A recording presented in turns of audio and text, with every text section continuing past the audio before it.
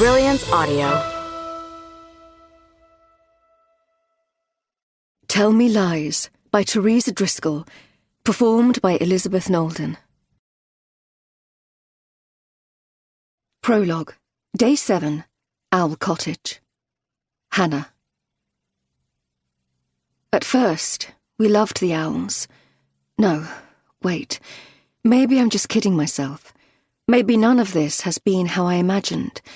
Maybe it was only ever me who loved the owls. I look down at the knife in my hand. There's blood on the blade and blood on my fingers too. I can see that I'm trembling, yet cannot feel the movement. This strange disconnect between my mind and my flesh. I do know that I feel faint, terrified I'll pass out, and that Lily will come back and see all this. I close my eyes and try to breathe more deeply. I long to hear the owls, to take my mind somewhere safer. An anchor, something to keep me conscious. I keep very still. Listen. But there's nothing. Do not faint. They're why I booked this place. Owl Cottage. I try again to picture our first night. And breathe. The fabrics, the hooting. I open my eyes briefly to check the Rayburn stove, deep, rich, shiny blue, with the tea towel still hung over the chrome rail. Owls printed on the cotton.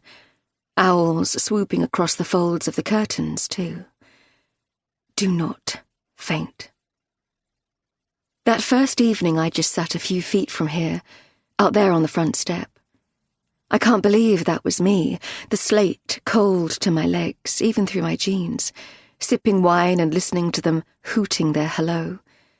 That other me, who for the first time in months felt the call of those owls, was like some tiny signal of hope. I've loved them since I was a child. 6, maybe 7. That first sight of a tawny at a country fair, right up close. I held my breath. Didn't blink. Do you want to feel the feathers? My mother nudged me to answer, but I pretended not to hear. Just me and the bird, transfixed. The owl turned its head as the handler brought it closer. The woman took my hand gently and pushed it deep into the bird's plumage, just beneath its wings. I expected to hit flesh, but instead my fingers plunged deep into nothing but softness, like feeling the inside of a cloud. So this was all my idea. Owl Cottage. I fell in love with the place online, and then again that first night, rushing around to show Lily each of the little touches. Aren't they wonderful, Lily? Look, owls everywhere. I think their eyes look scary, Mummy. I don't like them. No, they're not scary, sweetie. They're wise and beautiful and incredible. You'll see. How wrong can a mother be? Lily never came to love the owls, and I should never have brought us here. I look down once more at the knife still in my hand. Do not faint. He's across the kitchen, slumped on the floor also, silent now. But I imagine the blood gushing. I can smell it and sense it in the room too, but I can't look. And then comes this wave of something even more terrible. I turn my head to the right, resist, but there it is again, a shadow just out of sight. The memory creeping in of this same gut-wrenching fear, this very same aloneness. I look down at my hand, still trembling, and remember my whole body shaking exactly like this once before. I close my eyes and try to push the picture away, but the echoes from that other place close in. The cold, the dread, darker that last time. The owls there too. I lie down on my side and curl into a ball, and I try to soothe myself by rocking and thinking of the girl with her hand in the cloud. I let go of the knife and push it away from me. I will wait for the light to fade and the shaking to stop. For the owls to call me. to save me, as they did the last time. Chapter 1. Day 1, Owl Cottage. Hannah. Where to start? The day we meet? The day I find out about the affair? Or the day we drive to Cornwall? I guess it doesn't really matter, given all roads lead in the end to the same place. But I've always loved May, that transition in the light and the temperature from spring to early summer. So let's begin with a blue sky at least. The sun shining. A Friday. Cottage changeover day. 6 days before my world ends. And yet in this moment and on this drive, this pause, this state of ignorance, not blissful, certainly not that, but I do at least have no idea what lies ahead. So let's pretend, in this moment, and in this late May sunshine, that the worst is behind me. Your profile alongside me is unchanged, the same tiny mole by your ear, the same strong jaw, sandy hair, and yet nothing's the same, is it? And me? I'm just terribly sad, deep to my bones, and tired, and hot too, despite the aircon, hunting in my bag for spare juice, juggling this new form of putting on a brave face for Lily. I think of the tablets in my wash bag. They're strong. Antidepressants I never imagined I would need, or say yes to. The doctor says I'm still adjusting, and I'm guessing they're the reason I'm so tired. But I won't tell you about the tablets. Can't. The sky's so clear, and the light so bright that you're squinting, and as we turn the next corner, you move the visor down to shield your eyes. In another life, I might suggest we stop to check all the bags for your sunglasses. But not this life. I've only got apple juice left. I stretch my arm between the seats to offer up the carton to Lily in the back. She wants orange. Always orange. Sorry, all gone, honey. It's apple juice or water. Do you want water? The carton's taken from my grasp with a sigh of disappointment, and I try not to worry about her teeth. I should insist on water, but can't face the row. It's the thing I've promised us all this trip. Calm. I'm so tired of Googling the impact on children. We've finished the couple counselling, and, for now at least, I've decided to stay, which means the focus and the pressure are suddenly and unfairly all back on me. I've said that I will try, and so try, I suppose I must. I turn to take in your profile again. You have your hand up, the visor not enough, but you feel my gaze and turn also. Your expression a question mark. I don't know how to answer you. I think of my furious outbursts every Wednesday in that office, with its wretched green walls and wretched green furnishings. The colour of mediation. You really think we come here, we have a bit of counselling in a sodding green room, and I'm supposed to stop thinking about it? You in bed with someone else? And you? You say the same 3 words over and over. It meant nothing. The problem is, you have no idea what it meant to me. So I take my tablets in secret, and with the counselling done and dusted now, I have to work out how on earth to do this. I take in your discomfort, the sunlight, and I want to travel back in time. To kind me, loving me, to the me who believed so completely in us. I wonder what it will really take now to deliver on the promises we've made. You not to cheat again, me to try to move on. Do you want to stop at the next services? I clear my throat. Buy some sunglasses? It's not far now. I can manage. You pause, the surprise at my olive branch opening your expression a little, despite the glare. Next, you put your right hand back on the steering wheel so you can reach out for my hand to squeeze a thank you. I look down at our fingers. White knuckles. I think of us holding hands 1,000,000 years ago. Our wedding. The honeymoon in beautiful Bellagio. All those walks down all those years. Watching box sets from the sofa when babysitters were in short supply. Back when your touch made me feel so safe and cared for. I resist the urge to pull my hand away, but the truth is, it's not comforting anymore. I think again of all the shouting in that wretched green room and find that I want to cry, so I'm relieved when you have to change gear. Pull your hand away first. Can I have a story, Mummy? Of course you can, sweetheart. I scroll through my phone and find a favourite to play through the car's audio for Lily. I listen a while, then maybe I doze. I'm not sure, but probably, because much sooner than I expect, I'm aware suddenly of change. The car is turning sharply to the left. You snap off the audio. My head jolts, and the sat-nav is announcing we're here. Owl Cottage. Did I fall asleep? You were snoring, Mummy. I do not snore. I grunt like a pig to make our daughter laugh, and to cover my embarrassment too. I feel groggy and am cross that I slept, stretching my shoulders and neck as we pull up. The parking's to the right of the detached property, and there's a picket gate between the gravel drive, which is directly in front of the garage and the front garden.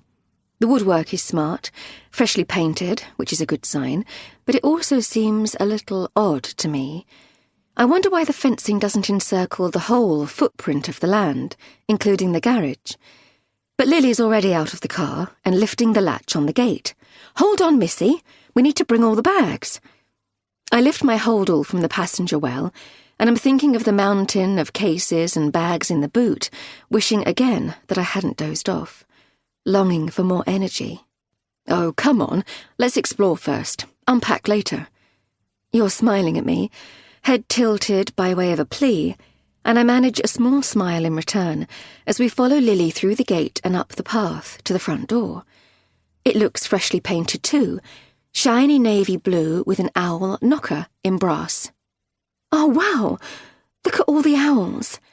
And now my mood's changing, lifting, as I take in the owl cast in stone on the slate step while you check your phone for the combination for the key box on the wall. The front door leads straight into the large kitchen, and as Lily runs ahead, through to the sitting room beyond, I notice the owl clock and the owl curtains, tea towels with owl motifs stacked by a Rayburn stove. Look, Lily! Owls everywhere! Aren't they wonderful? I think they look scary. Lily is now back in the kitchen. I don't like their eyes. I tell her they're not scary at all, but she's not listening, tugging instead at your shirt. Can we go to the beach? Please, Daddy. You were talking on the drive about sandcastles and moats, how close we'll be to the sea, making more promises. Well, time's getting on. I check my watch, thinking of the supermarket delivery, due in less than 2 hours. Will it turn up? Will I have to find a shop for milk and bread and bits? I could take Lily to find the beach while you unpack, if you like. You're staring at me and I feel the sting of this, the truth of this. Good cop, bad cop. Me, the practical one, the organiser, with the tissues and the juice cartons. In our other life, I would offer happily to stay, unpack, sort the shopping, not mind being the one to worry about milk in the fridge and what's for Lily's breakfast. I would let you be fun, Daddy. But not today. Let's all go, I say. It's only supposed to be 10 minutes on foot to the nearest cove. Let's dump the bags in the hall, and maybe Daddy can walk back to meet the food delivery later. You look as surprised as I feel. We'll just need to throw a few bits in the beach bag. Lily, you need to find your bucket and spade. Change of clothes, towel. Come on, while it's still sunny. And so we head back to the car to bring in the bags, and I catch you looking at me sideways, as if I'm a whole new person. I want to tell you that I'm sorry if it came out wrong, that I'm feeling tired, not mean, and that we can draw lots for the shopping if you prefer. But you're right to look at me this way, because I am very definitely a whole new person. And if this is going to work, this break, this supposed fresh start, then things are going to need to be different. And not just for me. Sad, hurt, and exhausted me. But for you too. Chapter 2. Day 1. Owl Cottage. Hannah. The strange knocking on the door starts the very first evening. You're in the shower after the beach, and Lily's outside with her dolls on a blanket on the lawn. What's weird is the knocking is on the back door, off the utility, not the front door. This both surprises and irritates me, as I have no idea where the key is. Flustered, I shout, "Hang on!" as I rifle through the cottage handbook. I finally find the key on its hook by the front door. Red plastic tag. But by the time I get the back door open, there's no one there. I step outside and glance around. There's a concrete path to a small gate adjoining a side lane. It's all very overgrown and clearly not in regular use. No sign of anyone. I walk round the side of the house to join Lily. "Did you see anyone come into the garden? Use the side gate?" "What side gate?" "Over there," I point. Lily just shakes her head and turns back to her dolls. "I'm hungry." "I know, lovely. Supper won't be long." I hurry back inside and wonder who on earth would be out here this time of an evening. And why use the disused gate? There's no road access, more of a bridle path than a lane. You said the food shop arrived via the front door, with the van parked in front of the garage. I share all of this when you emerge from your shower. Fresh t-shirt, wet hair. No idea. Probably kids messing about. You think? Out here? I frown. The quiet location is one of the reasons I chose this cottage, off the beaten track. Well, I'd better get the Barbie going. I'm starving. Lily must be too. Yes, she is. I've given her some hummus and carrots to keep her going. The burgers are ready in the fridge, just coleslaw and buns. Keep it simple, yeah? I find a smile. Definitely. And wine. You move across to the counter by the sink, where we've stacked the bottles in a small metal rack. The chef needs wine. I take the key through to relock the back door and notice for the first time the large corkboard covered with postcards on the utility wall. Some from other parts of the country, most from abroad. I unpin a couple to find they're from previous visitors. "Thank you, Owl Cottage. Back home in Ireland. Cheers, Owl Cottage, from Paris." "You've seen these postcards, Sam?" "Yes, nice touch. It's mentioned in the handbook. A tradition. Maybe we should send one when we get home." I scan a few more of the cards, then move back into the kitchen to watch you fumble from drawer to drawer until you find a corkscrew and pour us each a glass. I can't help wondering about the knocking. Kids playing pranks. Out here. You hand me my wine. Let's do the rest of the unpacking tomorrow. Yes? You're smiling as you clink my glass, and I feel a sweep of guilt. I'm sorry about the shopping, Sam. I genuinely regret how it came out at the beach.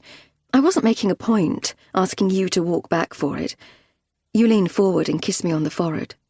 You were, and you had every right.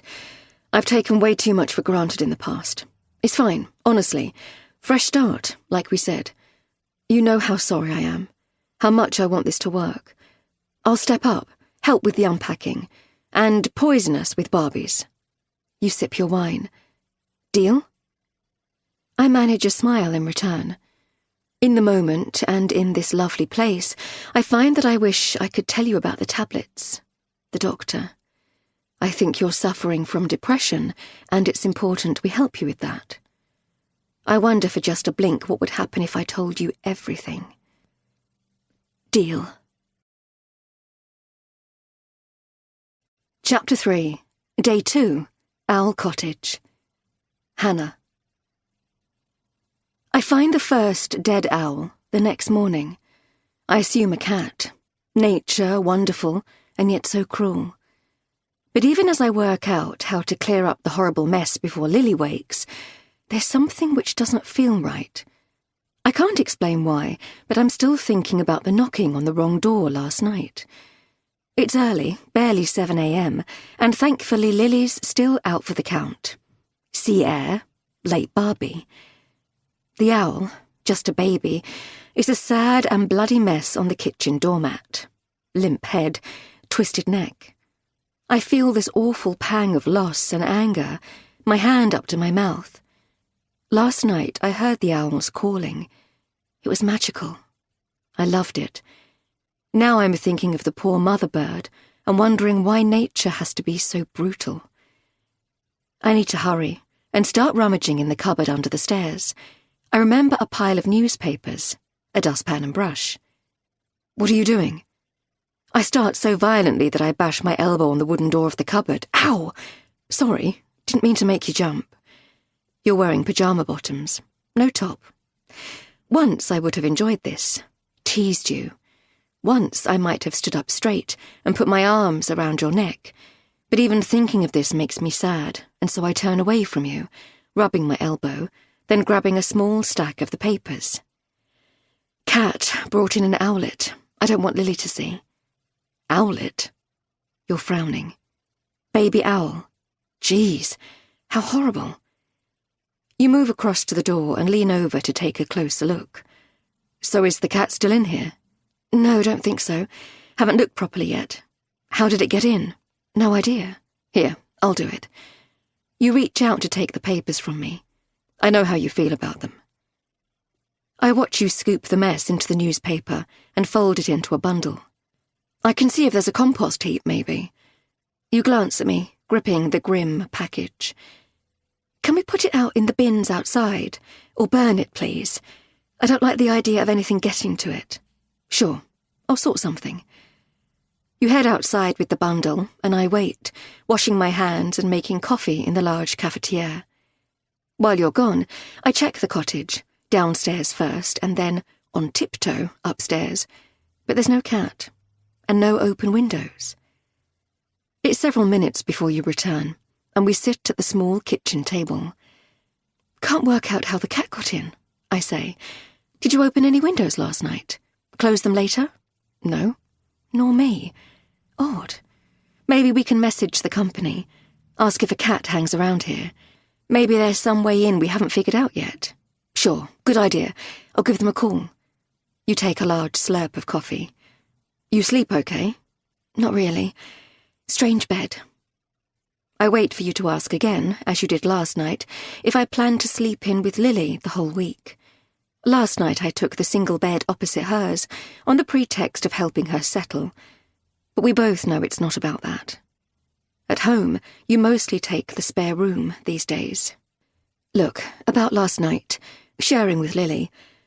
I'm not saying never, Sam, I break off, unsure if this is another lie between us. A small part of me worries that my dreams may disturb Lily, but I'm trying so hard to balance so many things. Can't face sharing your bed.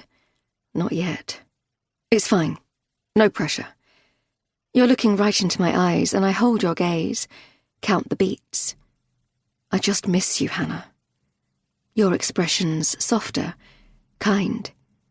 You tilt your head, and I find again that I wish I could just spit it all out. Tell you the truth about the doctor and the pills and the tiredness. The headaches and the dreams, too, all melded into an ever darker muddle. Beach was nice, I say. It was, wasn't it? I think of Lily, plastered in wet sand, her sandcastle and moat, holding her hand at the water's edge. I think of her in the garden later, asking for a second burger. I'm starving. The three of us sitting on the front steps, watching the light fade and the moon appearing. I think of how fast she seems to be growing. Just turned 8, and so like the little girl I used to be. The girl in the photographs all around my mother's house. The little girl in my dreams. The one I don't want to remember. Chapter 4. Before. Hannah. The counsellor's staring at me, waiting. She's called Jessica and is wearing a bright red shirt and a silver heart pendant. It keeps catching the light, flashing like some Morse code message. It's irritating my eyes, and I want to ask her to move slightly to stop this. But I don't. It's my first session and we're meeting one-on-one. That's the norm, apparently. She's already met with you, and I'm wishing now that I'd gone first. Turns out you've already brought up my dreams, nightmares, whatever you choose to call them. In fairness, you warned me that you would. Look, I've told Sam I don't want to talk about all that. He shouldn't have said anything. You have it in your head that my dreams are somehow at the root of things gone wrong between us, spiralling this past year. But then, you would say that, wouldn't you? We're here because my husband slept with another woman, not because of what happened to me when I was a child. I open my mouth to say more, but close it again. Jessica waits. Her pendant flashes again. For some reason I find myself thinking of the brownies. Flags. Did I ever learn Morse code? I can't remember.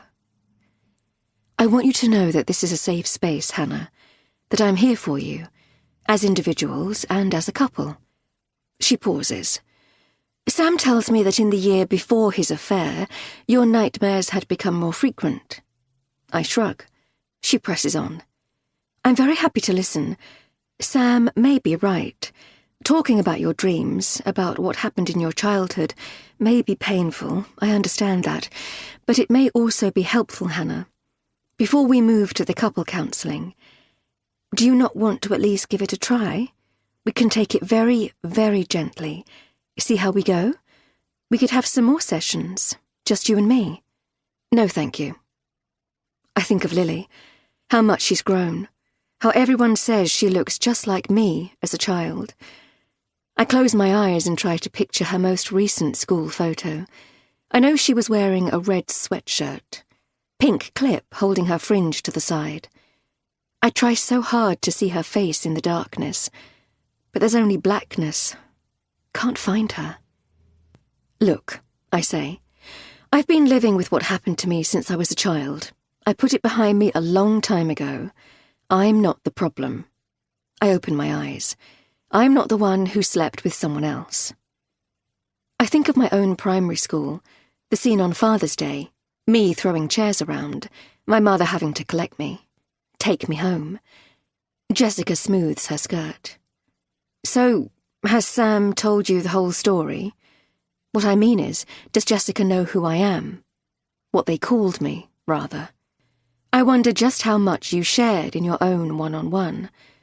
Bet she's Googled me. The girl in the woods. The tabloids came up with that little gem. They needed a label because they weren't allowed to name me, but of course everyone knew. At my school, in my village.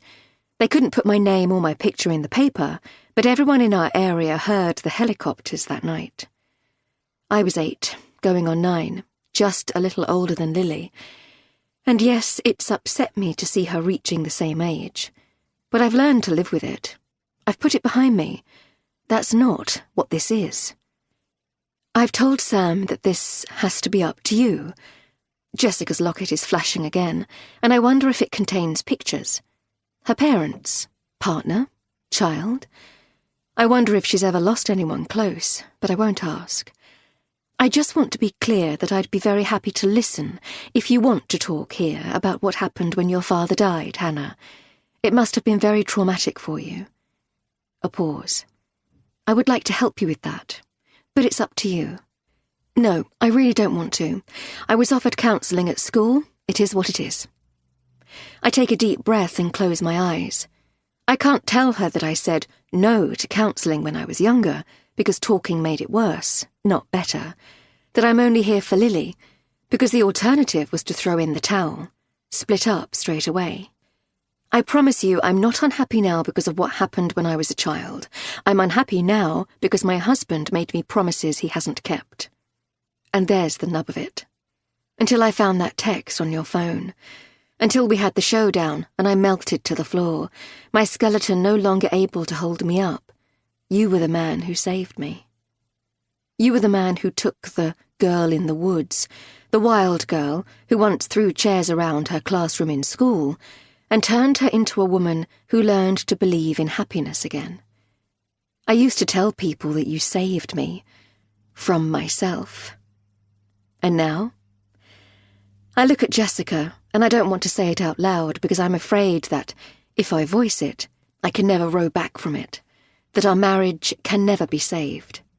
But here's the truth of it. I no longer see my husband as a man who saved me. I see you as a man who tricked me. Chapter 5, Day 2, Owl Cottage. Hannah. You sure you don't want me to go? You're standing in the garden, holding a bright yellow frisbee with Lily, all in patience, alongside you. No, you guys play. I won't be long. I check my watch. Nearly 6 p.m. The garage in the nearest village should still be open and we need more charcoal. Out of practice, nearly out of coals. We have a gas barbie at home. For some reason I have Amy's voice in my head. Self-catering? How's that even a holiday, Hannah? I feel a shudder go through me as I think of her. Amy, my friend. Ex-friend? Our terrible row. You're tilting your head, saying something I don't quite catch. Sorry? I'm still tired, foggy brain. I said we could just eat at the pub. No, they'll all be way too busy. I won't be long. See you in a bit, Lily. Bye, Mummy.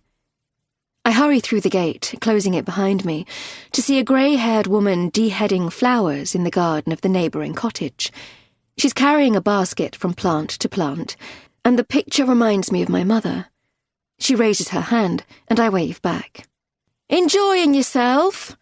Her voice is a tad loud, and she moves her hand to shield her eyes from the sunlight. Yes, so lucky with this weather. Isn't it lovely? Well, if you need anything, just knock. I'm normally home. Thank you. Just popping to the garage. Will they still be open? I'm sorry? She cups her hand now to her ear. I was wondering if the local garage will still be open? Oh, yes. Until 8, right through the season from now. Excellent. I'll leave you to it. I unlock the car and climb in. A little self-conscious, aware she's watching, I reverse along the approach to the garage and swing round the narrow verge at the front of the woman's house before heading off to the wider main lane. It takes no time to get to the garage and, just as I remember from passing previously, there are small bags of charcoal on display outside. I grab a couple and pick up a bar of chocolate inside too. A reward for Lily after supper for her patience. She's not used to this later eating. You staying local? The woman on the till is very clearly sizing me up as she uses the barcode reader to scan the price tags on the charcoal. Yes, Owl Cottage, near the beach. It's lovely out there. Ah, yes, we know it. Nice parking. A pause. Nice and convenient to have a garage, I mean. The woman raises her eyebrows and shares a knowing look with the man alongside her. He stares at me, stony-faced. I'm sorry? I'm just saying that it must be nice to have a garage. Again, she puts a strange emphasis on the word. Somewhere for the supermarket deliveries to pull in. There's a distinct edge to her tone. For a moment I consider challenging her, but I pause, think better of it. I remember reading there's been friction over second homes and holiday lets, especially back during the COVID lockdowns. Best keep out of all that. I force a smile and hold up my card for the payment. As I pick up the 2 bags of charcoal again to wait for the receipt, I notice a display board by the window. Various posters for fundraising events, a regatta later in the summer, a bring and buy, and alongside these, a neon poster, notification of a protest march in the nearest town, tomorrow's date. I scan the details as quickly as I can, aware that I'm still being watched. It references a Facebook group. Something about the percentage of holiday and second homes relative to local residents. Save our communities. Back in the car, I Google the Facebook group, and my heart sinks. Evidently, quite a lot of bad feeling. I find a link to a previous protest. There's some footage posted to YouTube. Quite a turnout. Placards. People slow marching and banging drums. I find a couple of newspaper articles and skim read as I stretch for my seatbelt. I click it into place and pause. Think of my own media coverage. The girl in the woods. I feel a quickening of my pulse. Take a breath. Regret looking this up now. My mother, of course, tried to shield me at the time. But kids are kids. They talk. And my story's still in the archive. On the internet, forever. Just like these protest stories. I think of Jessica, the counsellor. I wonder if I was wrong not to talk to her about it. I don't know. Truth is, I wonder how the media get away with it. All the headlines, all the stirring. I was only 8, a girl who went on a picnic with her father, and then got stuck deep in the wood all night, all alone, because he died, right there in the forest, undiagnosed heart condition. I turned the key in the ignition, wonder what my life might have been if my mother had come with us, hadn't been at home, packing for a conference. Wonder what my life might be now if I could remember what really happened in that wood. I try so hard not to think about it, not to dream about it, but it's like a haunting sometimes. I get these flashes, like now, sometimes like a daydream, sometimes in the night, the long walk, crossing a stream, lying on the ground, a picnic rug, wrapping it around us both and holding on to my father, tight, tight. The dark, the cold, owls hooting. I think I remember walking off to try to get help, but I'm not sure. I know I remember being very, very afraid, going back to curl up with my dad, his flesh so clammy, then cold, falling asleep, then waking to a terrible sound which I thought was thunder, but turned out to be the search helicopter, wetting myself in a blind panic, the terrible shame of the smell when the woman police officer finally crouched down beside me. Hannah, you need to let go of Daddy now. I open my eyes to find that I'm outside the garage still, gripping the steering wheel, heart pounding. A large white truck is passing on the road to my right. I watch the dust rise and linger in the air, then glance left to find the server still staring at me through the window. I feel exposed, cross for letting my mind wander, but I can't help it. I'm thinking of my father. I'm gripping the steering wheel just as I held on to him. My lovely father, the lovely writer, the sweet and lovely man who wrote stories about fairies, and to me was the most perfect father in all of the world. I crunch the gear into first and pull forward, straining my neck to check the road to filter, my knuckles white, hands still too tight on the wheel. I try to loosen my grip, but I can't. Not yet. I'm still in the wood.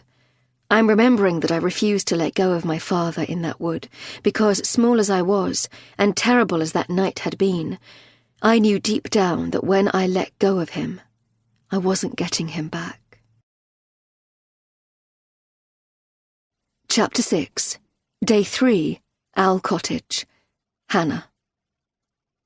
Sunday, 8 a.m, and I can't believe it.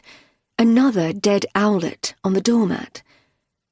I stand stock still on the bottom step of the staircase, my shock and disorientation heightened not only because this is a repeat horror, but also because just seconds ago I was daring to feel so much better. I slept well, and we had such an unexpectedly good day together, the beach and the second Barbie, that I woke up feeling somehow lighter, more hopeful. I turned my head to take in your closed bedroom door at the top of the stairs. You were so patient yesterday with Lily, playing cricket and pretending to miss catches so she could make extra runs. Bowling again and again, even when I'd had enough and peeled away for a coffee from the kiosk. I passed that bedroom door just a blink ago, thinking of your effort, of Lily trying to do cartwheels on the sand, you holding her legs as she turned, of the frisbee and the steaks for supper, and I just felt so much warmer towards you.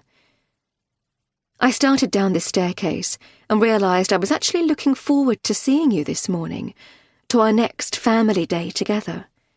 I was thinking, too, of something the counsellor said about building new memories to take us forward, new snapshots beyond the hurt, untinged by the hurt. It's why Jessica suggested this break. She said new and happy shared experiences could become the building blocks to our future, to mending, and I was beginning for the first time to see what she meant. And now, this again. I turned back to the grim mess on the kitchen doormat, frowning as I then glanced through the far door to the utility. Window shut, back door locked, the key with its red tag back on the hook by the front door. We did another thorough check last night for any way a cat might get in. You even left a message on the cottage firm's answer phone querying any history of cat problems. And we kept all the windows closed in the sitting room last night too. I double-checked when I fetched a glass of water before bed. So what the hell's going on here? The stairs lead directly into the kitchen diner, and from this bottom step I can see Lily's bright orange jelly shoes by her fishing net over by the coat hooks. There's sand still on the shoes, and 2 plastic buckets alongside them, and I find that I hate the juxtaposition. Lily's lovely things, reminding me of our nice day yesterday, so close to the sad little body of the owl. This one's just a tiny bit bigger than the first. Neck twisted again, and some dried blood on the chest. I glance at the large clock above the Rayburn stove. I've wasted nearly 5 minutes already. Enough, Hannah.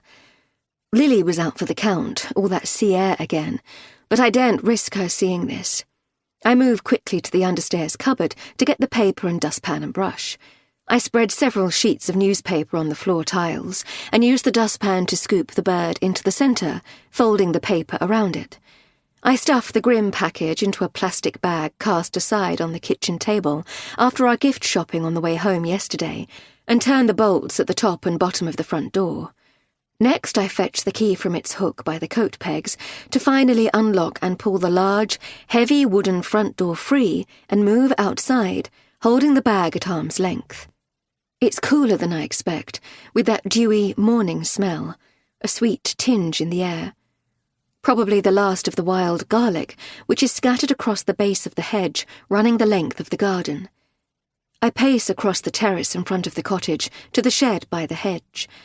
I lift the lid of the large black rubbish bin next to it and drop the bag inside, replacing the lid and reaching for a stone to put on the top. Don't want foxes or, heaven forbid, rats rummaging.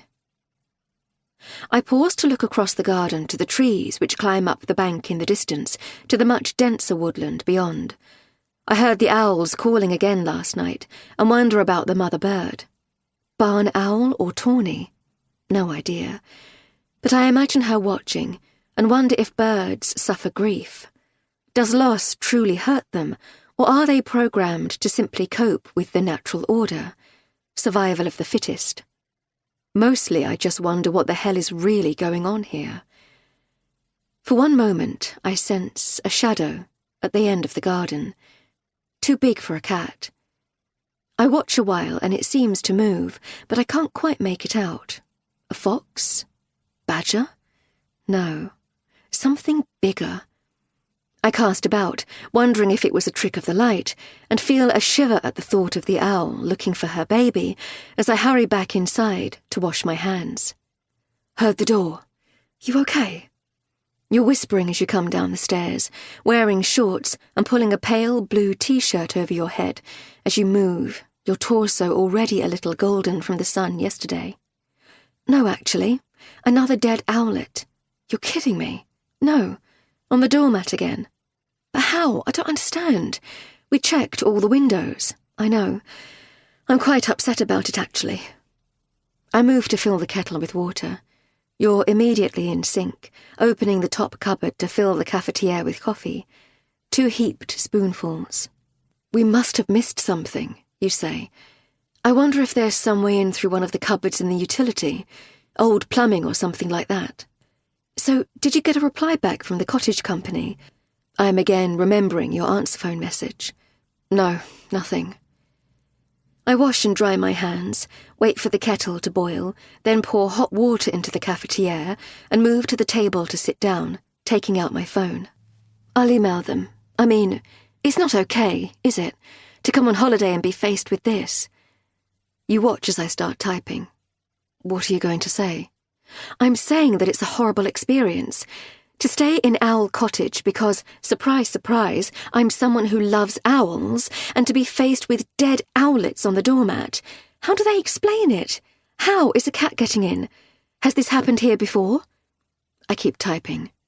I also think they should have answered your message. I mean, we've paid through the nose for this week. Ridiculous how rates have rocketed since COVID. The place will be stifling if we can't leave a window open, even when we're home. The least they can do is reply. You finish making the coffee for me, pouring it into 2 matching mugs, blue with white stripes, placing mine in front of me. Thanks. I think again of passing your door earlier, feeling better about you, about us, and feel my anger towards the cottage company growing in contrast. I finish my email, adding that we have a young daughter who's an animal lover. She'll be inconsolable if she sees the baby owls. What do you suggest? How do we keep the cat out? I press send and put the phone down on the table and reach for my drink. I find that I'm thinking of my trip to the garage, the strange comments, the odd looks. I frown, wondering if I should mention the Facebook group to you. The bad feeling. But you'll say it's not our business, that I'm obsessing, seeing things that aren't there. Lovely coffee. Thank you. I glanced to the door into the sitting room, a new thought landing. I think I'll check the guest book. There was one on the table when we arrived, wasn't there? Maybe someone's mentioned a cat causing trouble before. I take another sip, casting my eye around, trying to remember where we put the book, secretly wondering if anyone will have mentioned any hiccups with the locals too. You still up for the Helford River trip? Tomorrow, maybe? You're widening your eyes, and I recognise the expression. Also, the tactic. Yes, I think it's a great idea. I watch you closely as I speak, aware that you're changing the subject quite deliberately. I told the counsellor that this infuriates me, but you told Jessica you do it to calm me, to help me, when I'm upsetting myself, working myself up. Am I upsetting myself?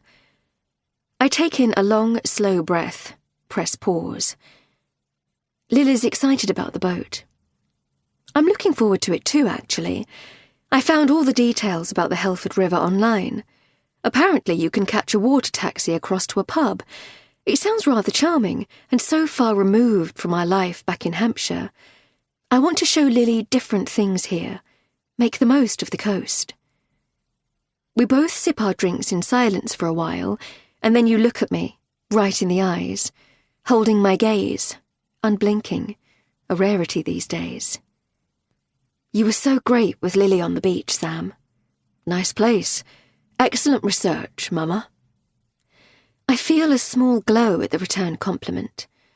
The local cove we visited on foot that first evening is nice enough, but mostly shingle, with only a small patch of sand for Lily's digging. I checked out all the local beaches and decided on a bigger one with parking and a decent cafe for yesterday's outing. And then I'm surprised as my phone signals a new email. The cottage company already. The message is apologetic. They've checked the records, and there have been no reports of any problem with cats or dead prey at our cottage. They're very, very sorry for the upsetting experience. They agree it all sounds horrible, but cannot understand it. It's the cottage company. I scroll further as you watch me, eyebrows raised. And now I'm frowning. The email continues that they're sorry for the delay in getting back to us, but they've double-checked the answer phone and spoken to all the staff. There's no record of any message from us yesterday. They say they'll look into slatted blinds for the kitchen window so we can get air into the cottage when home without a cat getting in. Would Tuesday be okay for a visit to fit them? Meantime, they remind us we should only open upstairs windows when out, for security reasons. They're saying they didn't get your message. I look up to take in your expression, which is difficult to read. Typical, you say, making excuses. You rake your fingers through your hair and look up to the right. You did ring them. I don't even know why I say this. A year ago I wouldn't have. I would have taken your word and your side without thinking. A year ago I would never have Googled eyes right to find it's supposed to be a tell. For dishonesty. I told you I rang them. Your expression's hardening now. No mistake. Are you accusing me of lying, Hannah? I don't answer. I just keep looking at your face, tears suddenly pricking my eyes. Here we are again. I reach for my coffee and close my eyes to drink. I take myself back to waking, passing your door, thinking nice thoughts about you. I open my eyes to see your familiar, defensive expression, colour flushing your cheeks. Seriously, are you saying you don't believe me, Hannah? Still, I don't answer. 15 minutes tops since I woke. Precisely a quarter of an hour since I was daring to feel more hopeful. And here we are again. Chapter 7. Before, Hannah. Well, I think you're being stubborn, possibly reckless. My mother's deadheading roses as she speaks, throwing the dry and ragged blooms into a basket on the ground. It's 3 months before my marriage to Sam, and the shock of being summoned to discuss the uncomfortable issue of money has thrown me. I let out a long, slow breath as I watch my mother's careful concentration, gripping each stem with one hand and snipping away with angry secateurs with her other. But a prenup is so clinical, Mummy, so untrusting. Depressing, actually. I move the basket for her as she progresses along the line of bushes. It's starting off on the wrong foot, setting yourself up to fail. She pauses, raising her eyebrows at me. Is that what Sam says? No, actually. Sam is completely fine about a prenup. He had no idea about the trust fund until your lawyer brought all this up. So if Sam doesn't mind a prenup, where's our problem? He signs, you forget about it, and live happily ever after. But it matters to me, Mummy. Do you have any idea how difficult it's been for me to get to this place where I actually trust life enough to even want to get married? My mother pauses again, and I take in the hurt on her face. I glance up to my bedroom window, a sudden flashback of her rushing in when I was small. It's only a dream, Hannah, just a bad dream. There now. I'm sorry, Mummy, that wasn't fair. I shouldn't have said that. At last she stops working, triggering the lock on the secateurs and tossing the tool onto the dead blooms in the basket. She sits back on her heels while I look across at the lawn. There are daisies scattered across the green, little bursts of joy, my love-hate mystery.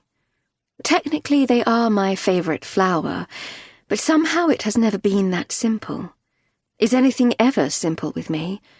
Here's the thing, daisies both delight and confuse me, sometimes triggering something I don't understand at all. I had the weirdest dream once that I was picking them, and the flesh on my fingers crumbled like ancient stone, as if I were some kind of statue. Very disturbing and seriously weird. I remember telling Sam and wondering what on earth was wrong with me, that only I could turn something so lovely, a favourite flower, into something upsetting. Why am I so bloody weird? You're not weird, Hannah. Not to me. Shall we go inside? Get some tea? I made apple cake. My mother's standing as she speaks, and I find a smile for her. My visits home are rarer now I'm with Sam. After all the things that happened growing up, she worries about me, and I don't want to upset her. But I also don't want a prenup. We move across the garden, making small talk about the new trellis near the shed. She's thinking of a clematis rather than a climbing rose to cover it, and wonders what I think. I tell her that she's the better gardener, and either will be lovely. It's not until we get back inside, the basket left outside the conservatory, that we face it again. I do see this is a first-world problem, Hannah. We're very fortunate. Your father's family money has literally saved us all these years. But I do also feel a responsibility. A prenup is not a legal requirement of your trust fund, but the terms do demand you take legal advice on this before you marry. Yes, you told me all this when you asked me to visit. A meeting with the lawyers has been set up for the morning, and I am apparently required to make a formal decision. Look, Hannah, this is uncomfortable for both of us, but you need to sign tomorrow with your decision, one way or the other. I'm just making sure you think carefully, that's all. It's a lot of money, and without a prenup, It would be divided 50-50 in the event of divorce. So we're not even married, and you're talking about me and Sam getting a divorce. Charming. My mother places her hand on the kettle, which is almost at the point of boiling on the Aga. I look around the kitchen. The fitted wooden cupboards, the marble worktops, the huge triple-doored Aga, which must have cost a fortune. And suddenly there's a new thought. Are you okay in all this, Mum? Does me getting married in any way impact you? With Dad's money, I mean. Because if it does, you have to tell me. When I was little, I never even realised we had money. Serious money, I mean. I was probably in secondary school before it dawned. My mother gave up her career with all its travelling after Dad died. She'd been an educational consultant, giving lectures around the country, sharing best practice, new approaches. But she decided to concentrate on me and also her art. She now has a studio attached to the house. She exhibits and she sells. I was at first both proud and deliciously naive. My mother's an artist. I didn't realise until I was older and saw the price tags on her pictures that her art couldn't possibly be supporting us. Watching other friends' parents working all hours, I started to question how on earth we managed. Not just a comfortable life at home, but all the extras. Nice holidays, the new piano, ballet classes. I assumed life insurance from Dad's death, but was nearly 14 before she told me the whole story. That Dad's family had made a lot of money in property development. It was the reason he was able to work as a freelance writer, doing what he loved. He was left a trust fund by his parents, and he in turn left funds for me and Mum. I'm fine financially. Your father provided for me separately, Hannah. This is not about me. This is about you. I'm trying to think what your father would say here. Dad would say believe in love, wouldn't he? Isn't that what you say my problem's been all my life? Glass half empty, no faith in happy ever afters? And now when I finally make the leap of faith, the lawyers want me to play the cynical card and spoil it all, right at the beginning. I think of the irony that Sam's a lawyer himself. He earns good money, doesn't need any of mine. My mother's now pouring the hot water into the familiar blue and white teapot. She is leaning back to avoid the steam in her face, and watching her is like travelling through time. She's had that same teapot my whole life. A miracle it's never broken. I remember her making tea just like this when I arrived home from school. I can smell the apple cake, too. The whiff of cinnamon, the exact scent from my childhood. This room and all of its treasures unchanged. Did you sign a prenup when you married Dad? I wonder if that's what this is really about. My mother carries the teapot over to the table and nods towards the dresser as a signal for me to fetch the cups and saucers. I set them out between us, reaching for the drawer for teaspoons, and move to the fridge for milk. Get the jug, will you, darling? Second shelf of the dresser. I shake my head, smiling at the ritual. No milk cartons on my mother's table. So, did you sign a prenup? I repeat, pouring milk into the familiar blue jug. No, I didn't. What? So you refused to? No, I was quite happy to, but your father didn't want me to. And now I feel this strange little burst of joy inside. Seriously, he felt the same as me. He was a romantic, your father. She's now pouring the tea into our cups. Look, I do see it seems a little clinical, but I honestly think a prenup is the wise thing here. The practical thing, Hannah. But you're telling me my father didn't want a prenup either. My tone's risen as I process this, relief coursing through me. I feel like a little girl, skipping across that lawn out there, with all of its beautiful daisies. Not just relief, but a sense of something bigger. I think of my father sitting on my bed, sharing his stories. I don't remember the words. Often when I think of him, I can't hear his voice anymore, which makes me sad. But I remember exactly how it felt to stare at his lovely face. Warm brown eyes with dark lashes, adjusting his glasses. His expression animated, pulling different faces to represent each of the characters in the story to make me smile. I am my father's daughter, then. I reach for my cup, tilting up my chin. And for me, it's decided. I am my father's daughter. The echo rings in my head, and I feel relieved and sure, and somehow sad and happy all at once. There will be no prenup. Chapter 8, Day 3, Owl Cottage. Hannah. Katie joins us at Owl Cottage on Sunday evening. Online advice is to stay calm, which I don't. It starts as I stir pasta sauce on the Rayburn's hot plate while Lily sets the table. It's drizzling a little this evening, not warm enough to eat outside. I've already put the mats and cutlery ready on the kitchen table, but I hear Lily struggling to open a drawer. I turn, worried about the weight of the drawer. It's quite stiff, and I'm concerned she may pull too hard, that the contents, maybe even the whole thing, will end up on her foot. "It's all on the table, sweetheart. You don't need the drawer. Leave it." "But I need another mat." "No, you're fine. It's all there ready. 3 of everything." "But Katie wants to have supper with us tonight." Lily's staring at me as she speaks, head tilted. Her eyes are wide and unblinking, as if deliberately testing my response. I'm not going to lie. A shiver goes through me. "Who's Katie, sweetheart?" "She's my new friend. She's in the sitting room." Lily pauses as I glance to the sitting room. "Where in the sitting room is she?" I am careful to keep my voice calm. "I can't see her from here." "On the sofa, Mummy." "Oh, right." I can see both sofas and the tall-backed chair, all empty. "Well, supper's not long. Does Katie like pasta?" "Yes, she does." "Good, that's good." My brain's in overdrive as I fight a frown. I've heard about imaginary friends, read about imaginary friends, but I thought it was something toddlers used as part of their development. You know, someone to boss around, take back control and try things out on. Lily's 8. She's never had an imaginary friend before. Why now? I move over to the drawer to help, passing her an extra mat and set of cutlery. She puts them carefully alongside her own, moving the chairs closer together so they're touching. "Will Katie need a glass for water?" I can feel my heart beating just a little faster, worried about getting this wrong. "No, she's not thirsty. Can we go and play now?" "Yes, of course.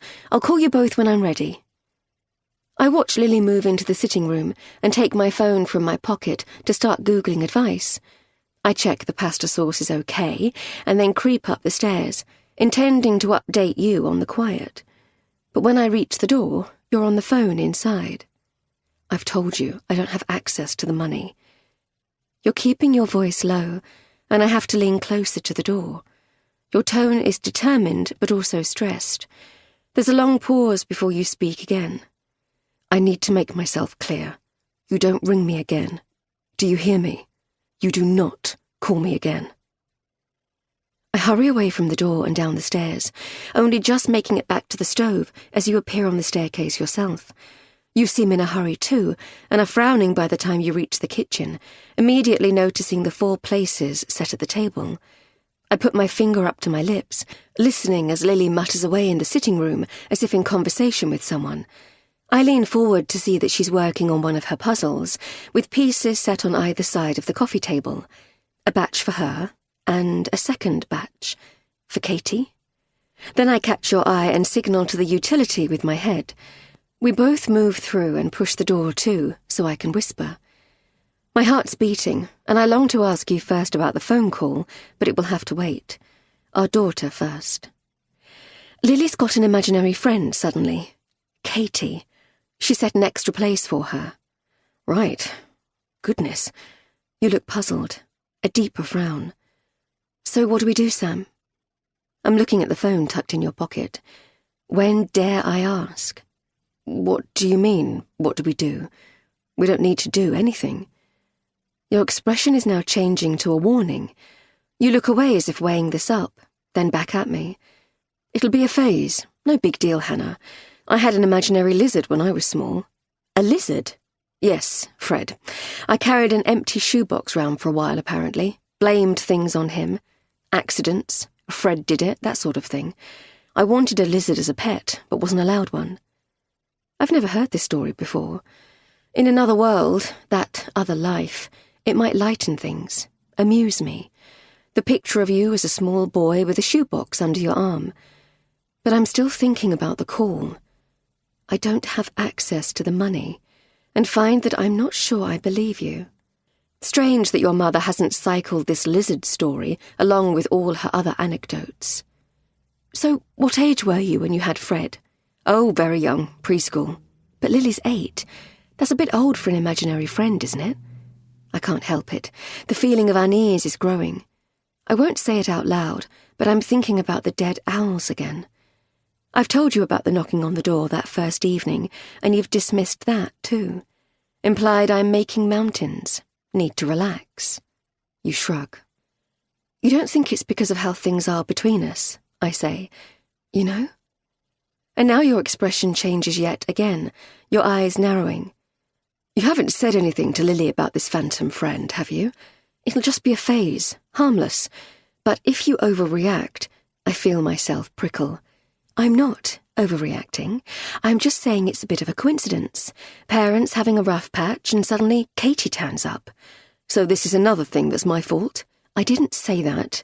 I'm just worried. I lean back against the row of cupboards. So, what do we do? Like I say, we don't do anything. We go with the flow, Hannah. You move your hand to touch your phone. Okay? I don't reply. I want to ask you about the phone call, but fear how you'll react. I can't face a row with this new thing going on with Lily. You lean in towards me, eyebrows raised, and then you do something totally unexpected. You touch my face quite gently, which in theory should feel nice, but doesn't. Too many things swirling around my head. In the end, I just nod, and you head back into the kitchen. I feel thrown and cross and confused, and go straight back to Google, which confirms that children as old as 12 can have imaginary friends for all sorts of reasons. The first article says that in the vast majority of cases, there's absolutely no need to be worried, that it can even be a sign of a very healthy imagination. I like this feature. I think of my father's writing, my mother's art, my own love of interior design. Maybe this is just Lily's creative side blossoming. I move through to finish the supper as you walk into the sitting room. My phone vibrates. A text from my mother. Are you okay today, sweetheart? She messages daily, a sort of agreement between us. I stare at the message a while and think back to her calm acceptance and non-judgmental support when I turned up on her doorstep with Lily the day I first found out about the affair. I should reply, otherwise she'll worry, but I'm distracted. I can hear you asking Lily who's the better puzzler, her or Katie. She says that Katie isn't in the mood. She's tired. Why is Katie tired? You ask. Lily lowers her voice. She glances at the door and then leans in to whisper something to you.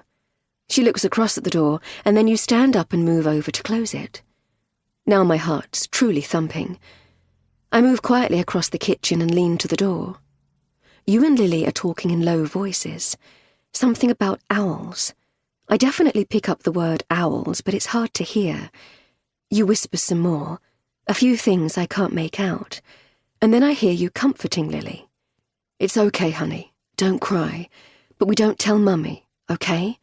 You mustn't say anything to Mummy yet. Chapter 9. Day 7. Owl Cottage. Hannah. Curled on the floor, I open my eyes and see the knife set aside, blood from the blade now dripping onto the floor. I have no idea how much time has passed. The sunshine's faded, but the sky, through the gaps in the blinds, is still blue. Way too bright and too early for the owls. I remain afraid to turn my head towards the body, and so I squeeze my eyes closed again, but this takes me back to the forest in my childhood. The smell and the shame of my accident, the itch of the picnic blanket. It's hard to know which is worse. This room, eyes open. The damp and the dread of the forest, eyes closed. I look down at my hands and think of the daisies. I wonder why I did not remember them before, remember all of it before now. And finally, I think again of Lily. Stay away. Stay away. But suddenly there's loud banging on the door, and the shock of this makes my head jolt, eyes wide. "Let me in. You need to open the door."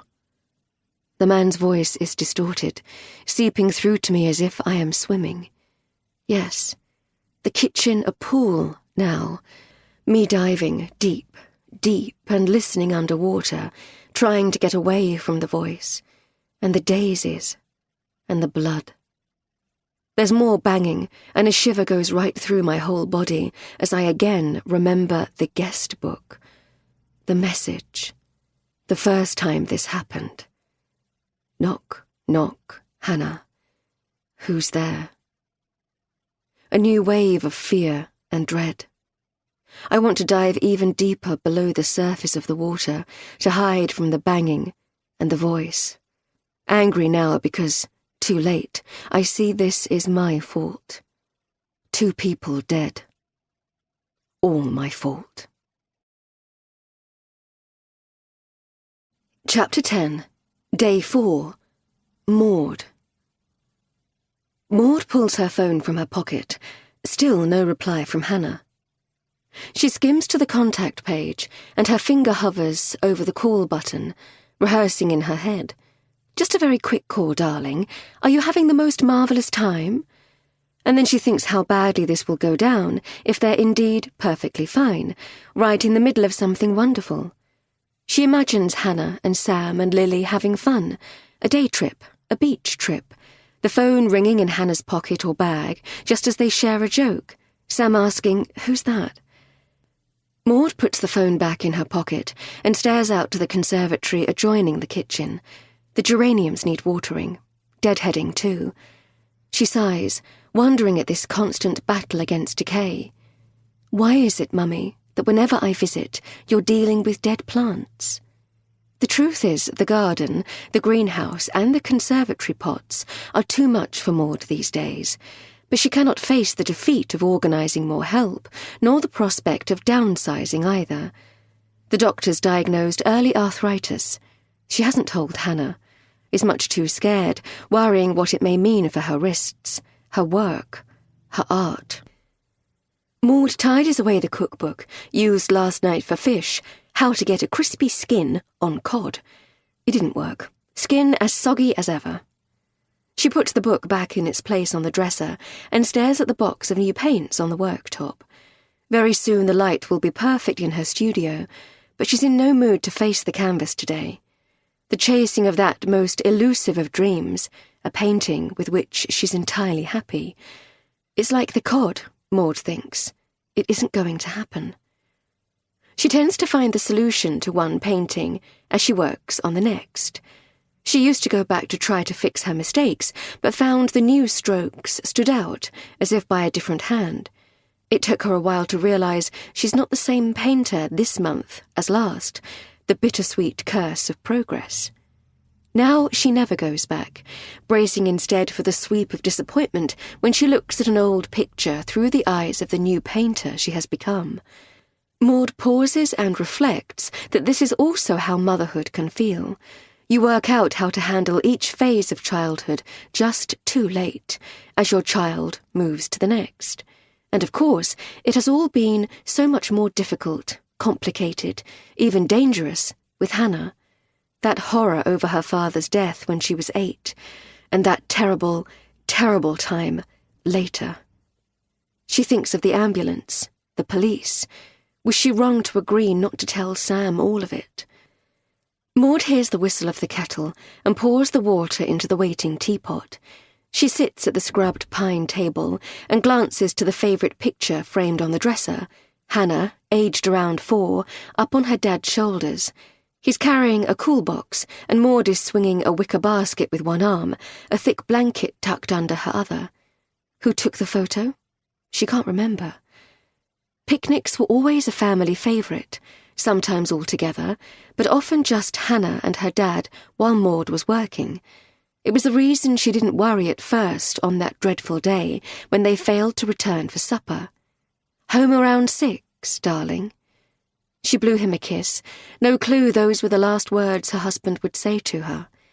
The shameful truth is she remembers itching for them to be gone, badly behind with planning her next talk. Sometimes in her dreams she replays the tape on a loop, just to hear his voice. "Home around 6, darling." Maud moves her hand to push a stray strand of hair behind her ear. If only she'd gone with them, or at least asked where they were going. What might their lives have been? Hannah's especially. She's thinking now of the biggest puzzle of all, the white wooden frame wrapped in tissue and an old curtain deep inside the trunk at the end of her bed. She checks the frame once, maybe twice a year, always on her own, and each time wonders if this is the year she will find some way to share it with Hannah. Can't we just show it to her? Can't we see if it triggers something? Maud's pressed so many people for advice. Therapists, doctors. They've all tried their best, but the consensus is that Hannah's mind is too fragile to be pushed over what happened in that wood, that the memory locks things away for good reason. But what if they're all wrong? What if they should be doing more? Maud sips her tea and checks her phone again. Come on, Hannah. You promised to stay in touch. Maud needs to know how her daughter is really coping in Cornwall, but there's guilt, too, over the echo in her head, the deeper longing to ask that other question. She thinks of the post-mortem, the inquest. She thinks of the puzzle of that picture in her trunk. What Maud has for decades longed to ask Hannah is what really happened that night in the wood with her father. All of it. Chapter 11, Day 4, Owl Cottage, Hannah. Monday, and the sun is out again. We're standing on a small concrete platform at the bottom of some steps, and you're frowning at the notice board. So we just open out this yellow sign. Hang on, I'm double-checking. I'm on my phone, wishing I'd screenshotted the instructions. Finally, I get a stronger signal. The page loads. Yep. Just open the circular sign and the ferry will come. I thought you said it was a water taxi. Water taxi, ferry, whatever. There's a large circular sign, hinged in the middle, currently closed, hence a half disc. You open the sign to its full, bright yellow glory and put your hand up to shield your eyes from the sun while checking for signs of movement across the river. Not very high-tech, is it? A pause. Hang on, I think something's moving. You take a couple of steps to the left for a better line of sight. Quite a small boat. Are you sure this is safe? I smile to myself. You're not the best swimmer, certainly not as strong as me, and probably not as confident as Lily, either. I insisted on swimming classes for Lily as soon as the waiting list allowed. Didn't want her to inherit your phobia. She hated the classes at first, but is quite the fish now. Of course it'll be safe. It will all be regulated. Don't listen to your father, Lily. It's fine. But there's a bit of a current, Hannah. Lily will look after you, I say. On cue, our daughter moves to stand next to you. Which boat is it, Daddy? You're not really scared, are you? No. Of course not. You change your tone. Mummy's right. I was just being silly. Look, it's got a motor and benches for seats. Your expression starts to relax. And look on the roof. There are lifebuoys. Nice big lifebuoys. Can you see? It looks rather wonderful, I say, as the boat moves towards us. And very safe. And then our daughter unzips her rucksack and feels around inside. To my surprise, she's brought her own little bag, bulging with goodness knows what, on every outing since yesterday morning. This is unusual. At home she hates having to carry anything. Today she's handling it rather strangely, twisting her body away from me. Lost something, sweetie? She blushes. No, nothing. Curious now, I crouch down as she closes the rucksack and holds it tight to her body.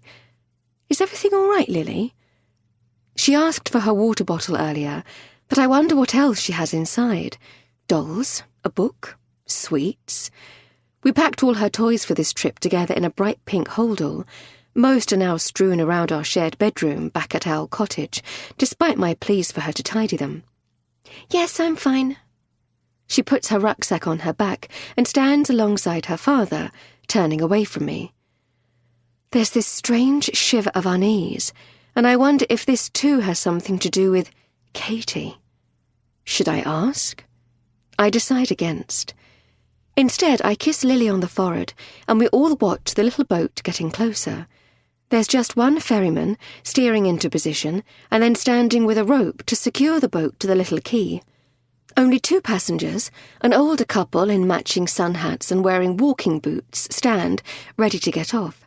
I wonder if they're off to the coastal path.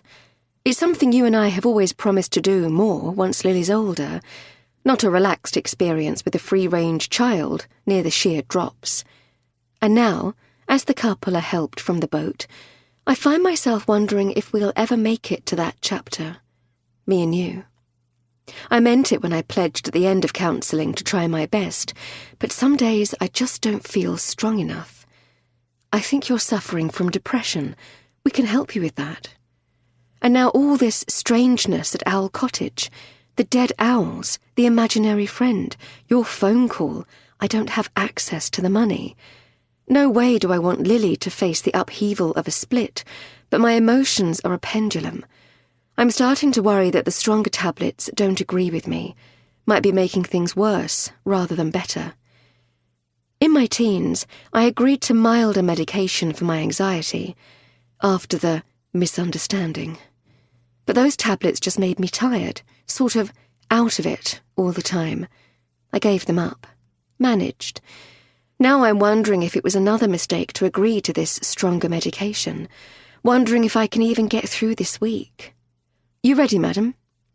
I'm jolted back to see the boatman stretching out his hand. Sorry, yes, of course. Me first, then Lily, and finally you. The boat rocks a little as we board, and you sit very quickly on the wooden seating which runs each side of the craft, eyes wide. You buy our return tickets and then we're off, Lily beaming ear to ear. I point out the gulls following a larger boat ahead of us. It's a lift to feel the breeze on my face and to see Lily so excited. I take in your profile, your eyes fixed on the opposite shore. I can sense your anxiety, and I find that, for just a moment, I feel sorry for you. That pendulum again. How I wish there were a time machine to take us back to when we were okay. I think of my friend Amy in our village, who warned me the relationship would never be the same. She's old school, Catholic, says she'd never forgive her husband an affair. If you forgive him, Hannah, you're just giving him a pass to do it again. Is that the real problem here? That it's impossible to get past this? I remember Amy's face when I told her I was going to give the marriage a second chance. You're my friend, Hannah, and I'll support whatever you decide. But you know what I think. It ended badly with Amy, blew up in a row which I regret and have no means to fix. I wish I had longer to turn over all these thoughts, just me and the gulls and the sea breeze, but the crossing's short.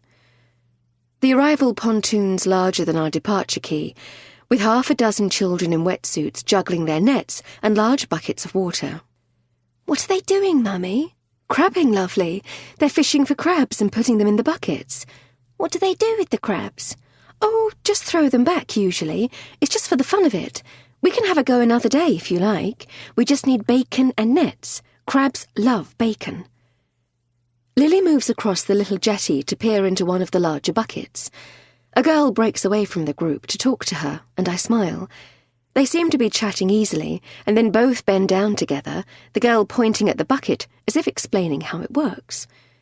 I watch them for a few minutes, hanging back with you standing alongside me, and the usual emotions churn.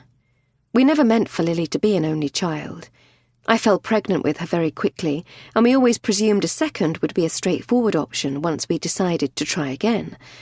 I set up my business just before Lily was born and found it a lot harder than I'd imagined, juggling the work and a baby. Naively, I'd assumed that being self-employed would be more flexible, but even with my mum visiting on and off to help with childcare, it seemed to be constant chaos. I was trying to build my brand as a freelance interior designer and couldn't afford to turn work down. I didn't need the money, but I needed the boost to my sense of self. It was just such a struggle, trying to work out how to be a mother and launch a business at the same time. In the end, exhausted, I decided I'd need more than a 2-year gap to manage everything. We started trying for another child soon after Lily's 3rd birthday, but nothing happened. Eventually, after a year with no luck, I went to the doctor and we both had tests. They could find nothing wrong, but still I didn't fall pregnant. The doctor said fertility treatment was an option, but I was worried about having twins. I'd struggled to manage one baby. How would I cope with 3 children? We had a few discussions about IVF, even adoption, but in the end decided to let nature decide. I still don't know if that was the right decision. Do you think this Katie business could simply be loneliness? I say to you suddenly, keeping my voice low. Being an only, I mean. Crikey, I honestly don't know. She never talks about wanting a brother or sister. Maybe she doesn't like to. You didn't mind being an only growing up, did you? I turn to you and feel a small punch inside. We tend not to discuss my childhood. Stirring those memories always makes my dreams worse. It's just how it was. Maybe that's how Lily feels, that this is just how it is. You look at me tenderly again, which makes me feel confused. We both wait until Lily says her farewells and turns, beaming as she skips the length of the pontoon to join us. I definitely want to do crabbing, Mummy. It looks amazing. Zoe says it's easy, and it's not cruel. You just put them back. Her family come here every year. She says there's loads to do. Good. That's good to hear. I'm delighted to see our daughter's eyes shining. Zoe says her favourite place is a cool maze at some gardens near here. A cool one? I tease. Zoe looks maybe a couple of years older than Lily, and I wonder how much our daughter's vocabulary will change when she moves to secondary school. Not so long now. I'll look that up online and we can plan a visit, if you like. Now let's check out this pub for our lunch. I want chips, you say, tickling Lily's waist, which makes her shriek and pull away. Mussels and big, fat chips. It's only noon, but I find that I'm hungry too, and hurry to claim a good table with a view of the water. We order mussels and chips for me and you two, and a baguette with chips for Lily. She eats maybe half before asking if she can go back to the pontoon. It's within sight, so we agree, providing she stays where we can see her and doesn't go into the water beyond paddling. Nice one, Hannah, you say when she's gone. It's lovely here. You have your feet up on the chair opposite and are moving on to Lily's leftover chips, having polished off your own. Still amazes me that you can eat so much and stay so slim. Lucky genes. You carry on eating, leaning back to enjoy the sun on your face between mouthfuls while I keep my eyes glued to Lily. To my delight, she's talking again to Zoe and a few of the other children. They move to the little stretch of sand to play with a frisbee, and after maybe half an hour, I ask if you mind taking a turn to keep eyes on while I read. You smile and sit up straighter while I take out my book. It feels lovely to relax. Sun on my face, no pressure of time, no arguments. After maybe another half an hour, we decide to join Lily for a walk along the shoreline before catching the little ferry back to the quay on the other side. You seem more relaxed about the boat, and Lily's in high spirits, chattering away about her new friend and our plans for crabbing and visiting the maze, until we arrive at the other side of the river, and she suddenly starts thrashing from side to side, first her head, then her hands. My rucksack! Where's my rucksack? Didn't you have it on the pontoon with your new friend? Still, she's looking all around her, face now white. No, I can't remember. Where is it? You turn your head to look back across the river to the pub in the distance. Oh dear, must have left it back at the pub, sweetie. We have to get it, Lily says, eyes wide before bursting into tears. It's unlike her, and you and I exchange a worried look as I pull her in close. Come on, Lily, don't be upset. It's just a bag. We'll find it. The ferryman's staring too. Don't worry, he says. Just stay on board and you can go straight back. Ask at the pub. No extra charge. He winks at us. I'm sure the bag's safe. A family of 4 joins us, parents and twin boys in matching shorts and navy t-shirts. Lily looks away, embarrassed by her teary eyes, and we cross the river yet again, me pulling her in close for another hug. On the other bank, we hurry back up to the pub to find a new family at the table we were using, but a quick explanation soon finds the rucksack tucked down alongside a low wall. "There! I told you it would be okay." I hand the bag to Lily. Her face flushes, and I watch as she turns away to carefully unzip the bag and check inside. She's moving some toys and her water bottle, and I lean over, half expecting to find chocolate or biscuits from the cupboards at the cottage. But instead, I take in a flash of something familiar. I'm thrown. "Lily, what's that you have in the bag?" It can't be. "Nothing." "No, let me see." I move my hand to try to reach the bag. "No!" She pulls away and begins to close the zip. "I mean it, Lily. I want to see what you have in the bag." My heart's beating faster. "Hey, Hannah, cool it. What's all this about?" You reach out to touch my arm, glaring a warning over my tone. "She's got Brown Bear in there. I saw him. I feel furious with you for undermining me. If I'm right, Lily's in a lot of trouble. Now, come on, I'm sure you're mistaken. Lily, show your mother. It must be something similar." Brown Bear is my most treasured possession. He was the last thing my father gave me, an 8th birthday present. The bear's a classic stife, but it's the sentimental value that matters, the last link to my dad. He sits on top of my bookcase at home, and Lily knows that he's precious, that he's not to be taken down, not a toy to be played with. When we packed Lily's toys together for this trip, she picked dolls and a skipping rope, and all her usual favourites from her own room. Brown Bear was sitting in his usual place, in my study. You gently take the rucksack from Lily and look inside. Your expression darkens. "Katie put Brown Bear at the bottom of the garden for me," Lily says suddenly. "Which garden? What are you talking about?" you say, taking out the bear. "My bear." "I didn't bring him, Mummy. It was Katie. I found him at the bottom of the garden when you were doing the barbecue. He was on the hedge. I put him in my bag to keep him safe for you." I am so angry and confused and shocked all at once that my mouth just gapes. This makes no sense. It's not like Lily to lie. Not only is she forbidden to touch Brown Bear, I also distinctly remember him sitting on top of the bookcase when I checked all the rooms for lights and windows before we got in the car. Brown Bear was on the top of the bookcase when we left. I know he was. So how the hell is he here? Chapter 12. Day 4. Maud. Maud stares at the canvas and regrets moving to the studio. All she can think about is Hannah.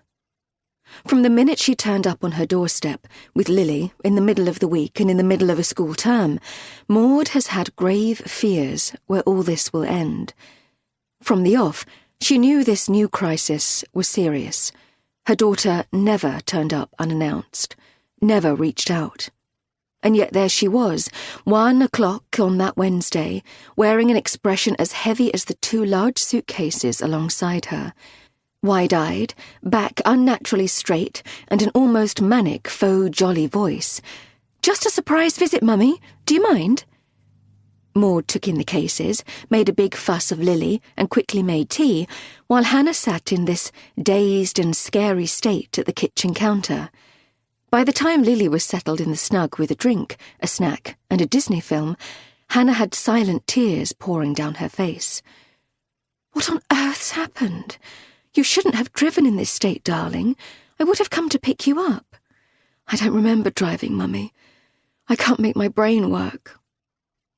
Maud tried to gently press for details, but it was as if Hannah couldn't even hear. The script for Lily was that Sam had to take a work trip unexpectedly. Maud went with that until Lily was asleep, and then poured 2 small glasses of wine. "So what's going on, darling? You have to tell me." Hannah shook her head, drank the wine for a while in silence, and then came more tears, and with them, at last, the story. Maud's heart and stomach sank in tandem. and so the fear set in. Could there be any mistake? Any misunderstanding? No. He denied it at first, and very stupidly I believed him for a while. Hannah was then pounding at her own forehead. Stupid, stupid me. Hey, darling, don't do that. Maud reached forward to take her daughter's hand, holding it gently in her own to stop the slapping. So, what happened today? I've been worried for a while. He's been odd, distracted, ever since I was on a school trip with Lily. Today I found a text on his phone. No mistake. He admitted it. Hannah had to pause. Take deep breaths, darling. He says it meant nothing. A mistake, someone at work, a one-off. But I couldn't stay there, Mum. I'm sorry, I should have phoned, but I was in this complete panic. I really don't remember packing or driving. Do you mind us staying? For goodness sake, I'm your mother. Of course I don't mind anything. So let's tick the boxes. Have you spoken to the school? No. Right. I'll ring and say there's a family emergency. Okay. And does Sam know you're here? No. Well, I'll just let him know that Lily's fine. I don't want any contact. Yes, well, I understand that, but we need to sort contact for Lily. Leave it to me. And so began the juggling, trying to support Hannah while hiding the truth from Lily. It was very quickly a train wreck. Hannah's sing-song script failed to wash. Lily was upset and wanted to speak to her dad. Sam kept ringing both Hannah's mobile and then the landline. Hannah refused to answer. Then he started messaging Maud. Texts and emails. At first, Maud didn't read them. How dare he try to plead his case behind Hannah's back? But there was the need to broker contact for Lily. Hannah, raw and disorientated, resisted. I don't care if he misses Lily. He should have thought of his daughter instead of thinking with his dick. Slowly Maud talked her daughter round. Maud helped Lily use the landline to ring her father at bedtime. Hannah, meanwhile, slept a lot, cried a lot, and then the dreaded disturbances at night started up again. Maud had put Hannah in her old bedroom, and after a couple of nights was woken by the familiar sound of Hannah calling out in her sleep. Loud but unintelligible words. Maud rushed in to comfort her, but her daughter was both defensive and in denial. Have your nightmares started up again, Hannah? No. Goodness, no, I'm just too hot in this room. I'll open the window. Maud tiptoed across the landing to find Lily awake in her room too. Is Mummy all right? Yes, just a bit hot. Can you make them go away? Lily's tone was distressed now. Make what go away, darling? Mummy's bad dreams. Maud stroked her granddaughter's hair and did her best to soothe her, tucking the favourite doll, Annabelle, alongside her. You're not to worry. Everyone gets bad dreams sometimes. I'll leave the nightlight on. How about that? Once back in her own room, she took out her iPad to read Sam's emails after all. In the latest, he thanked Maud for brokering the calls with Lily. He said he was very ashamed of the hurt he'd caused. There was no excuse and he wasn't about to make one. But he did want Maud to at least know the context. He and Hannah had been growing apart for the best part of a year. He'd suggested couple counselling. She'd refused. She was having more and more nightmares but was in denial, just wouldn't discuss them. She'd started sleeping in the spare room. Again, he said he was not making excuses for himself. He'd messed up big time, a stupid distraction at work, unforgivable. But he wanted Maud to know that Hannah had not seemed well for some time. He still loved her very much and was mortified to have made her situation worse, but he just didn't know how to help her anymore. Maud felt a shiver move right through her. She knew well enough Hannah's inability to reach out for help. She thought of that second crisis, when Hannah was older, the bathroom next door to Lily's room, the flashing lights of the ambulance outside reflected in the hall mirror, the police, social services. A long time ago she'd made a pact with her daughter not to tell Sam the full extent of Hannah's troubles as a teenager. Hannah had rewritten her script, and Maud was never sure if her daughter really didn't remember it all, or chose not to. A beam of sunlight lights up the canvas, bringing Maud back into the moment. She picks up a brush but puts it straight back down. She thinks again of the box frame carefully wrapped in the trunk in her bedroom. Enough. Maud presses the button on her mobile. 4 rings, and Hannah answers. "Hi, darling, sorry to trouble you. I know I promised not to fuss, but you didn't answer my texts. Just checking you're okay? Like we agreed, honey." There's a pause, and Hannah starts whispering. "We're on a boat, Mum. I can't talk. I'll ring you later when we're back at the cottage." "You sound upset, darling. Is everything okay?" A longer pause. Maud can feel her heart beating faster. "No, it isn't actually. I'll talk later." And then the line goes dead. Chapter 13. Day 4. Owl Cottage. Hannah. I will come to look back on all these events and wonder if I could not have saved at least one life in this story. I fear the answer is yes. The problem is that each of the strange happenings in Owl Cottage seems small at first. Odd, yes, but not quite sinister or threatening enough in isolation to trigger certainty of the new darkness coming. I see later that I should have put everything together and trusted my instinct, but the problem in the wake of your affair and all of its fallout is I have lost faith in my judgment. Take the strange knocking on the door, the shadows in the garden, that sense of being watched. I see now that I should have taken it more seriously right when it began, that first evening.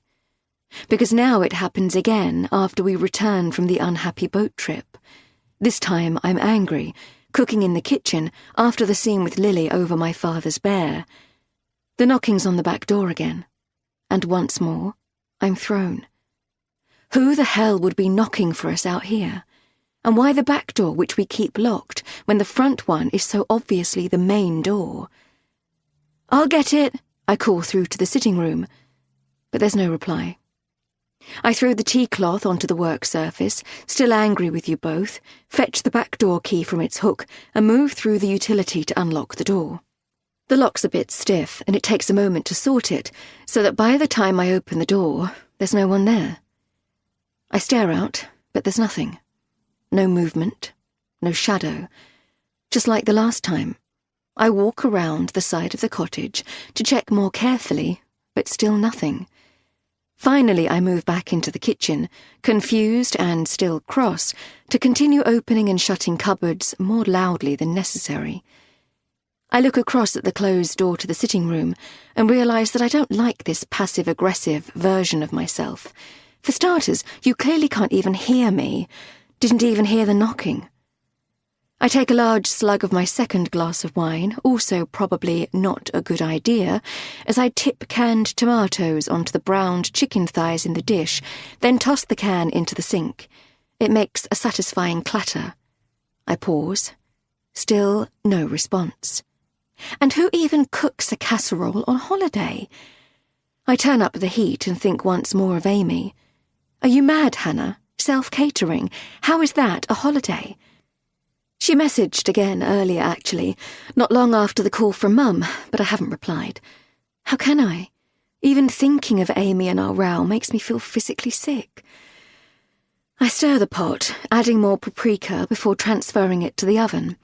I check my watch, 6 o'clock, and pause to see you and Lily come in through the front door and move into the sitting room, laughing together. That's weird. I thought you were already in the sitting room. You must have moved outside when I went to the loo. Whatever. I feel so cross that you both seem so absolutely fine, while I'm the one still so upset. When we got back after the boat trip earlier, you took me aside and begged me to let you deal with Lily, to try to get to the bottom of what really happened over the present from my father, my precious bear. I agreed because I was upset and because I fully expected you to support me, to calmly help her face up to what she'd done wrong. But it seems to me now that it's just been a ruse to give Lily a free pass. No consequences at all. Your take is that this is all part of the invisible friend phase, and we need to tread more carefully than you thought at first. Maybe. But what's troubling me the more I pick over the details is that this whole bear thing just doesn't add up. Lily was in the car when I did that final check of the house before we left home for Cornwall, so technically she couldn't have brought the bear. Unless I'm remembering it wrong. I think of the tablets and how some days they can make things so foggy, like watching life through the wrong lens. I checked the list of side effects last night, the paperwork in the tablets box, and online too. Apparently, in rare cases, there can be manic or psychotic reactions, paranoia, bizarre ideas or delusions.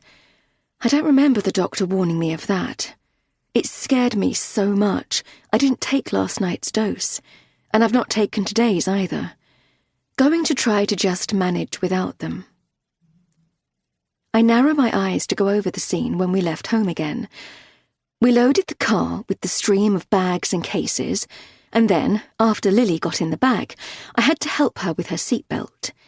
Yes, I leant in from the passenger door behind the driver because she was struggling with the clip, and then I shut the car door and I went back into the house to do my final check of the windows, hot water switch and so on, before picking up my handbag from the hall. I glanced through to the study and saw the bear in his usual place on the top of the bookcase. I went out to the car, and then... Hang on. Now I remember, you said you'd forgotten your sunglasses and dashed back in the house to look for them. I don't recall what you said when you came back out to the car. I was chatting to Lily, but you obviously didn't find them, did you? I remember all that squinting on the drive here and feel a strange chill. What on earth is going on? Did you really look for your glasses, or was it something else? You had your rucksack on your shoulder. I remember that because you opened the boot to squash it in. I feel this horrible wave of confusion, disorientation, suspicion. Are these wretched tablets truly messing with my brain, or is this something else? I think of you in the bedroom on your phone. I don't have access to the money. I grab my glass of wine and call through to the sitting room. Just grabbing some air in the garden. No reply. Just more laughter. And so I head outside through the main door and down the garden to double-check the lane, i.e. the knocking. Still no sign of anyone. How odd. I move to the iron bench at the far end. I take my phone from my jeans pocket and rest it on the seat beside me, sipping again at my wine. I won't phone Amy back. No way do I know what the hell to say to her. But I need to phone Mum, and I want to calm myself first. I stare up at the trees which climb the hill to the denser woodland beyond. It's too early to hear the owls, but I imagine them, scattered among the branches. Hidden, watching and waiting. I wonder if there are tawnies as well as barn owls. There are plenty of farm buildings around and a good mix of trees, so anything's possible. It makes me sad that Lily doesn't like their calls at night. I breathe slowly in and out, 5 cycles, and take in one final, long breath before picking up the phone to dial. Mum? Hello, darling. Sorry I couldn't talk earlier. We were on this boat. Just a quick crossing, but to be honest, it's not been the best day. So what's happened, love? You sounded upset. I've been worried. Another long, slow breath in. It's Lily. She's suddenly got an imaginary friend. She's misbehaving and blaming it on this friend.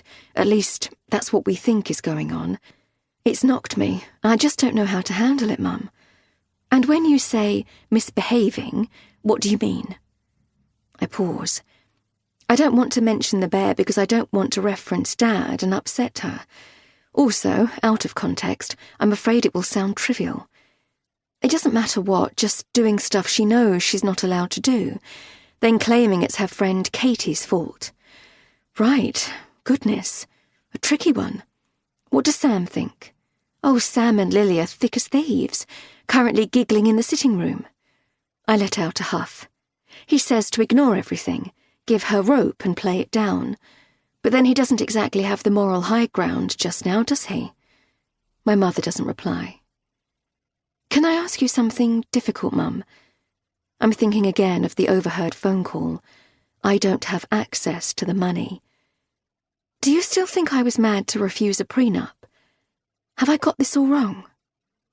Again, she doesn't answer, and so, again, I plunge on. Am I just being a total mug here, giving this a second go? Do you think Sam is capable of... I break off, thinking of his return to the house to look for his glasses, his rucksack on his shoulder. I'm thinking, too, of the real worry haunting me, that Sam has no access to the trust fund without my signature, unless, that is, something happens to me. Capable of what? What do you mean? Suddenly I regret saying so much. Oh, it doesn't matter. Ignore me, seeing things, tired. I'm all over the place today. Darling, I really don't like how you're sounding. A pause. Do you want me to come and join you? I mean, I know I said that it would do you good, this break, just the three of you, but if it's all going pear-shaped? No, I don't think that's a good idea. I'll be fine. Just a bad day. I could bring books, entertain myself and give you space, just be on hand to help a bit with Lily. No, Mum, I shouldn't have said anything. I look again towards the trees and feel a sweep of true exhaustion. I wish I knew how to stop feeling so angry, Mum. And I wish I knew what to say to help, darling. She pauses again. The thing is, I really worry. And you know why I worry, Hannah. There's no good answer to this. The very reason I usually resist ringing her. I turn my head to the left, trying to work out what to say, and that's when I see it. Annabelle, on the hedge. Hang on, Mum, I need to check something. I stand, holding the phone up to my ear, as I march the several strides further down the garden to the hedge. No mistake, it's Annabelle. And now this is too much because Annabelle is in pieces, her limbs torn off. A disturbing sight, the arms and legs laying alongside the torso. Annabelle is Lily's favourite doll, a sort of rag doll with bright yellow plaited hair and a blue and white gingham dress. She's more of a comforter than a toy. Annabelle lives on Lily's bed, at home, and every bed she has ever slept in on holiday. When she was little, Lily couldn't go to sleep without her. The point is, Annabelle is supposed to be up there right now, nestled, clean and whole and safe, against the pillow of Lily's bed in Owl Cottage. I think again of the knocking on the door and wish I'd looked more carefully. I glance back to the house and wonder if you're still in the sitting room with Lily. Can't see. I turn again to the mess of the doll. Annabelle is precious to Lily, in the same way Brown Bear is precious to me. So what the hell is Annabelle, torn into pieces, doing out on the hedge? The very same place Lily claimed that she found my bear. Chapter 14. Before. Hannah. It's our third joint session in the green room, and this evening Jessica is wearing a navy blue roll neck. No distracting pendant today. It's stuffy, but I already know that the window doesn't open, health and safety, so there's no solution.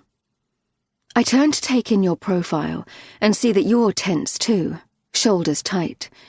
Given this whole thing was your idea, I wonder if you still think it's going to work. I don't. For myself, I see too late that I brought false hope into this room. I agreed to these sessions because breaking up was the only alternative. I came here because I wanted, and still want, someone to tell me what to do.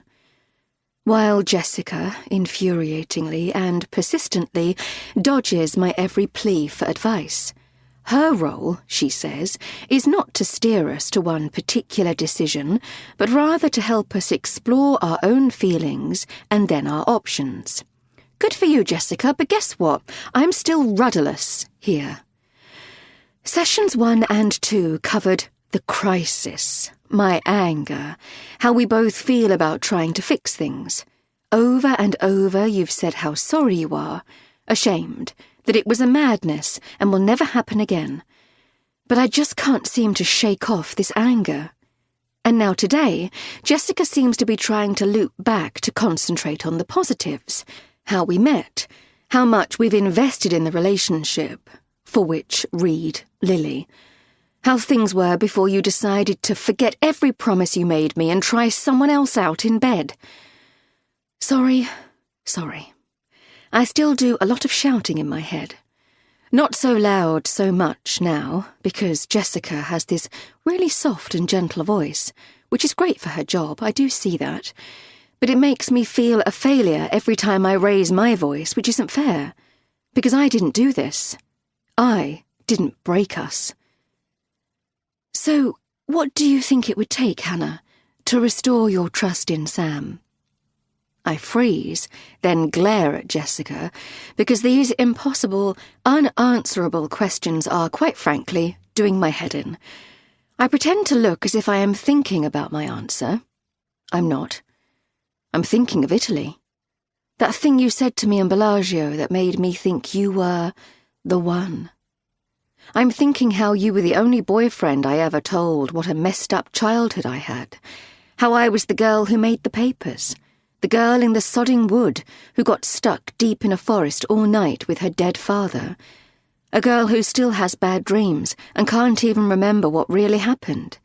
And yes, how you took me to Bellagio for my birthday, said something special, made me think you were the one who was going to save me. From myself. The person to make me believe in happiness again. But I can't tell Jessica this. How, sitting here right now, I'm worried that you didn't save me. You tricked me. She's still staring at me.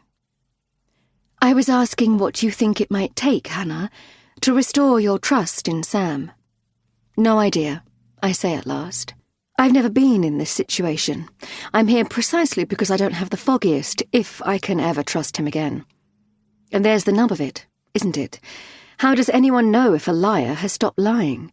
Where's the line between being forgiving and being a mug? I take in Jessica's small, tight smile and think that maybe my friend Amy has been right all along, that if you forgive a cheater, you're just giving them a free pass to do it again.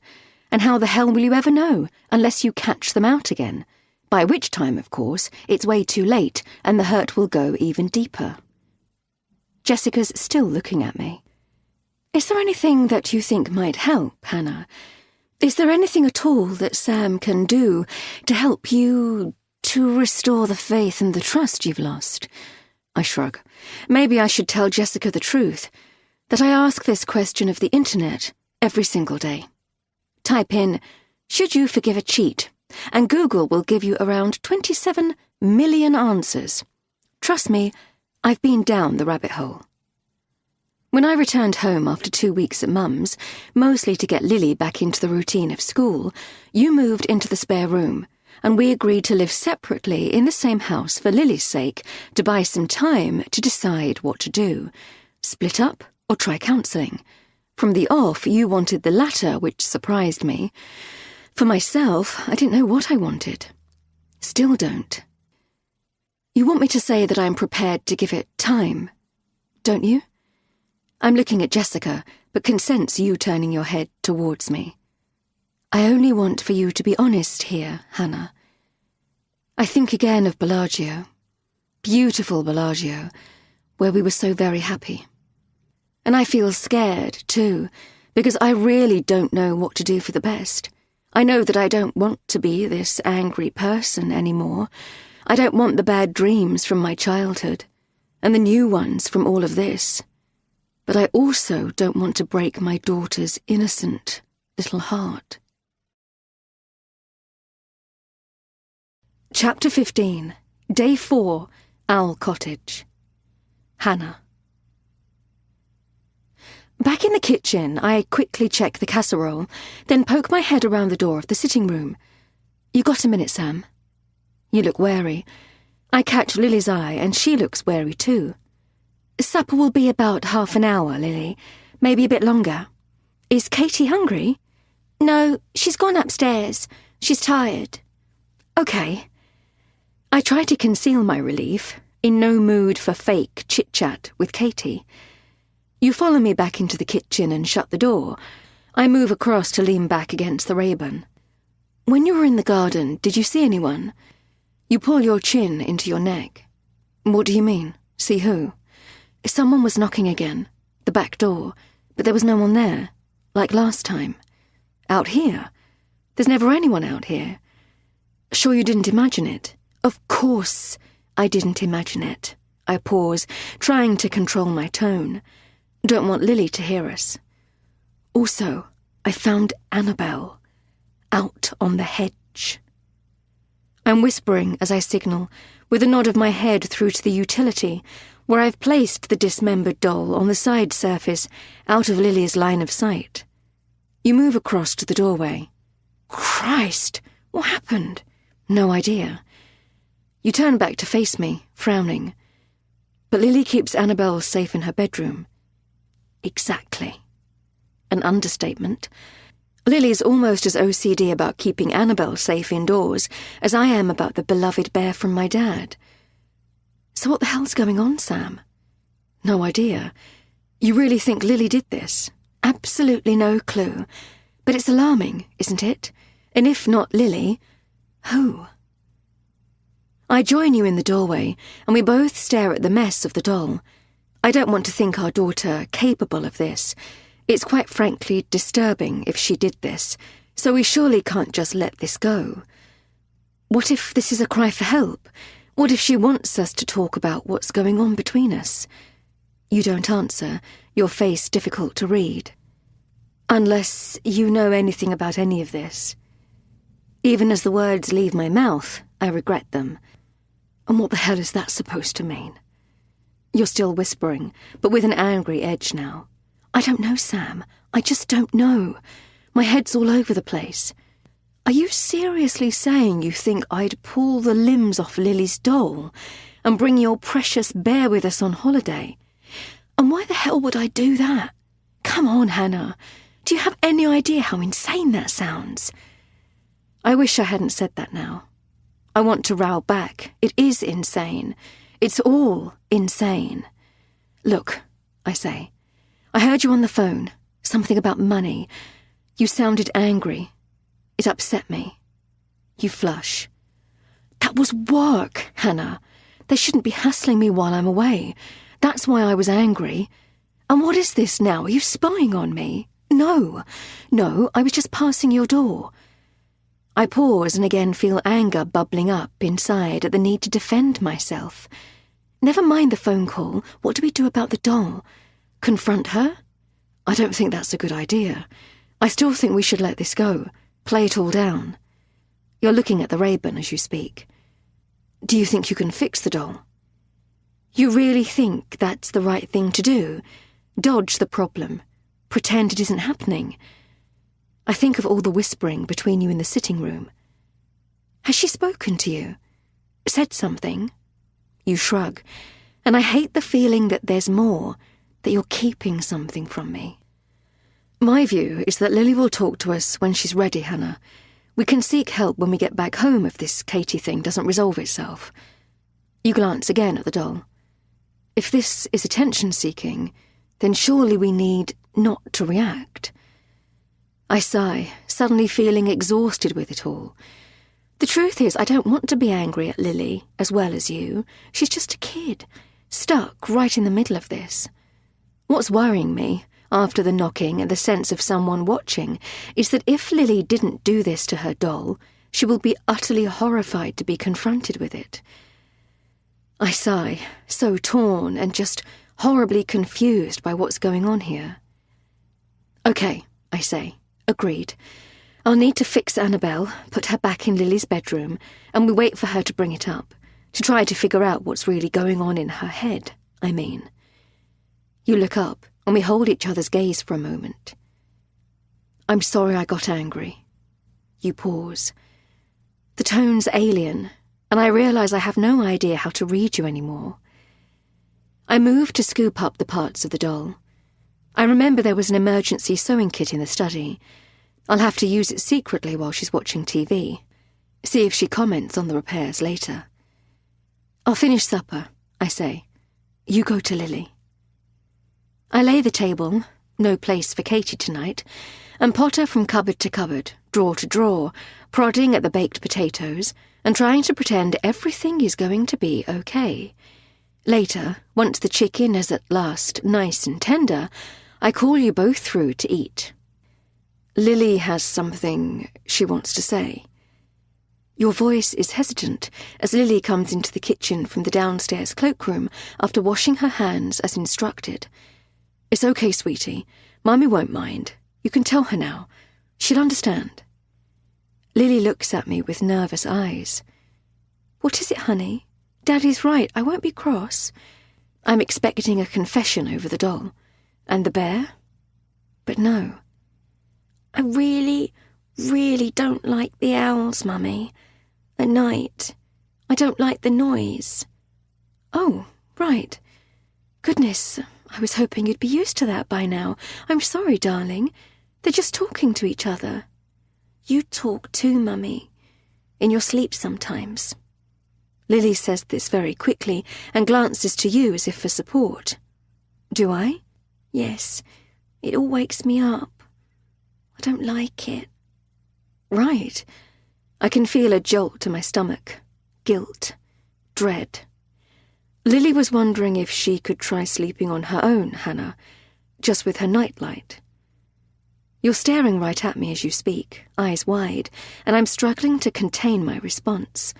I was truly hoping for an apology from Lily over the toys. I wasn't expecting her to say she doesn't want her own mother in her bedroom. I stare at Lily, taking in her sad eyes, and realise this must be what you were discussing, all that whispering in the sitting room. A sweep of terrible sadness moves through me. I think of my dreams, the darkness that I fight so hard to control. What have I become? This mother who can't even work out what's going on with her poor daughter right in front of her eyes. Of course, darling, whatever you like. I was probably just having one of my silly dreams. I'm really sorry it upset you. I didn't realise. Lily gets up then and walks around the table to put her arms around my waist, squeezing tight. You're not cross? No, of course I'm not cross. I squeeze her back and kiss her forehead, more guilt coursing through me. Is this what stirred her to behave so very strangely, so totally out of character? But you promise you'll let me and Daddy know if you need us? In the night, I mean. Yes, Daddy says I can keep the nightlight on, and the landing light too. Good. That's all decided then. I'll move out tonight, and we'll see how you get on with just the owls being noisy, silly billies. Lily moves back to her seat, and I watch as she starts to eat, making exaggerated noises of appreciation. This is really scrummy, Mummy. Delicious.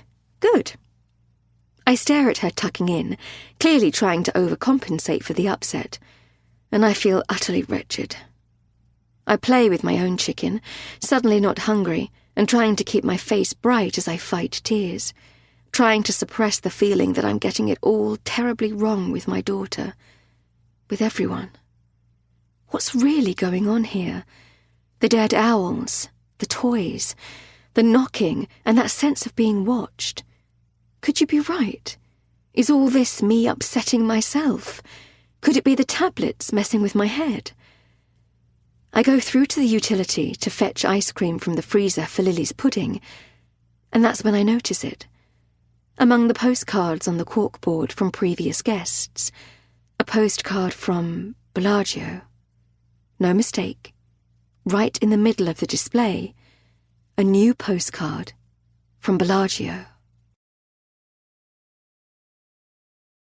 Chapter 16. Day 4. Owl Cottage. Hannah. Nearly midnight, and we're sharing the main bedroom now. It's awkward. We've had a horrible row, spit whispering at each other, trying not to let Lily hear. I'm in the bed. You're on the chaise longue. You're finally snoring, but I don't want to sleep, afraid that if I call out from a dream, you'll wake and there will be another argument. We rowed earlier over the postcard because I thought it had to be something to do with you. Who else would know how special Bellagio is to me, to us, not just our first trip abroad together, but our honeymoon? Did you put it there, Sam? Don't be ridiculous. Why ever would I do that? You said it must have been on the corkboard all along. I just hadn't noticed it before. There were postcards from all over the world. A coincidence, that's all. But I know I wouldn't have missed a picture of Bellagio when I first checked the cards. I just wouldn't have. And now I'm lying here, afraid to go to sleep, to dream. I just don't know what to think. Could it really just be the medication that's been messing with my memory, making my nightmares worse? The nature of the dreams certainly seems to have been changing these past weeks, and I don't know whether that's the chemicals or that other thing. Today and yesterday I didn't take the tablets, hoping I'll do better without them. We'll see. I lie very still, thinking again about the postcard, the horrible sight of Lily's torn doll. I can't imagine I'll sleep, but in the end, I must lose the fight with exhaustion, because I suddenly wake with a start. Eyes wide, room dark, heart pounding. Did I dream? I pause to search my brain. The shadows. A sense of running. I touch my palm to my chest to check my heart rate. Too fast, too fast. More snippets of the dream return. More running and then jumping. The sense of screaming as I fall. I wince, eyes tight. My old dreams used to be straightforward, upsetting but unsurprising.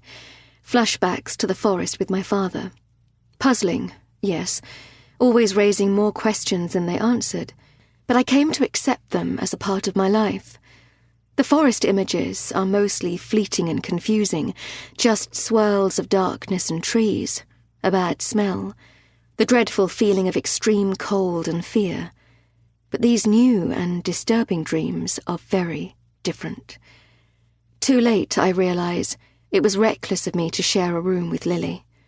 I didn't want to share a room with you, but I should never have run the risk of my dreams upsetting our daughter.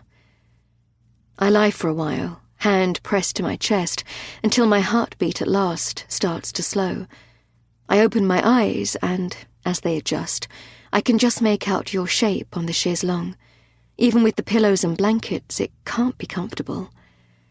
I watch your chest rise and fall, to be sure you're sleeping still, and then I think again of Lily, in her bed just along the landing, and feel the punch of guilt. Dread, too, because I have no idea how to stop all this. I had thought naively that in this lovely place with the lovely owls, it would all be different, our fresh start.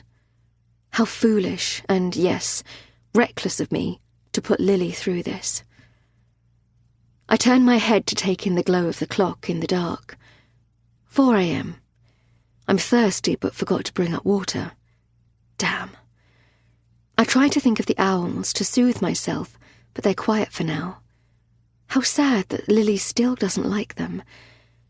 I tried to conjure a plan to change her mind, make things up to her. Maybe take her to a display? I think of that country fair with my mother when I was a child, and for a moment imagine Lily reaching out her own hand to feel inside the cloud, just as I did, but the urge to cough is growing now. I gulp to try to suppress it.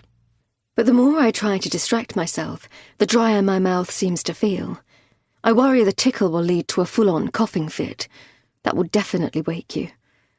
I move the duvet back ever so gently and swing my legs from the bed, standing and checking again that you do not stir before creeping from the room. On the landing, I pause, clearing my throat as gently as I can. The light has been left on for Lily's sake, as promised, and though it's a low wattage bulb, I still worry the glare will wake you, So I decide to risk shutting the door to our room, turning the handle as slowly and as carefully as I can. Lily's door along the landing is nearly closed, but I can just make out the extra glow inside from the nightlight alongside her bed. No movement. It's a steep staircase leading directly into the kitchen below, and I keep very still, listening out again for the owls. They must be hunting, surely. But hang on, do they hunt all night? Beyond dawn? Odd that I don't know. I should know that. Yes, I must look that up tomorrow. It's a little chilly, and I feel a tiny bit unsteady. Probably got up too fast. I'm wrapping my dressing gown tighter around my waist when everything suddenly goes black. The landing light out. Lily's room, black too. The shock of this absolute darkness, the ink black of the countryside, makes me gasp. I lose my bearings and, in a panic now, given how close I am to the first stair, I try to reach for the handrail to steady myself, but I can't find it. I grope in the blackness, unsteady still, and then suddenly, complete disorientation. I'm falling in the pitch blackness. I scream and feel my body twisting and bumping as I fly uncontrollably down the staircase, onto my head, then my back, lashing out with my hands to try to grab at something, anything, to stop the momentum. No good. It happens incredibly quickly, and I am all at once in a twisted mess at the bottom of the stairs, in shock and in pain, my neck, my back, and my right arm in terrible pain from crashing against the wooden edges of the stairs. I try to breathe to regroup, the echo of my fall booming inside my head, but it's as if the air can't reach my lungs in this crushed position. I try to suck in tiny bursts of air. Not enough, not enough. And then, still gasping, I attempt to roll over, to somehow open out my chest, but to my horror, I find I can't move. Not at all. I try to call out for you, but there is no sound. Instead, it's Lily screaming, "Daddy! Daddy, I can't see!" I try to shout again, this time to tell you to go to Lily first, but still nothing comes out of my mouth, and the horror dawns that I cannot speak. And that's my last thought, in the dark of this kitchen, twisted and in agony at the bottom of the staircase as I lose consciousness, the realization that I cannot move, and I cannot speak. Chapter 17. Before, Hannah. Well, I'm glad that you're feeling better, Hannah. Flu can be dreadful. We're back in counselling after a break for my illness. Of course, it wasn't flu. Not even my mother believed it was flu. Jessica's smiling at me, and I glance at the clock to take in that our session's nearly over. All our counselling's nearly over. Just 2 more appointments booked. I normally feel relief when we're due to leave, but just now I still feel so tense sitting here, wondering what is going to be asked of me next, trying to control my tone and my anger, or the darkness too. I also feel terribly guilty because these sessions are supposed to be honest, and yet here I am lying. The break for my flu hasn't helped the momentum. I bolted back to my mother's, didn't know what else to do. I felt awful, exposing her yet again to all the worry. I told her the same story I told Jessica, a bad virus that had drained all my energy. No way I could tell anyone the truth. And now? You and I are nudging closer to the point where we have to make decisions. You want my forgiveness, a second chance. Please, Hannah, you know I love you. You know I won't make the same mistake again. Jessica's still being infuriatingly professional, so careful not to give advice. Are you coming any closer to deciding how you want to go forward, Hannah? Do you feel these sessions have helped to explore what's right for you? And Lily too. I know it can be difficult when there's been a little break. It's the mention of Lily that does it. I'm fighting tears. Can't speak. I'm thinking about the flu and the new antidepressants that my system isn't used to yet. Okay, How about I make a suggestion? Jessica smooths the fabric of her trousers and picks at imagined fluff. How about I ask each of you if there is anything else that you want to share, to be able to maybe start with a blank page, a truly fresh start. A pause. If that's what you both decide. I've not lied to Hannah before this, I swear, and she absolutely doesn't deserve all this hurt. You're looking at Jessica at this point. Hannah had this horrible thing happen in her childhood, and I've always wanted to be there for her. You turn to me now. So I feel terrible that I've made things worse, Hannah, but I sometimes just don't know how to help you. It's like you have this protective wall, things you don't want to tell me. Not betrayals. I don't mean that I suspect you of anything bad. I don't think you're capable of anything bad, but I do worry that you keep things from me. Is it because you don't want to worry me? Is that it? A pause. Do you keep things from me? I don't answer. I feel this horrible tightening in my chest. I glance again at the large clock on the wall as the hand moves to 8 o'clock to signal that our session is technically over. Do you think there's any truth in what Sam's saying, Hannah? Is there anything that you would like to share with him to better understand you? I'm surprised to find that, for a moment, I actually consider saying it, but I can only liken the feeling to using all your body weight to hold a dam from breaking. You see the water, you fear the water. Your arms are so very tired as you push against the dam, and a part of you would like to let go. Give in. Let it happen. But you're frightened of the physical act of drowning, how much it will hurt. I keep staring at the clock as I shake my head. No, there's nothing. Chapter 18. Before Hannah. I still say it wasn't a true suicide attempt. This thing I've never told Sam. I know that my mother doesn't believe me. Maybe the doctor and the police don't either. For myself, I just see it now as another horrid thing that happened growing up. A mistake. A blip. More fallout from losing my dad. I was 15, and it's still something of a blur, that time in the bedroom and in the bathroom before I was suddenly in the ambulance. All I remember is that my head was hurting so badly, I wanted the hurting to stop. So yes, at the age of 15, I took more paracetamol than I should have done one night.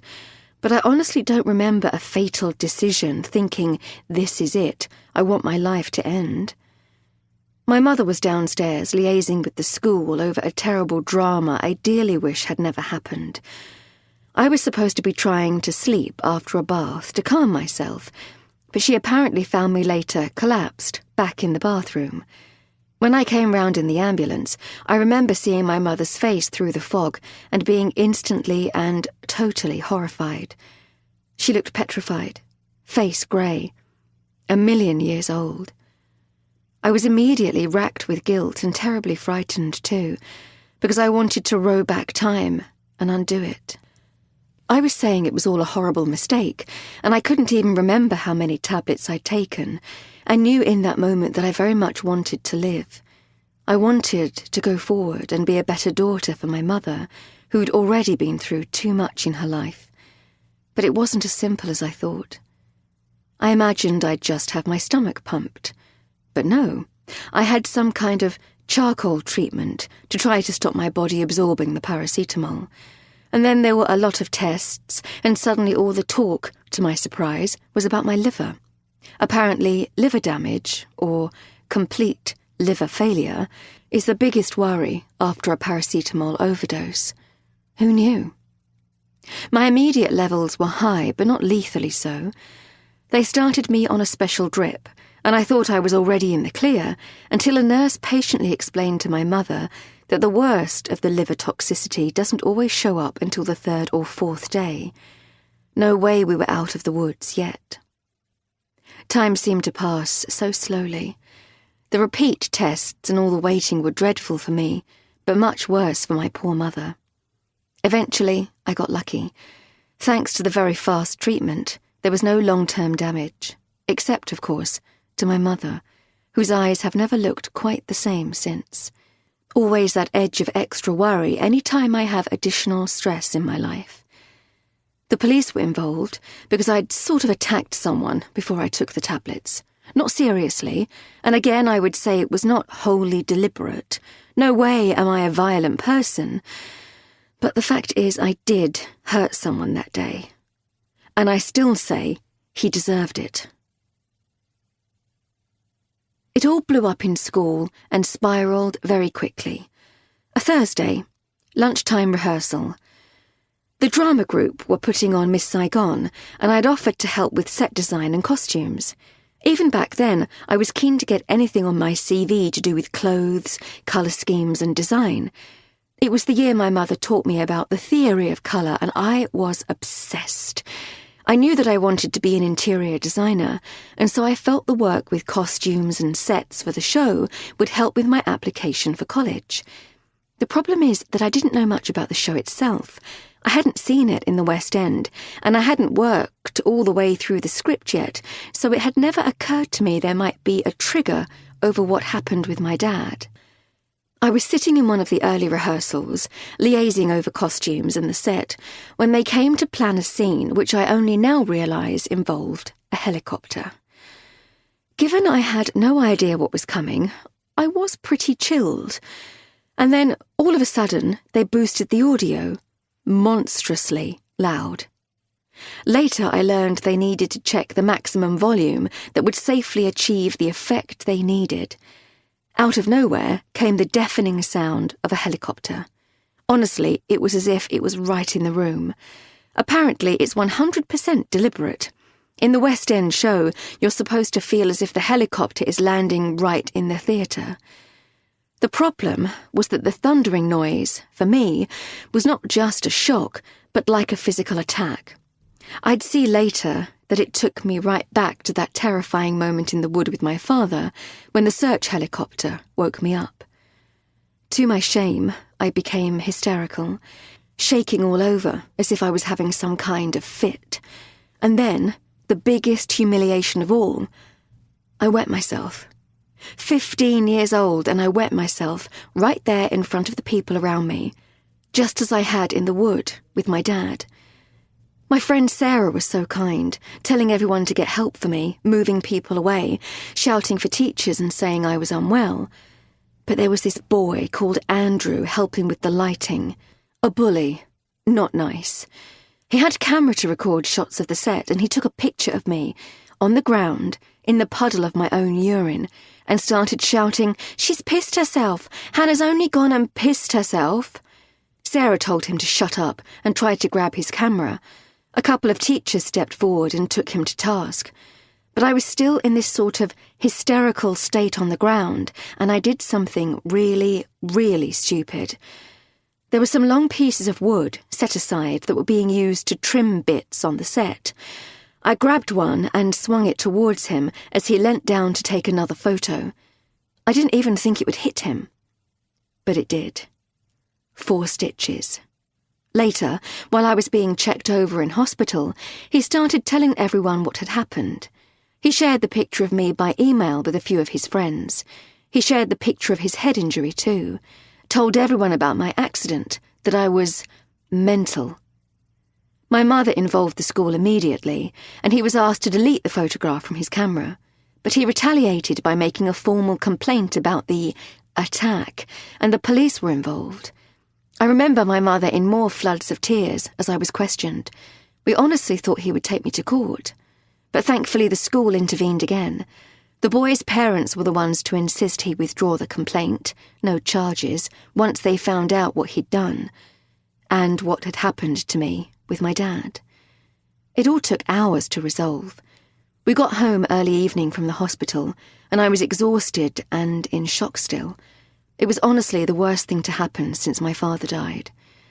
My mother stuck to me like glue at first, but I said I just wanted a bath and to go to bed, and she agreed because she wanted to make some more calls to the school, decide on a plan going forward. I was supposed to be trying to get some sleep, but I just couldn't. I was on my phone, and word was everyone was still gossiping about me. My head started pounding and pounding, as if it was going to explode. My mother had said that I could change schools, a private school, a fresh start. We could even move house if that's what I wanted. She said she'd do anything to help me move forward from this. It was all up to me. That's what she was doing downstairs, working on my options. But later, on my own, it suddenly all felt too much. It made me think of my dad, the wood, the shame I felt back then over the smell when the police found me cuddled up to my father. And I just couldn't get this really huge sense of shame out of my head. So yes, I took some paracetamol for my head pounding, and then I took a few more than I intended.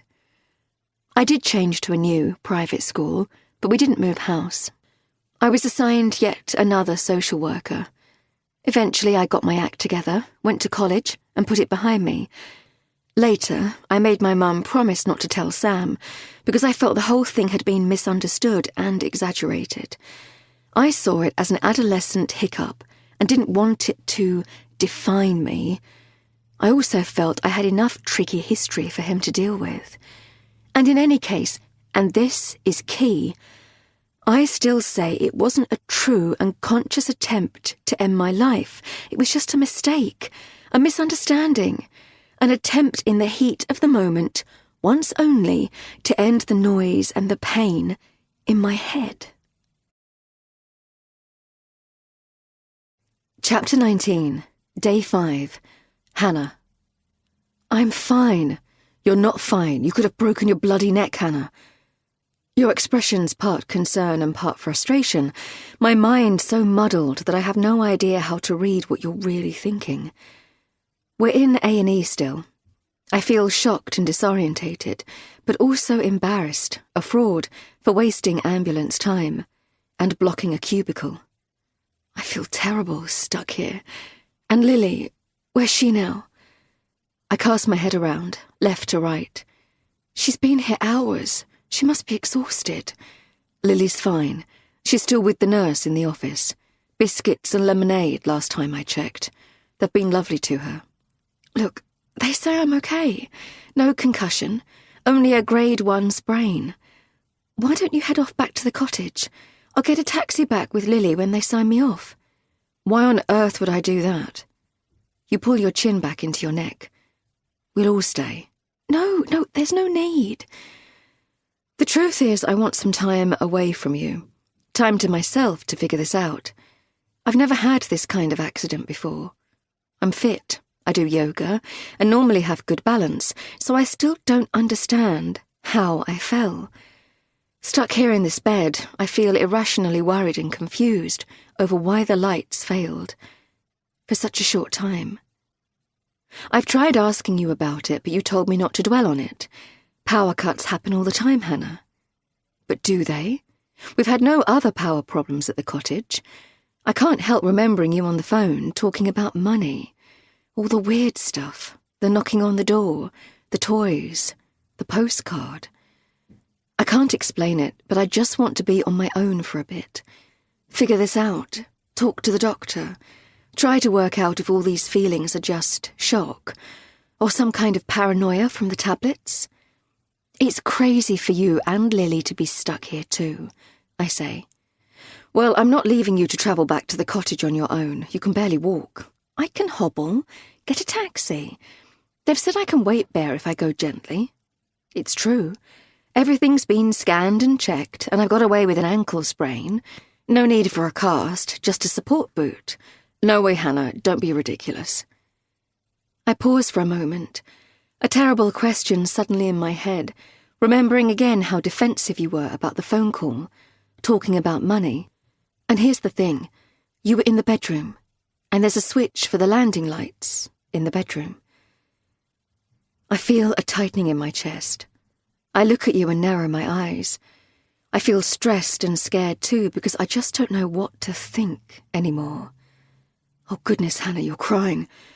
I'm sorry, I didn't mean to sound cross. Sorry, just a bit overwhelmed suddenly. I realise that I badly need to talk to the doctor in private.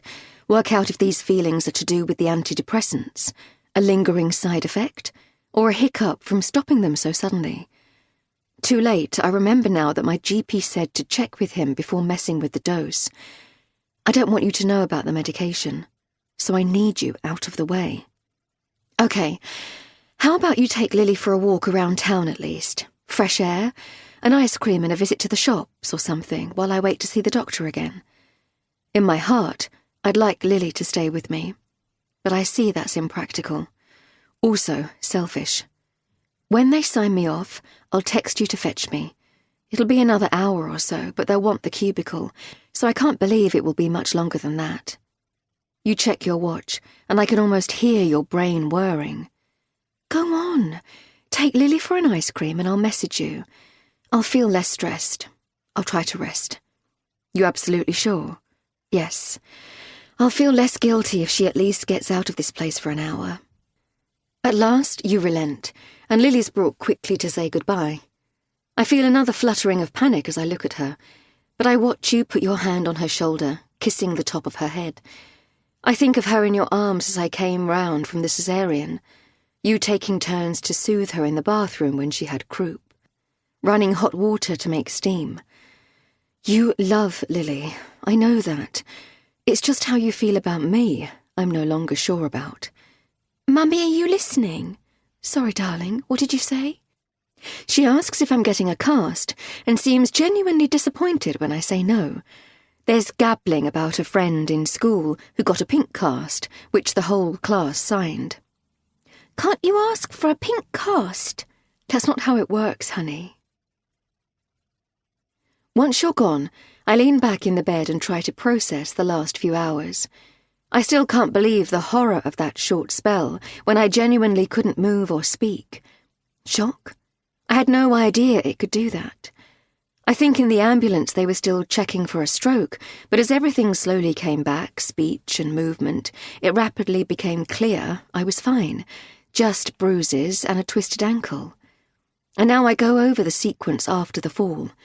The light stayed off a few minutes, which is why I assumed a power cut. You used the torch on your phone to soothe Lily, and then bring her down, stepping over me, then fetching the larger torch from the kitchen drawer to light the room a little better for her. And then the light up on the landing came back on as suddenly as it had gone out. You tried to reassure me as you phoned for an ambulance. I'm getting help. You keep still. It's going to be all right, Hannah. Keep still? I hardly had any choice. I still couldn't speak to tell you this, not for several minutes. On the emergency call, they told you not to move me, so you just crouched alongside me, and all I could think was, keep away from me. But why? Why am I irrationally thinking that you might have turned the lights off deliberately, then turned them back on, using the downstairs switch? It's a dangerous thought, an extreme thought. Why even would you do that? Chapter 20, Day 5, Sam. Sam's now sitting in his idea of hell, a soft play area with trampolines as well as rope ladders and the health and safety nightmare of a climbing wall. He couldn't face traipsing round the shops with Lily, so this was the best Google had offered near the hospital. Plenty of parking, open from 8 a.m. Does Mummy not mind us leaving her? Lily's tying her laces, eager for a second go on the climbing wall.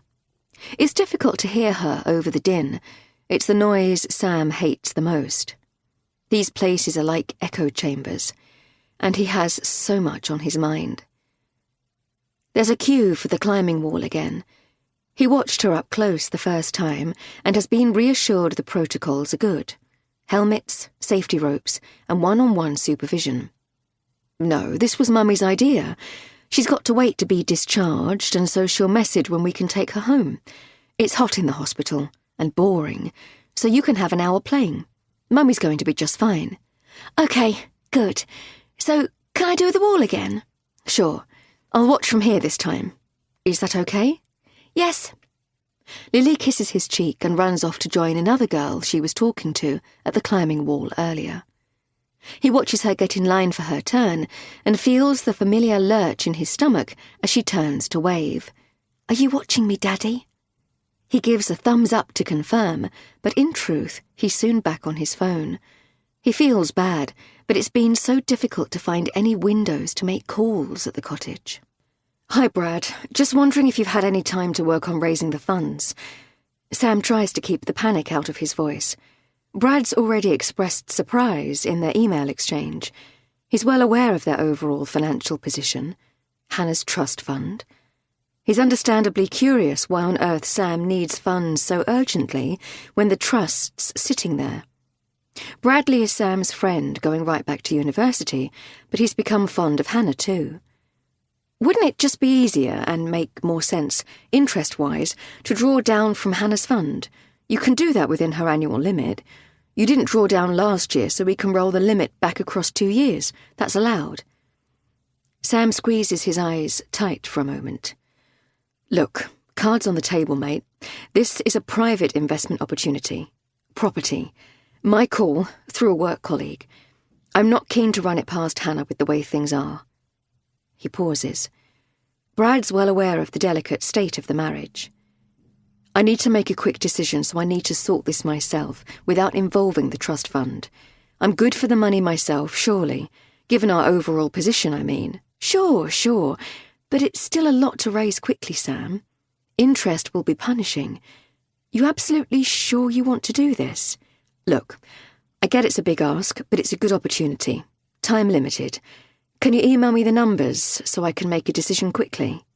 "Okay, buddy. I'll let you know the score by tomorrow." A pause. "Listen, I don't mean to pry, but you sound a bit stressed. Is everything all right?" Sam feels a shiver of unease.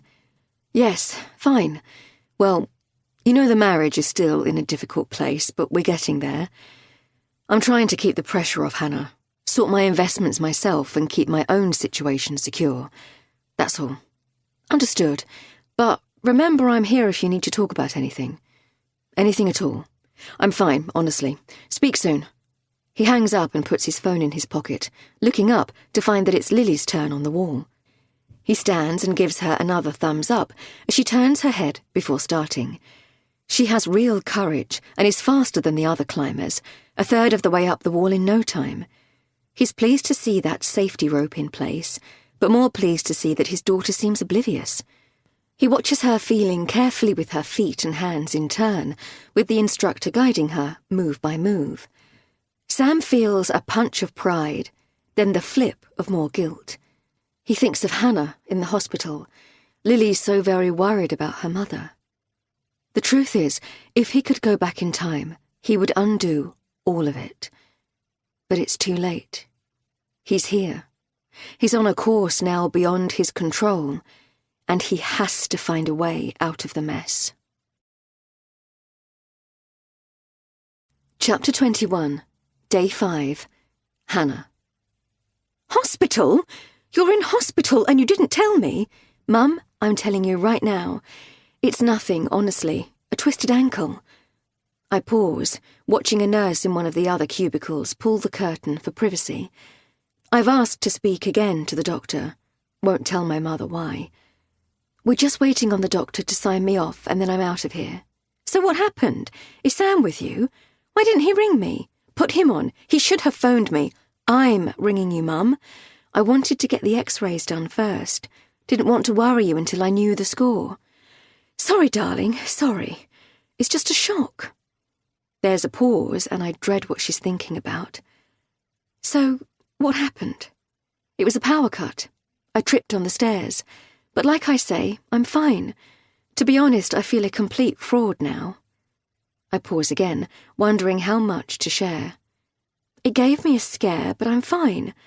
Bored, actually. We've been stuck here hours. They've done loads of tests, and I've been lucky. Just a sprain." "Was Sam there when it happened?" "A power cut. So you weren't on your own?" Yes, he was there. It happened at the cottage, early hours. I came in by ambulance, just to be on the safe side." "Ambulance? Oh, my Lord! Right, I'll get in the car and come right down. No arguments. Mum, I'm not even getting a cast. or crutches, just a support boot and a stick. This isn't technically true. I'm apparently getting a crutch more for confidence than anything, but a stick sounds less serious. I'm going to be absolutely fine. We've talked about it, me and Sam. If there was need for a cast, we would have headed home to Hampshire, but I can manage with a boot. I'm allowed to walk on it while it heals. But you're going to need help with Lily. Will you be able to get up and down the stairs even? And how will you get back to the cottage? Sam followed the ambulance with Lily in the car, so we're all good. We're going to manage just fine. I'll need to go easy, but we've talked it through and we're staying on so Lily can enjoy the rest of the holiday. I'll put my foot up at the beach cafe when we visit the coast, and we've already phoned the garden we're visiting tomorrow. We can book a wheelchair if I get tired. There's a disabled route signposted, so it's all sorted. Oh, goodness! What a thing to happen. Yeah, not ideal, but it could have been worse. I think again of those moments at the foot of the stairs, unable to talk, unable to move. A part of me would like my mother to come to Cornwall, but then I think of those 2 recent mercy dashes home, the first with Lily, the second with my flu. I've put Mother through enough. Okay, love, but you know that if you need me, I can jump right in the car. I do know that, but we're honestly fine. Okay, love. You take care of yourself and update me when you're back at the cottage. Put Lily on and I'll say hello. I take in a long, slow breath. Actually, they've gone to the cafe, Mum. She'll freak out if I share that I've sent them away for a bit. We'll all ring you again later, once we're back at the cottage. You promise? It's just you haven't been returning my texts, like we agreed. Mum, I'm not a child. I know that, Hannah, but you have a lot on your plate right now. There's a long pause again. And you know why I worry, and I would tell you if I wasn't coping. Would you? We discussed this when I holed up at her house straight after I found out about the affair. I close my eyes, remembering how much she worries. The last time I was in an ambulance. I know you worry, but I promise I will tell you if I'm not coping. And you're to keep your promise not to say anything to Sam about, you know I won't. But you have to keep your promise too, Hannah, to keep in touch while you're under all this strain. That's what we agreed. You don't shut me out. Agreed. I promise.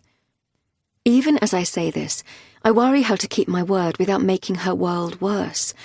How can I tell my poor mother about the utter madness going on in my head right now? Look, I've got to go. Another call's coming in. Okay, love. Take it easy and ring me later. Oh, and frozen peas. You'll need frozen peas. What? As an ice pack? Bye, Mum. I end the call to see Amy's name flashing on the screen. A bubble of new panic. I haven't been returning her texts either. I press the green circle and take a long breath, lifting up my chin. Hi, Amy. So sorry I didn't get back to you. And I'm sorry to ring, but I've been worried, Hannah. How we left things, I mean. So, is it going okay down there? What to say? I turn my head again to see the nurse signalling disapproval over the phone. She points to the sign on the wall, warning of sensitive equipment nearby. No mobiles. I mouth that I just need a minute, a new tightening in my chest. Sorry, Amy, but I'm actually right in the middle of something. Can I ring you back? Look, Hannah, we both know you won't, so I just want to say I'm really sorry it got a bit heated last time we saw each other. An understatement. She pauses. But that's not all. She lowers her voice. There's something I need to talk to you about. There's a strange tone to her voice. As your friend. What is it, Amy? I can feel my heart rate increasing. The last time we spoke, it ended badly. I was very stressed, and she was still ranting about it being a bad decision to give Sam a second chance. Okay, I feel really torn here because Adam says I'm to keep my nose out. We've been arguing about it. So that's why she's whispering. Is he there? I close my eyes and try to steady myself. But the thing is, I found out something new, honey, through a mate. Something not great. Another pause. About Sam. A chill goes right through me as the nurse walks across to my cubicle. I can feel the horrible tightening in my chest getting worse. Next, I think of the sudden switch from light to darkness. The horror of the fall. What about Sam? Amy's tone is so strange she's actually frightening me. Look, I'm sorry. It's the nurse, right by my bed now. But you're going to have to put that away, please. We're doing a procedure in the next cubicle. She again signals, this time with her head, to the sensitive equipment sign. I only need a minute. I'm sorry, but you need to turn it off now, please. Who's that? Who are you with? Amy sounds thrown. Sorry, Amy, but I really am right in the middle of something. I'll have to go. I'll ring you later. I hang up, heart still pounding, and hold up the phone to show the nurse that I've ended the call, with the words echoing in my head. I found out something new, something not great, about Sam. Chapter 22. Day 5. Hannah. The doctor, once he finally appears, introduces himself, skimming my notes on a small screen like an iPad. He seems stretched and keen to hurry my discharge, until I mention the tablets. Right. His face has changed completely as he spools back through my records. So you stopped the tablets when? A few days ago. I was feeling tired all the time, not myself, also having weird new dreams. What kind of dreams? Violent, nasty, attacks. I've never had dreams like them before, and so I thought it was the tablets. I just wanted them to stop. I'd forgotten that my GP said I needed to check in before doing that. Right, yes. Well, the drug you're prescribed can be very helpful, but it can take time for everything to settle. The tablets can have side effects for some patients, and it's important to monitor that, but it's not ideal to just stop them. They do need to be tapered quite carefully to avoid the separate problem of withdrawal side effects. His expression darkens. Like I say, it's not ideal to just stop them. He asks a lot more questions. Why they were prescribed in the first place, how I got on with them initially, were there any side effects immediately. Then he moves on to why exactly I suddenly stopped taking them on holiday. I tell him what I can, but I don't say I've started to suspect my husband, that I'm worried about paranoia. Not yet. So tell me again what you've felt like since you stopped the medication. I've always had bad dreams, but I started to get even worse dreams. Different kinds. Very frightening. Someone chasing me. Then the sensation of jumping. And this happened before you had your... He pauses. Fall? Yes, but it wasn't deliberate or anything like that. The fall happened because we had a power cut. I wish now I hadn't mentioned the jumping in the dream. I don't like his expression. Don't worry, I would never hurt myself deliberately. I can feel my face flushing. I mean, I've been down, sure, under a lot of pressure, but I have a beautiful daughter, and the whole point is I'm trying to get myself stronger, better, for my daughter. I would never hurt myself if that's what you're thinking. I watch him skimming back further in my notes, and my heart sinks. No way will I mention the paranoia now. I just need to know what I should do now. I'm on holiday. I'll see my GP as soon as I get home, obviously. Talk about trying a different medication, maybe. But what should I do now? Stay off the tablets now I've stopped them, or what? Well, we may possibly need to yellow card this reaction. What's that? Report that you've had these disturbing dreams as a result of stopping the drugs. But most important is to get you stabilised and make sure everything's okay for your release today. What does that mean? I'm going to recommend an assessment before you're released, just to make sure we're taking the best care of you. A psych assessment? Just a chat. Oh no. Surely that's not necessary. I feel a shiver go through me. Just ticking the boxes. Another pause.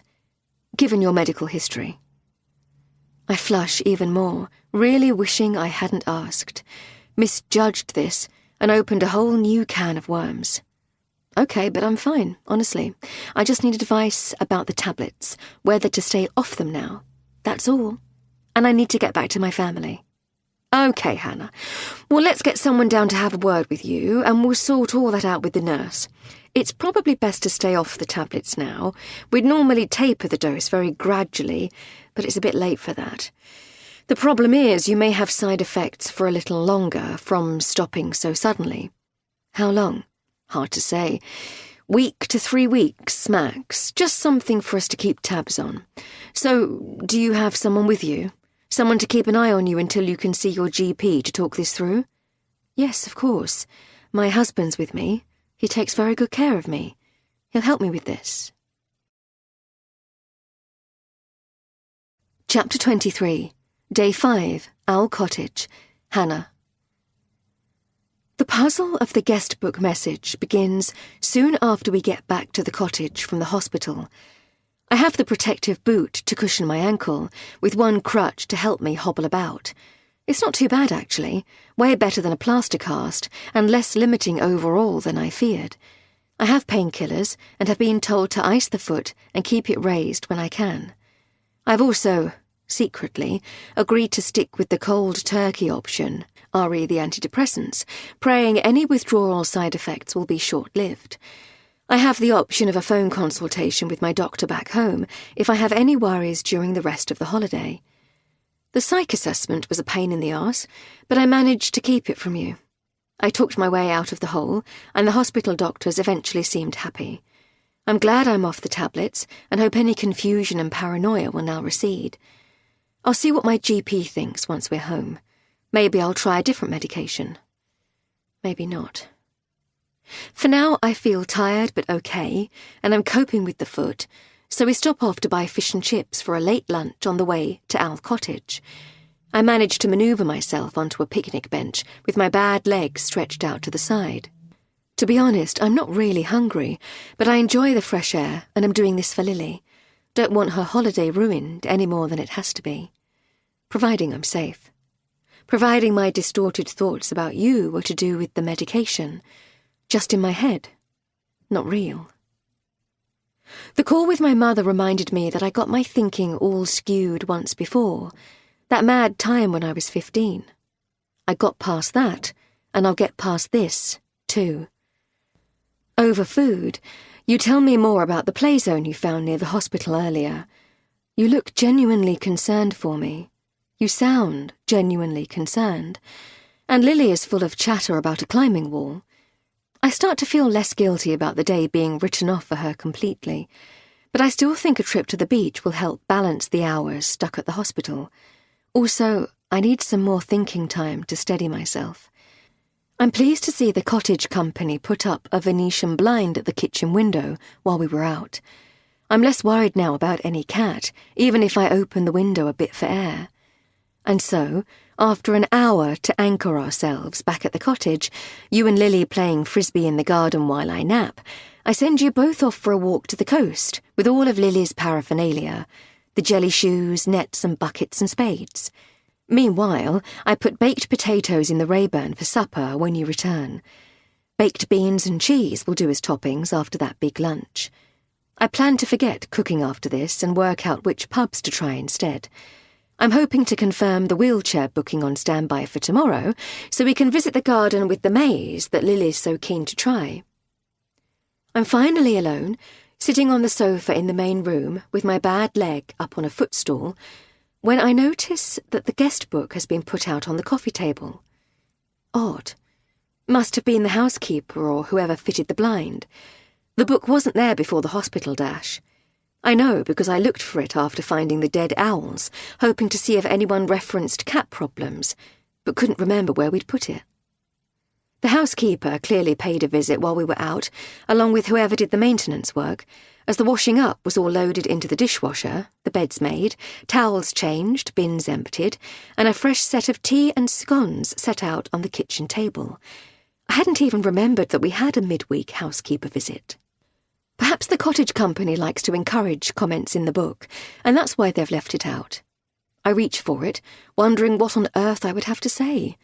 My experience of Owl Cottage has not exactly been positive. But as I open the book to the most recent comments, I'm instantly chilled. The final entry is undated and says simply, Knock, knock, Hannah. Who's there? I pause, my heartbeat quickening as I stare at the words. I try to process how this could be. I take in the handwriting. It's impossible and yet also right there in front of my eyes. I stare and stare at my name. Another shiver goes through me. How can this be? I flip back quickly through the book to find that all the other messages are entirely innocuous. How much the cottage has been enjoyed, recommendations for local pubs and outings, promises to send postcards once home to add to the corkboard. So why knock, knock? And how the hell is this in my handwriting? For a moment I feel complete disorientation. Am I going mad here? Is it possible I could have written this and somehow forgotten? But why would I do that? I'm still staring at the words when there's the surreal interruption of a loud knocking, for real, on the front door. Again. I start. Gasp. Knock, knock, Hannah.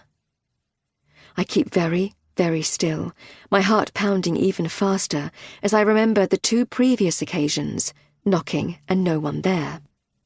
I think of how isolated the cottage is, how vulnerable I am with this blessed foot injury now. My handwriting. How? I have to press my palm against my chest to steady myself as the knocking repeats. I twist my head, but can't make out anything through the sitting room window, which has its shutters closed. Is this someone deliberately trying to spook me? Is the front door even locked? I can't remember. I want to get up to investigate, but in my distress to check, I move too fast. Pain shoots up my bad leg. I have to reach for my crutch and roll onto my good side to get the strength and momentum to pull myself up to standing.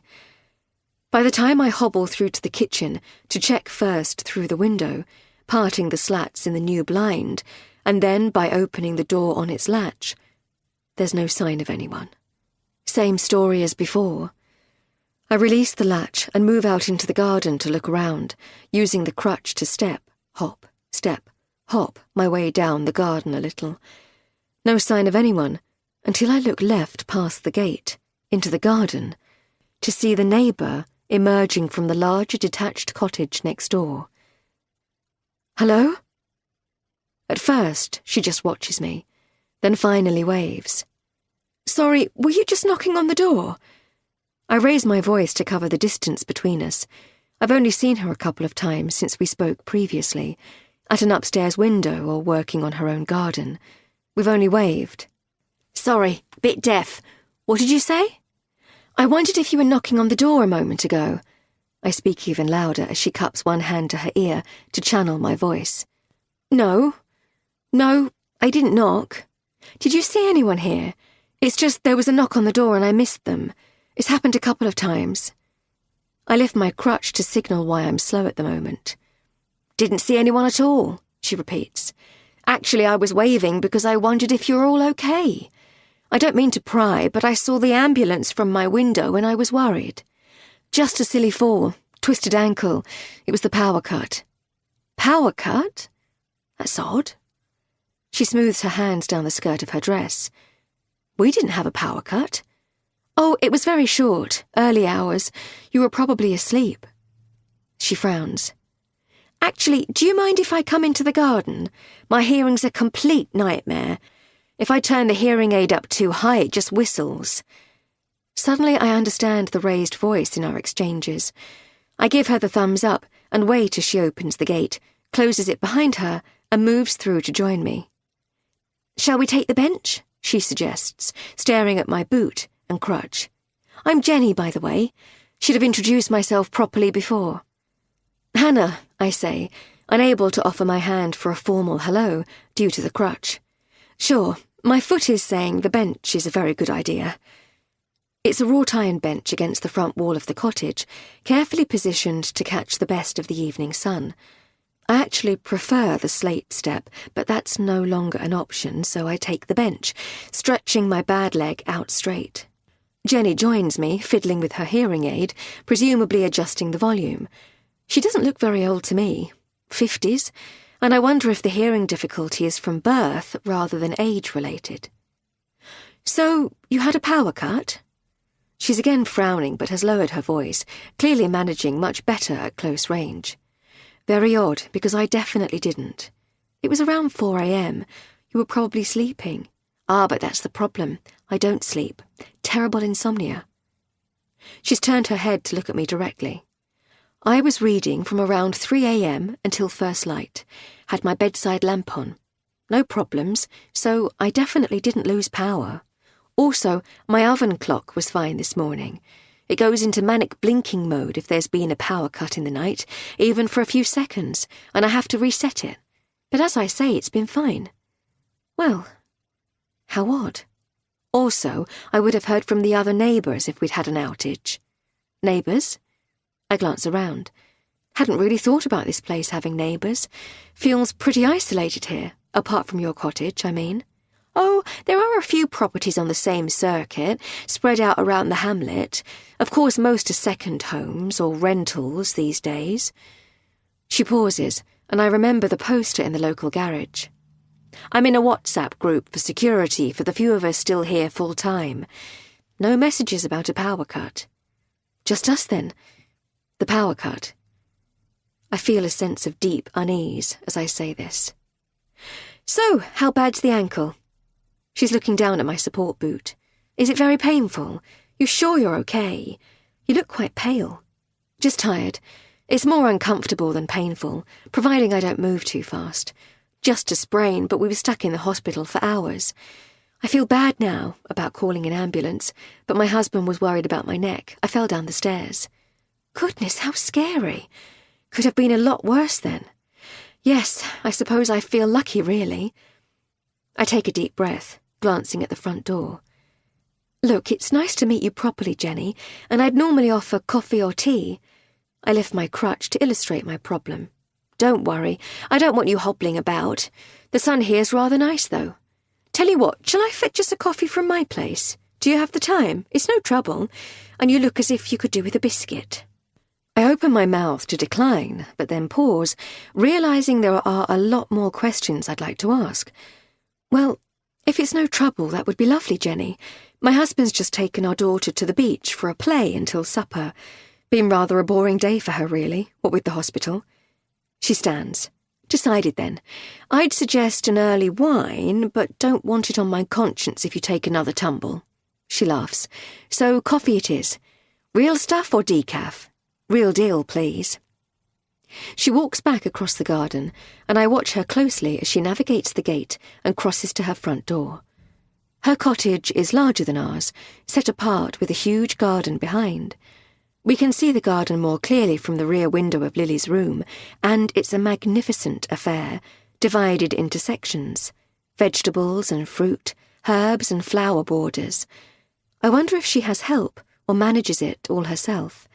Feeling nosy now, I realise that there's a lot of information she may be able to help with. About 10 minutes later, Jenny returns with 2 mugs of coffee on a tray with a jug of milk, a pot of sugar and a plate of biscuits. Sorry, forgot to ask how you take it, so I've covered all bases. She reminds me once more of my mother, with her tray and nice crockery, and I smile. Very kind of you. We chat a while about the hospital and the difficulty of rural locations and ambulance delays. Jenny tells me she's been widowed for nearly 10 years, but doesn't mind the isolation, though her sister frets about her living alone as she has diabetes. She finds the cottage upkeep a bit too much, but is well supported by friends and loves to be so near to the sea. She volunteers that the hearing issue has been tricky for about 5 years, possibly the result of a virus. The doctors aren't sure. I offer sympathy, and then we sit a little quietly for a time, sipping our drinks. Have another biscuit. You still look a bit washed out to me. I reach for another piece of shortbread and try to find a smile. So, the issue of second homes and rentals, I suppose it's a bit controversial? I picked up a slight change in Jenny's tone when she mentioned the WhatsApp group, and I'm still curious after the reaction at the local garage. Same everywhere that's as lovely as this, I suppose, she sighs. I'm not unrealistic, but it's a shame in the winter when many of the communities are suddenly so quiet. It's a bit feast or famine in these parts. Heaving everywhere in the summer and deathly quiet in the winter. I wonder, can you tell me anything about the owners of this place? It's just, we've had the strangest problem with a cat getting in. Dead owlets left on the doormat a couple of times. Very unpleasant. The letterbox is blocked up. There's a mailbox outside, so they must have been brought in. It's quite the puzzle. The rental company have put a blind up at the kitchen window, but it still worries me. I can't figure out how the cat got in. I don't ask outright if she's the owner, but she takes the hint. No pets myself, and I haven't seen any cats around this area at all. How very odd. Second odd thing, I add, without thinking. Yes. She tilts her head, and I'm struggling for a moment as I remember the awful shock of the ink blackness as I fell down the stairs. Is it really possible for just one property to have an outage? I glance at my watch, still at least 40 minutes before I expect you and Lily home. So, do you know much about the owners of this place? It's kept beautifully. I'd be loving it if it weren't for the mystery cat and the power cut. I've met the couple just twice when they've been down overseeing changes. A bit distant, if I'm honest. They've switched letting agencies a few times, and the cottage has had quite a few changes over time. Right. Actually, I thought I saw the owners recently, but may have been mistaken. Scottish, I think, or at least living up in Scotland. Accent seemed mild to me, but I'm not very good with accents. Do they use the cottage themselves? There's a locked room upstairs, box room, which I assume is for their things. Not sure, possibly. I'm away a lot in the summer to visit my sister. She's having problems with her son, my nephew. She leans in conspiratorially. Drugs, I'm afraid. Very difficult. Anyway, I like to give August a miss here if I can. Gets so crazy, and not all families are as nice as you. She smiles. We've had some shocking parties. Stag and hen do's are technically not allowed, but people get round the rules. Nightmare. I'm sorry to hear that. It's life, isn't it? By the way, I was wondering about the footprint of the property. Was a bit thrown that the garage is outside the fencing. Jenny takes in a slow breath. And now I hold up my hands to my hypocrisy. It was my garage, but I didn't really need it. I've got gravel parking at the far side of my place. The owners of your cottage made an offer through a lawyer for the garage, as renters always want private parking. Very few people bother opening the door, of course, but they like the convenience of pulling up in front of it. It was a generous offer. She pauses. So I suppose I really shouldn't complain, should I, having taken the tourist dollar myself? Suddenly I understand the comments made to me in the local garage. Gossip must be the downside of living in a place like this. Oh, I think you're entitled to feel however you feel. I smile. Anyway, I glance again at my watch. It's been really lovely to meet you, Jenny. The coffee was kind of you, but I ought to think about supper. They've not left you to cook. Just baked potatoes. No more proper cooking for me this week. Well, I can recommend where to eat if you want to knock any time. Jenny's now standing. I feel guilty at the hint for her to go, but I'm thinking again of the guest book, my handwriting. I look down the garden, trying to make sense of it. Seriously, any questions at all? Feel free to knock. I turn back to find Jenny leaning in towards me, and I sense from her expression that she may be repeating herself. Sorry, mind wandering. Just tired. You need to rest, and I have an errand to run. I'll leave you in peace. I nod and wave her off as she makes her way back across to her own property. She hurries inside with the tray, then reappears and heads to her car, waving again. I watch her pull out onto the lane and wait until the car's out of sight before hobbling back inside.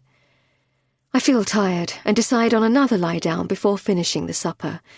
It takes me a while to navigate the stairs, and just a few minutes after I settle on the bed, there's yet another knock on the door.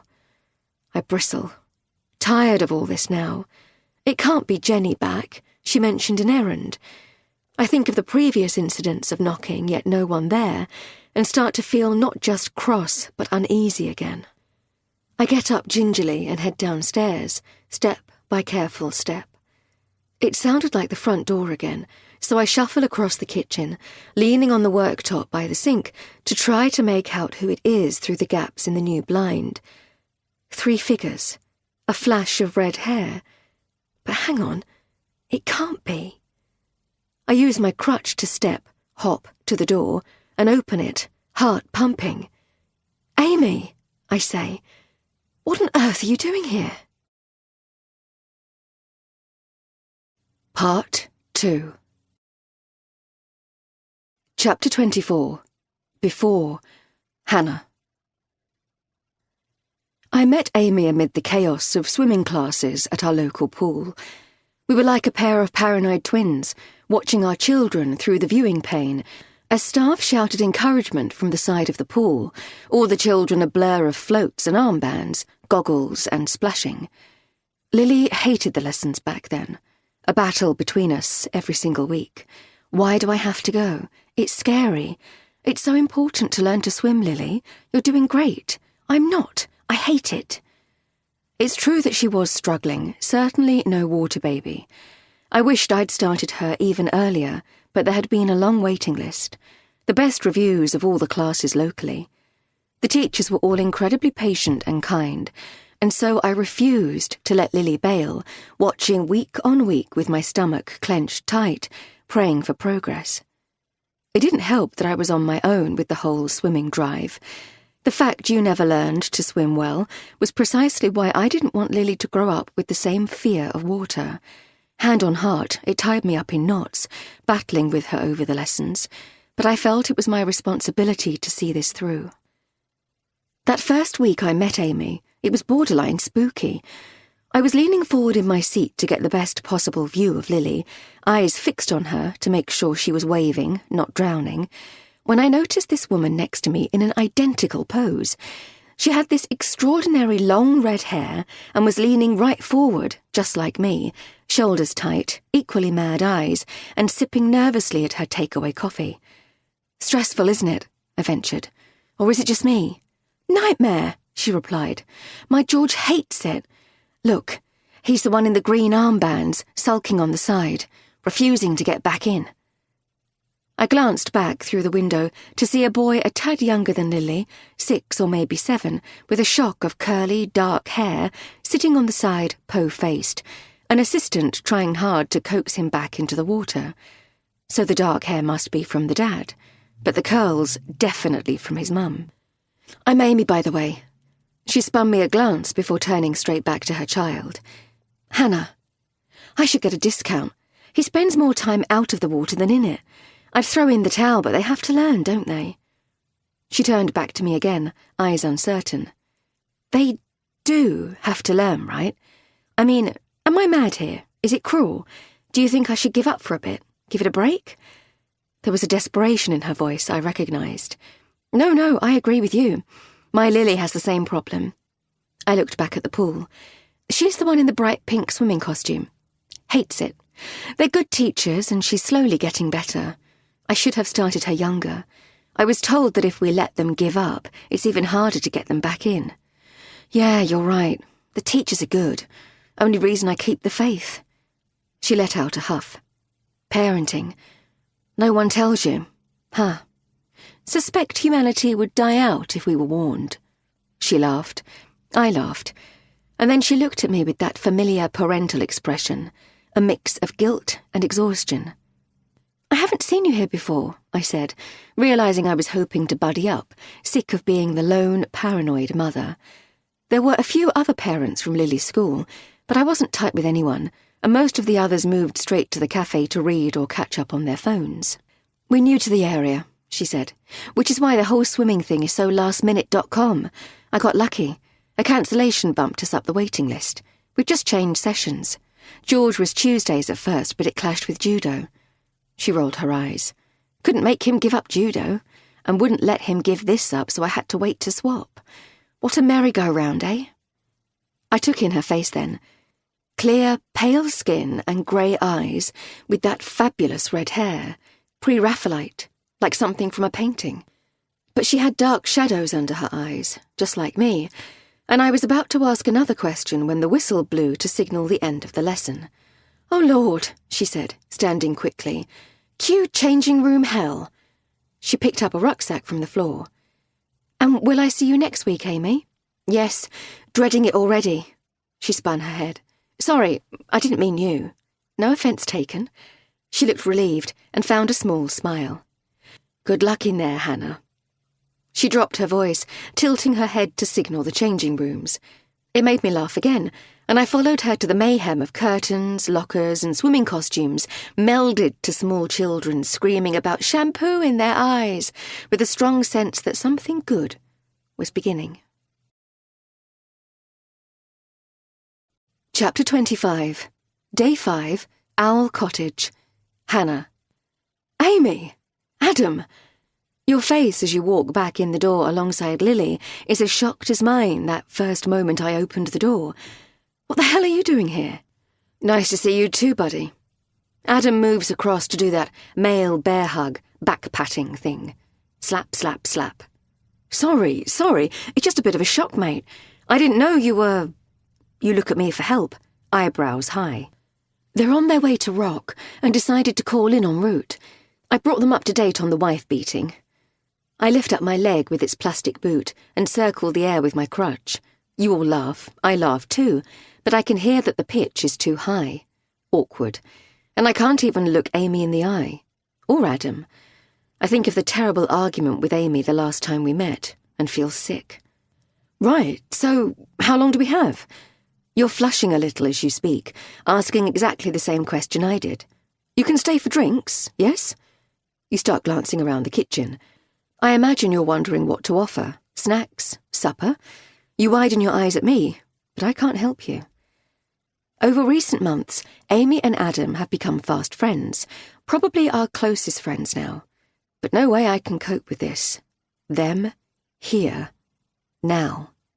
"Where's George?" Lily asks suddenly. "In the garden, sweet pea. He's got a new frisbee." "Great."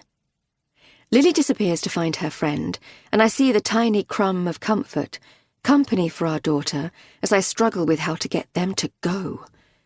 The truth is, we worked so well as two couples when I thought we were on the same page. Happily married, devoted but sleep-deprived. Your affair was like a bomb going off, not just for our relationship, but all those around us. Amy especially. She became paranoid about Adam, seemed to think I was sending the wrong signal to other husbands by taking you back. It shocked me at first, her disapproval, as if it was suddenly my job to protect other people's marriages. That's what our terrible row was about, the terrible spiral that followed. "So, Rock, eh?" You frown. "Trust you guys." We've had a million kitchen supper conversations about how much we prefer the Lizard, less trendy than their beloved Rock, but so lovely. But we're hardly en route. Yes, well, let my wife confess. Adam takes a slug from the beer I served earlier and lifts it as a signal for Amy to continue. She blushes. Okay, so I completely messed up the dates. Thought we had the Airbnb from today, but turns out we don't. We'd nearly finished packing before I realised. So we've got ourselves a Premier Inn to plug the gap for a couple of days. We're in Helston. Thought we'd say hi to you guys and check out the Lizard you're always raving about. No pressure, we don't expect you to show us round. Blimey, you say. You were lucky to get a booking down here short notice. Yeah, got very lucky. We thought we'd do St Michael's Mount and maybe Falmouth as day trips before we move on to Rock. And how did you find us out here? You're again looking at me, apparently wondering if I secretly invited them. You kidding us? Amy's rolling her eyes. Hannah has been boring the world for weeks about this place. Owl Cottage this, Owl Cottage that. I found the cottage online and we decided to surprise you. Adam's idea. Bit naughty really, but I did try to message. You must absolutely say if this is too cheeky of us. Not at all. It's just we don't have food in. No takeaways in these parts. I'm worrying about grub, actually. Again, you raise your eyebrows at me, but I say nothing to help you. We were just going to have baked spuds. Hannah's had quite the day. You flush. I feel my face flush too. How about we have some drinks here, and we find a pub recommendation for you for later from our visitor book? You trying to get rid of us, buddy? Adam teases. No, of course not. You laugh. Good, because it's Amy's turn to drive, so I'm up for a few bevies and a steak. Adam swigs on his beer. So here's my plan. Forget the baked potatoes. I say we all go to the pub. Our treat, no arguments, supper on us. Good plan, Amy says. Give Hannah a break. She's staring at me, and I'm wondering about her strange call when I was in the hospital. I've found out something about Sam. For a moment I consider playing the foot card. Sod the rudeness. Just say I'm too tired for the pub. Right, Adam says. So your visitor book, where's that? Let's see which pub can squeeze us all in. He gets out his phone. Not sure, you say. Hannah, any idea where the book is? Coffee table, sitting room, with the guest book, I say, my heart pounding as I remember the message. My handwriting. Praying that you don't check both books. You disappear to the other room with Adam close behind, while I ask Amy about their place in rock. Sounds incredible. I'm not even listening, on automatic pilot. And then Amy suddenly leans in closer to me. I really need to talk to you, Hannah. Just the two of us. That's why we're here. I feel a shudder, but before she can say any more, you reappear from the sitting room with the cottage handbook. Amy pulls back and moves to the kitchen window to check on the children in the garden. They okay? I ask, my heart still racing. What is it she has to say to me? Yes, but there's someone coming to the door. Motorcycle courier by the look of it. I frown. Why would anyone be delivering to us? We wait a moment and then Amy opens the door for me. A helmeted guy explains that he has a parcel for next door, Jenny Mahone, but there's no one home. Would I mind taking it in for them? Amy swings her head for my response. I ask the courier to hold on a minute, a new thought landing.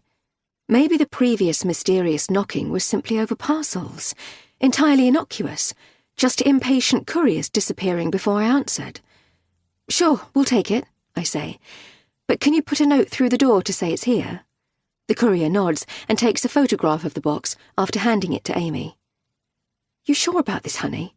Amy's shaking the box. No sound. Not certain I'd say yes. But you take in parcels for me at home all the time. That's different, reciprocal, and we're mates. This is on holiday. It's fine, I don't mind. I watch the courier retreat as Amy closes the door. The woman, Jenny, she's very nice, actually. I met her properly earlier.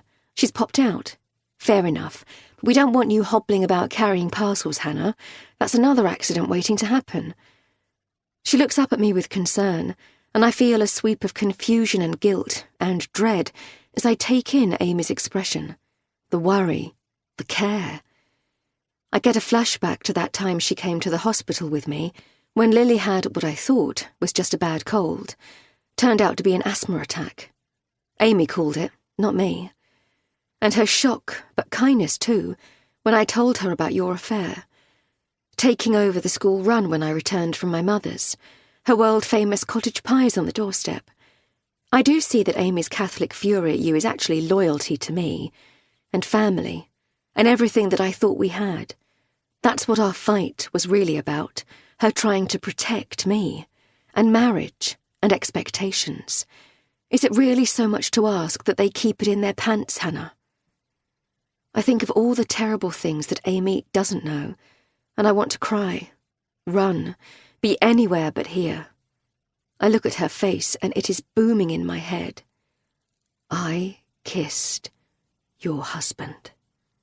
And the shame and the hypocrisy and the true horror of my new reality makes me feel faint. How about you wait for the neighbour to collect it or get Sam to take it? Yes, Hannah? You listening, honey? Yeah, sorry. That's all fine. I just need to stretch this leg. Feel a bit weird. I shuffle in my seat so I can move the bad leg to a straighter position while Amy puts the box on the floor alongside Lily's buckets and spades beneath the coat hooks. I can't help thinking of the dead owlets on the doormat nearby. I feel stressed and still wish more than anything that I could find a way to make everyone go. Leave me alone. But for all that, I can't help the paradox. This growing curiosity, wondering what fresh new hell awaits. What is it that Amy knows about you? Chapter 26. Before. Hannah. The truth, looking back, is the four of us fell too quickly into the cliché of the smug married. I realise now that I was lonelier than I admitted when I met Amy. And I took to her so hard and fast that I did everything I could to get you and Adam to buddy up too. It worked. You both played golf, you both loved history, you both loved teasing us about the same things, our to-do lists, repeating ourselves. We only repeat ourselves because you don't listen the first time. The bottom line is I loved how well we got on.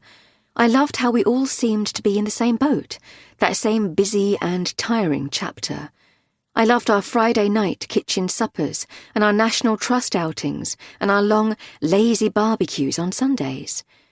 I hadn't even realised how much I missed having a tribe until Amy and Adam came into our lives.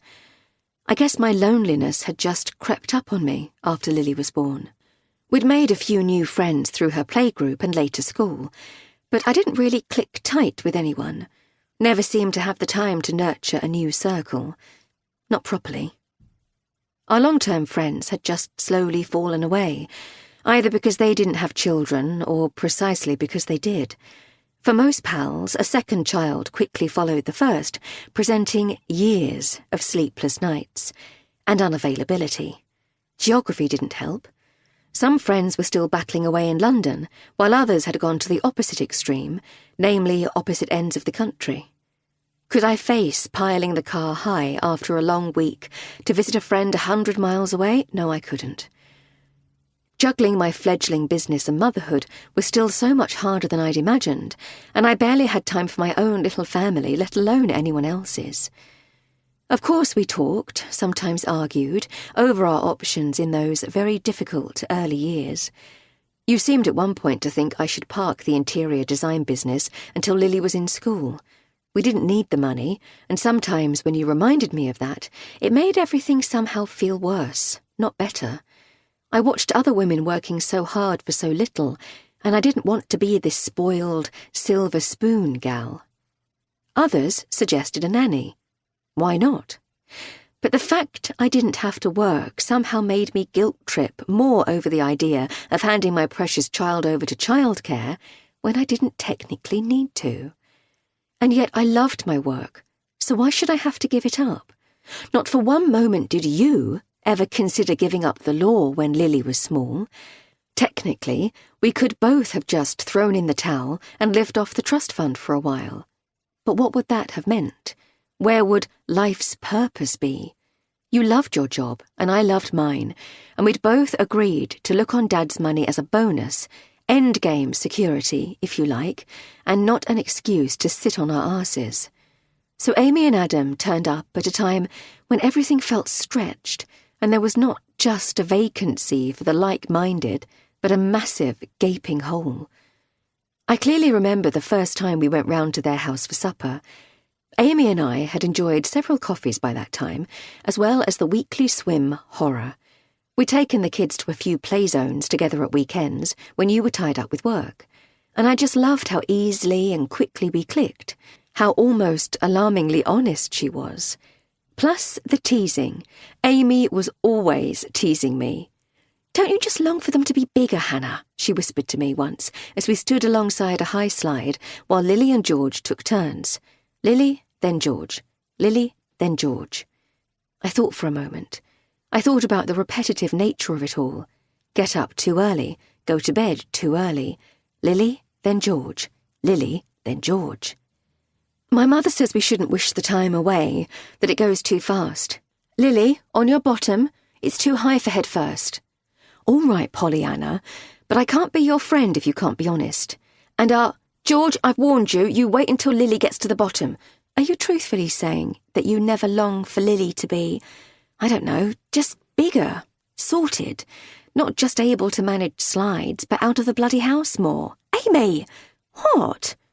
She made a mock expression of horror, then moved closer to the slide. "George, I mean it. Wait!" Okay, I allowed. "Yes, all right, sometimes." And we both laughed really hard, because she was the only one who could make me admit the bad stuff out loud. She rolled the joke forward at that first kitchen supper. I call her Pollyanna, which I mean in the nicest way possible, Hannah. More wine, Sam? You were laughing as you stretched out your glass. I am not Pollyanna. You are, actually, you said. And I'm in love with you, so I mean that in a nice way too. You kissed me on the cheek. How am I Pollyanna?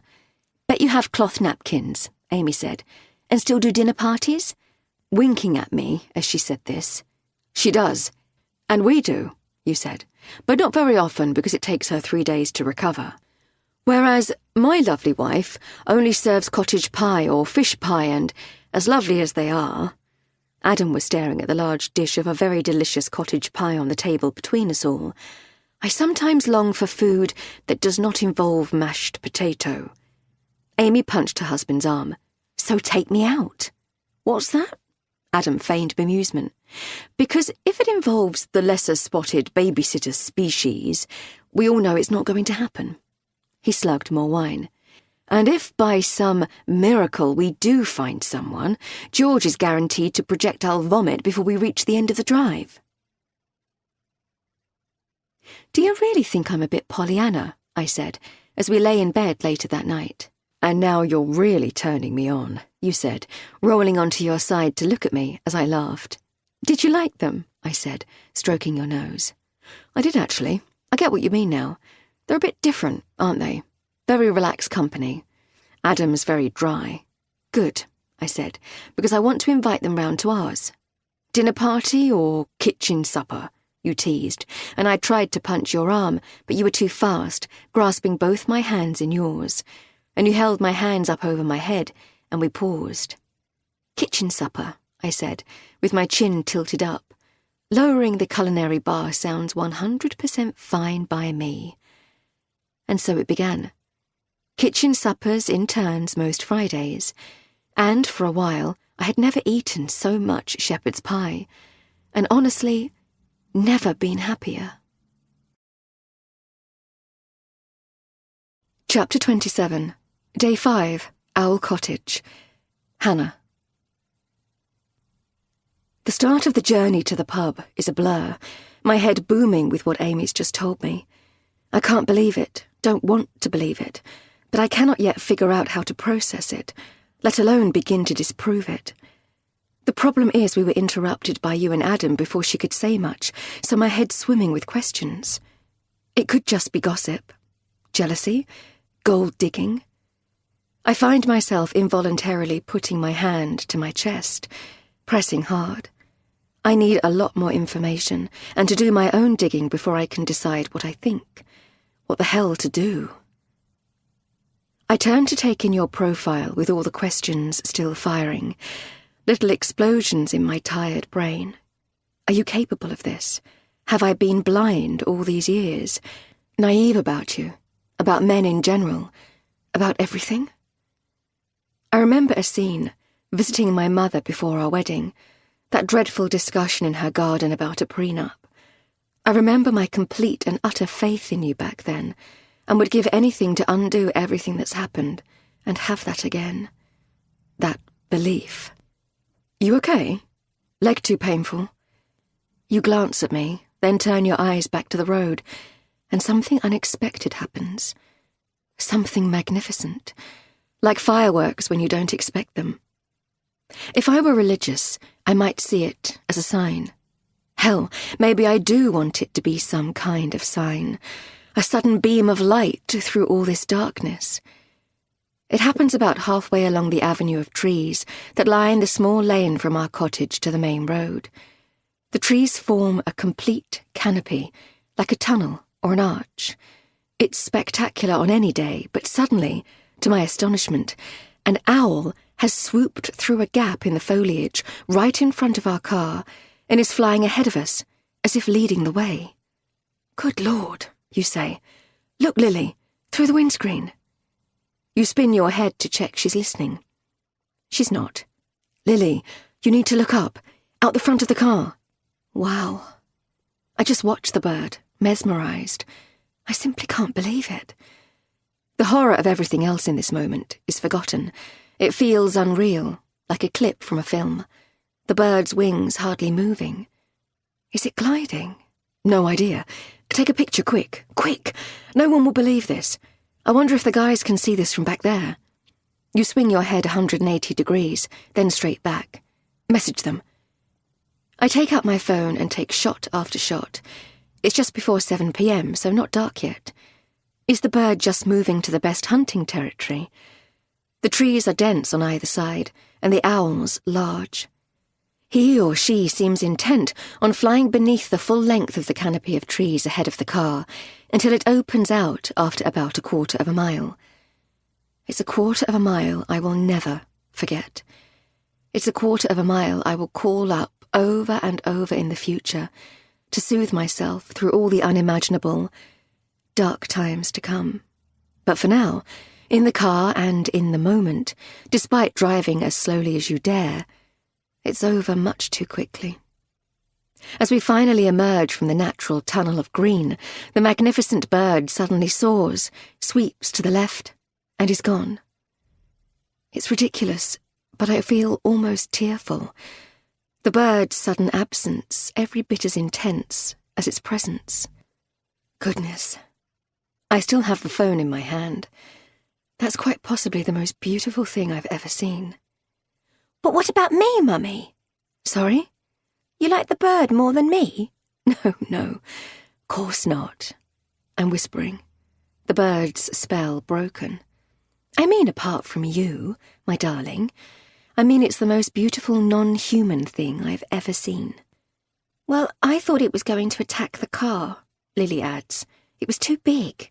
Yes, I say, it was big, but it was just moving from one place to another. Wasn't worried about us at all. I'm still scrolling through my pictures. Did you get some good shots?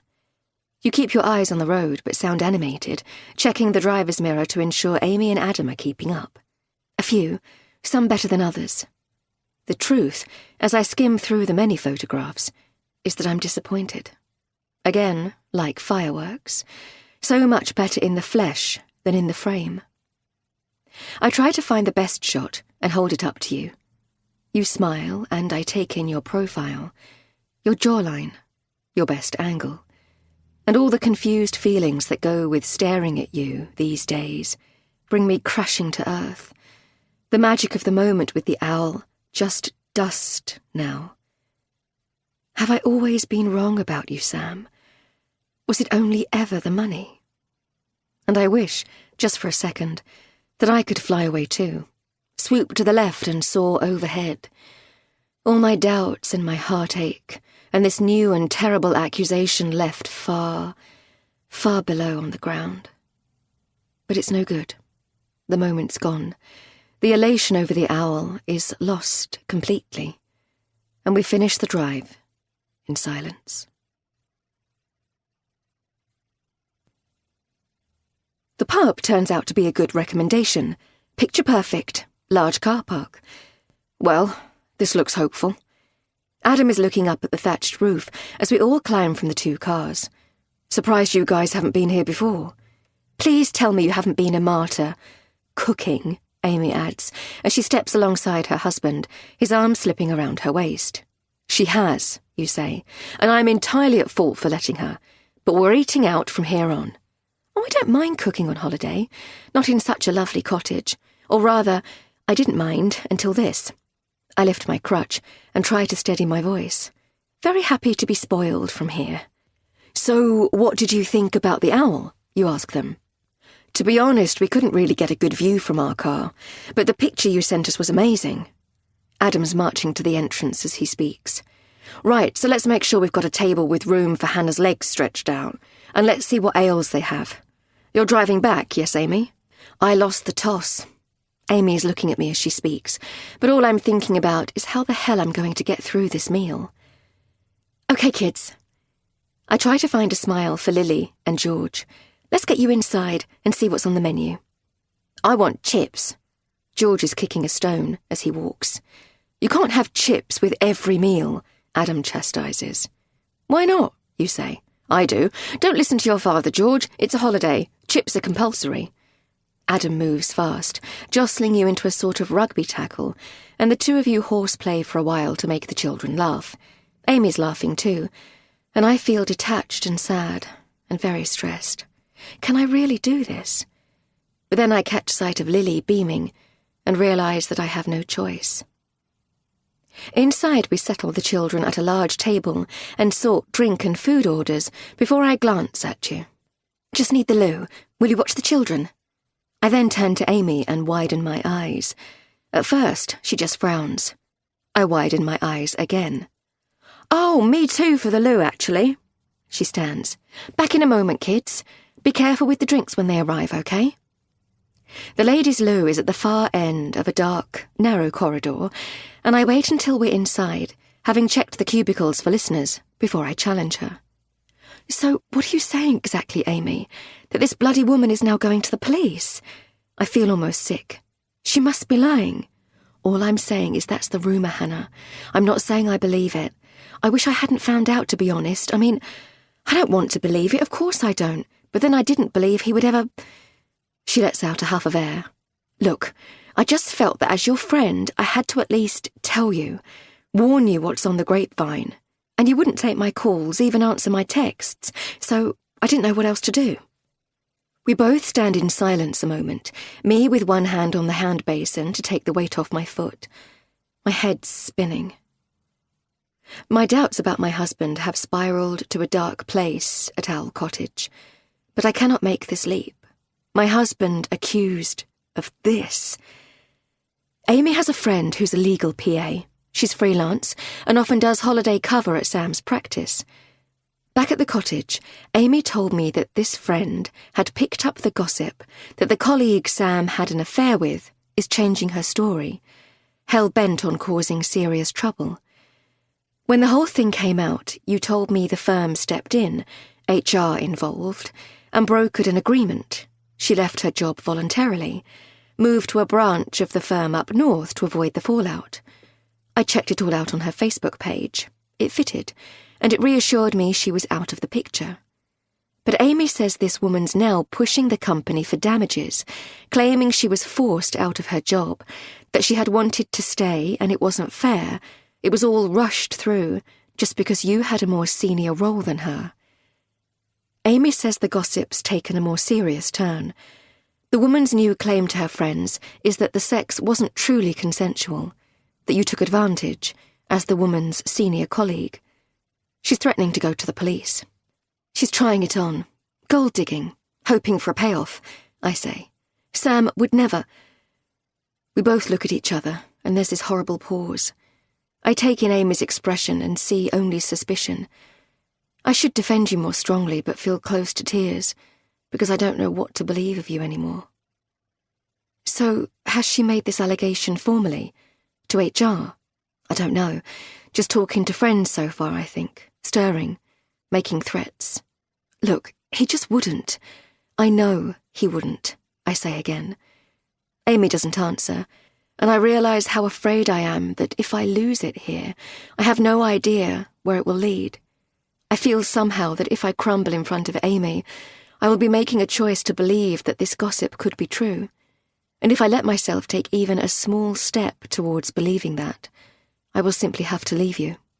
To give up any final, dwindling faith I have in who you are, and with that, any future for us. And what will that mean for Lily? Our sad and troubled Lily, who's inventing invisible friends and may or may not be ripping her favourite toys into bits. We'd better get back, I say suddenly. Adam didn't want us to come. He said I should mind my own. But you're my friend, Hannah. I had to tell you. I thought it would be better to hear this from me, face to face.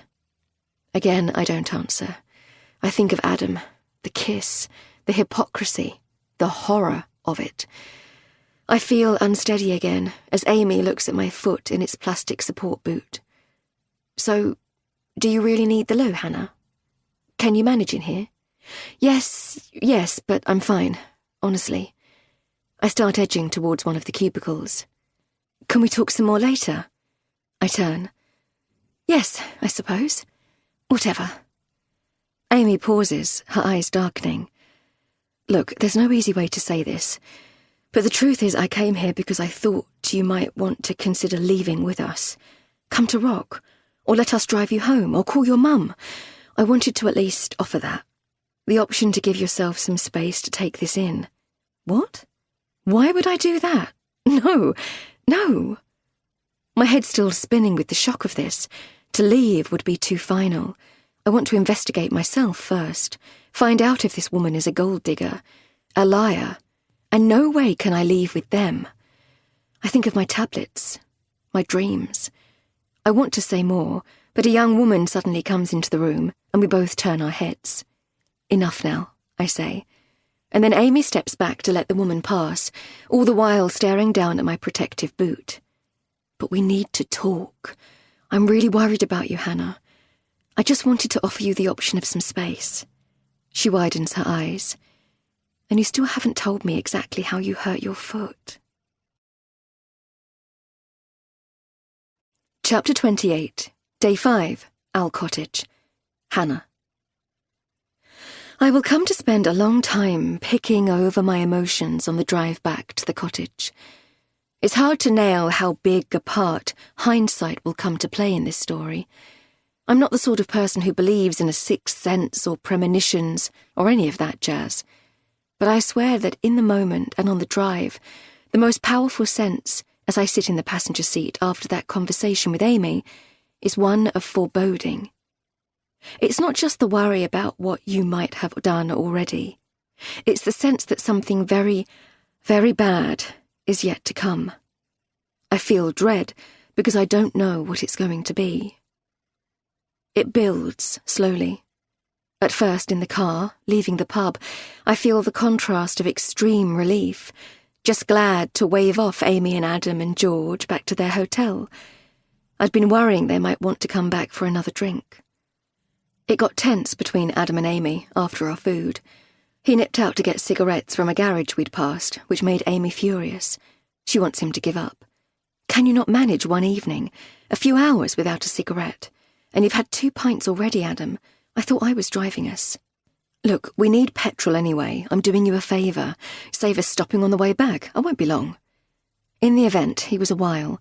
Bought cigars as a treat. Amy, livid. You tried to play peacemaker, and I was worried you might invite them to crash at the cottage, but I dropped as many hints as I dared about being tired. So, thankfully, it's just the 3 of us travelling back now. All that stress and their bickering behind us. The truth is, I'm desperate for privacy. Time to myself to do some digging on Sophie's social media profiles. Sophie. The name I try not to say. The wretched woman, younger and so much prettier than me, that you had the bloody fling with. Ever since I decided to give this marriage another shot, I've tried to block her name to erase it from my brain. The counselling taught me that even thinking of her name stirs up all the silt of anger from the bottom of the river, making everything around me muddy, murky. Jessica told me it was important to let go of the past, that this was essential to help the healing. So, yes, I've tried hard to wean myself off stalking Sophie online, which I'm embarrassed to say I did continually in the early days, checking her pictures on Instagram, checking her Twitter feed, and the Facebook page she hardly ever uses.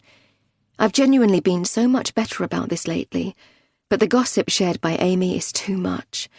Suddenly I'm like an addict again, desperate for a fix, itching for privacy so I can check what she's been posting lately, analyse her messages and her pictures for any clue relevant to what Amy's told me.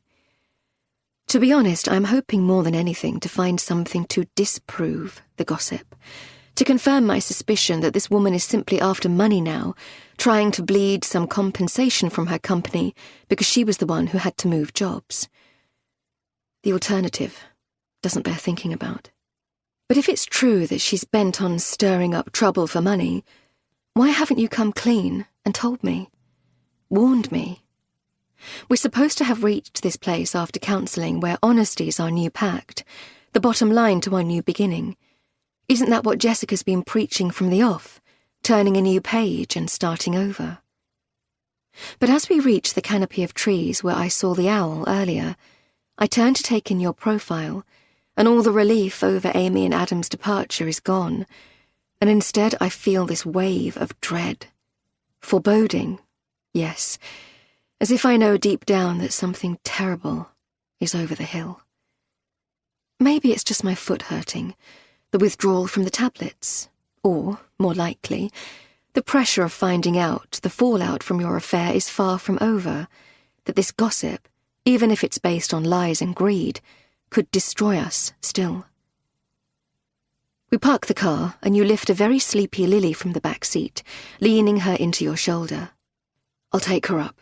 Just teeth, I think. Is that okay? We can shower in the morning. Sure, if you don't mind. No, I've got this. Where am I? Lily opens her eyes, her voice groggy. It's okay, sweetie. We're back at the cottage. Dad will take you up to bed. I lean in to kiss her cheek, smoothing her hair. You head towards the garden with Lily, and that's when I notice that the neighbour's light is on in her sitting room, curtains still open, and I suddenly remember the parcel. I don't say anything to you because I don't want a lecture over juggling my foot and the crutch and the package. But the truth is, I don't want Jenny knocking early in the morning, and I feel a bit guilty that the package might be important and we've been out, so may have missed her calling by to collect it. I decide that I'll sort the parcel now, and when Lily's settled, I'll take my phone into the bathroom, pretending to have a soak, so that I can do some investigating online into what Amy's told me. I need to do this, work out what I truly make of this, before I even consider confronting you. I can hear you talking gently to Lily, encouraging her into her pyjamas, as I quietly scoop up the package and let myself back out into the garden to move down the path, the parcel under my left arm, taking it slowly with my crutch. It's awkward, managing the gate and the parcel and the crutch, and I have a moment when I realise why Amy warned me against this. The last thing I need is another fall, so I take my time, step by careful step, and it's fine. I leave the gate open behind me, and am soon standing on the doorstep, realising suddenly that I don't know if it's too late, after 10 p.m, to knock. I frown. Should I have left this until tomorrow, after all? But then I remember the curtains open and light on, so she's obviously up. And she mentioned insomnia. Also, she may need the parcel. I ring the doorbell and wait. No answer. I try again. Nothing. I step back and gingerly step, hop, my way to the right, to look again into the sitting room, hoping to maybe catch her eye through the window. I can see that the television's on. Good, so she's definitely up. But there's no movement. She's probably a night owl, trying to go to bed as late as possible to manage the insomnia. I'm just deciding whether to try the doorbell again, when I move further to the right to see something in the hallway, beyond the sitting room door. I can't see clearly, but it's enough to sense something is wrong. I stretch even further to the right for a better view. Part of me expects Jenny to emerge from the kitchen, mug of tea in hand. But no. Adrenaline shoots through my body. No mistake. I can just see feet in slippers, stretched out on the floor. I shuffle as fast as I can back to the front door, and this time try the handle. It's not locked. One turn of the round brass handle, cold in my hands, and I'm inside. Jenny's lying on her front, halfway down the hallway. There's a beat of pure shock. I can't move. Don't want to touch her. You need to let go of Daddy now. I close my eyes and try to breathe, stretching my arm to touch the wall to steady myself. I open my eyes and take in the position of the body, the colour of the skin. I turn my head back to the door. Should I ring you? Can I manage this on my own, with my foot? What to do? What to do? I think of Lily. No, it must not involve Lily. And so I move as swiftly as my foot will allow, to her side. I can't bend down properly, so I have to sit down instead alongside, both feet stretched out, so that I can check for her pulse. I can feel this chill pass right through me as I touch her flesh, the sensation confirming what I already fear, that it's too late.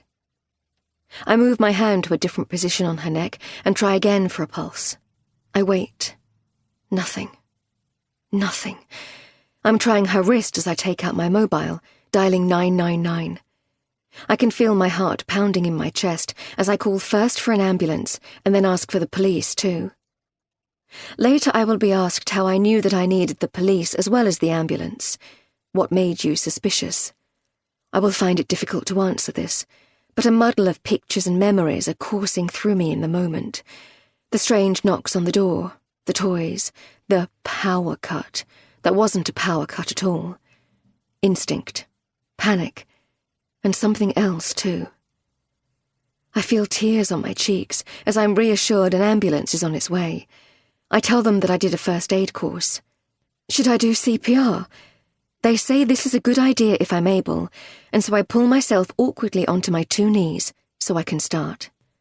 It's terribly difficult to turn her over. At first I just can't manage it, but I remember what I was shown on the course. Lifting the arm, rolling. At last she's on her back, and I start pumping her chest with the palm of my right hand, the phone now on speaker on the floor. Should I do breaths too? What should I do? They count with me, talk me through it. You're doing great. But it's a lie. I'm not doing great. Her lips are blue, and when I give the breaths, I feel again that she is gone already, that it's too late, that I should have called in here earlier. I can't do this. I'm right here and you're doing great. I'll count for you. But her lips are still blue, and the flesh on her face feels all wrong.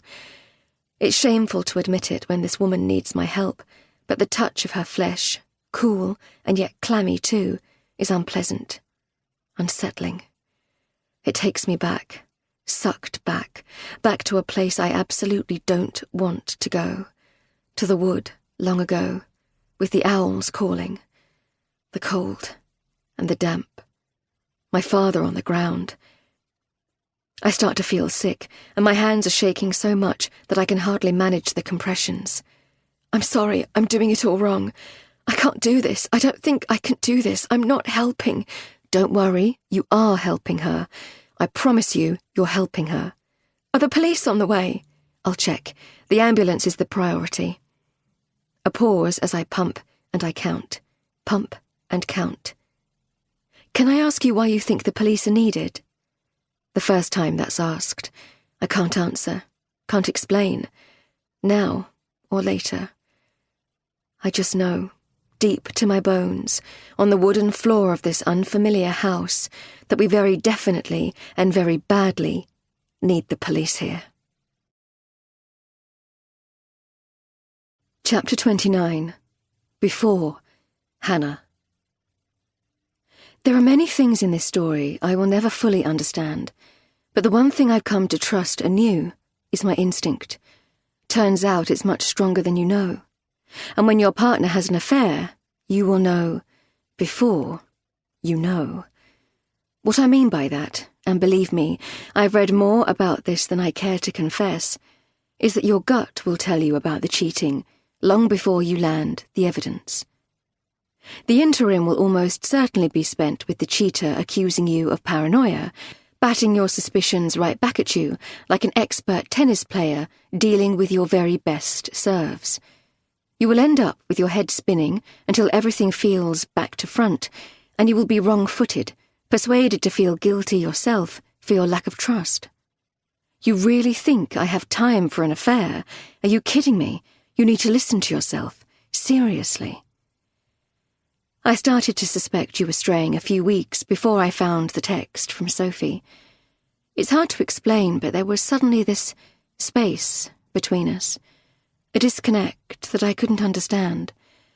Some days it was as if you couldn't look at me, and others, I would catch you staring at me with this really odd expression. It started after I came back from a school trip with Lily, and of course I asked you what was wrong, challenged you. But instead of explaining or reassuring me, you were unusually defensive, borderline angry. This weird unrest in you seemed to grow and grow, and that's what made me terrified. Your defensiveness, trying to make me feel bad for worrying that something was up between us. I started to have these terrible suspicions that there might be someone else, but when I questioned you, it caused terrible rows, and I ended up feeling bad for accusing you, but with this really strange, and hollow feeling deep in the pit of my stomach. I just didn't know what to believe.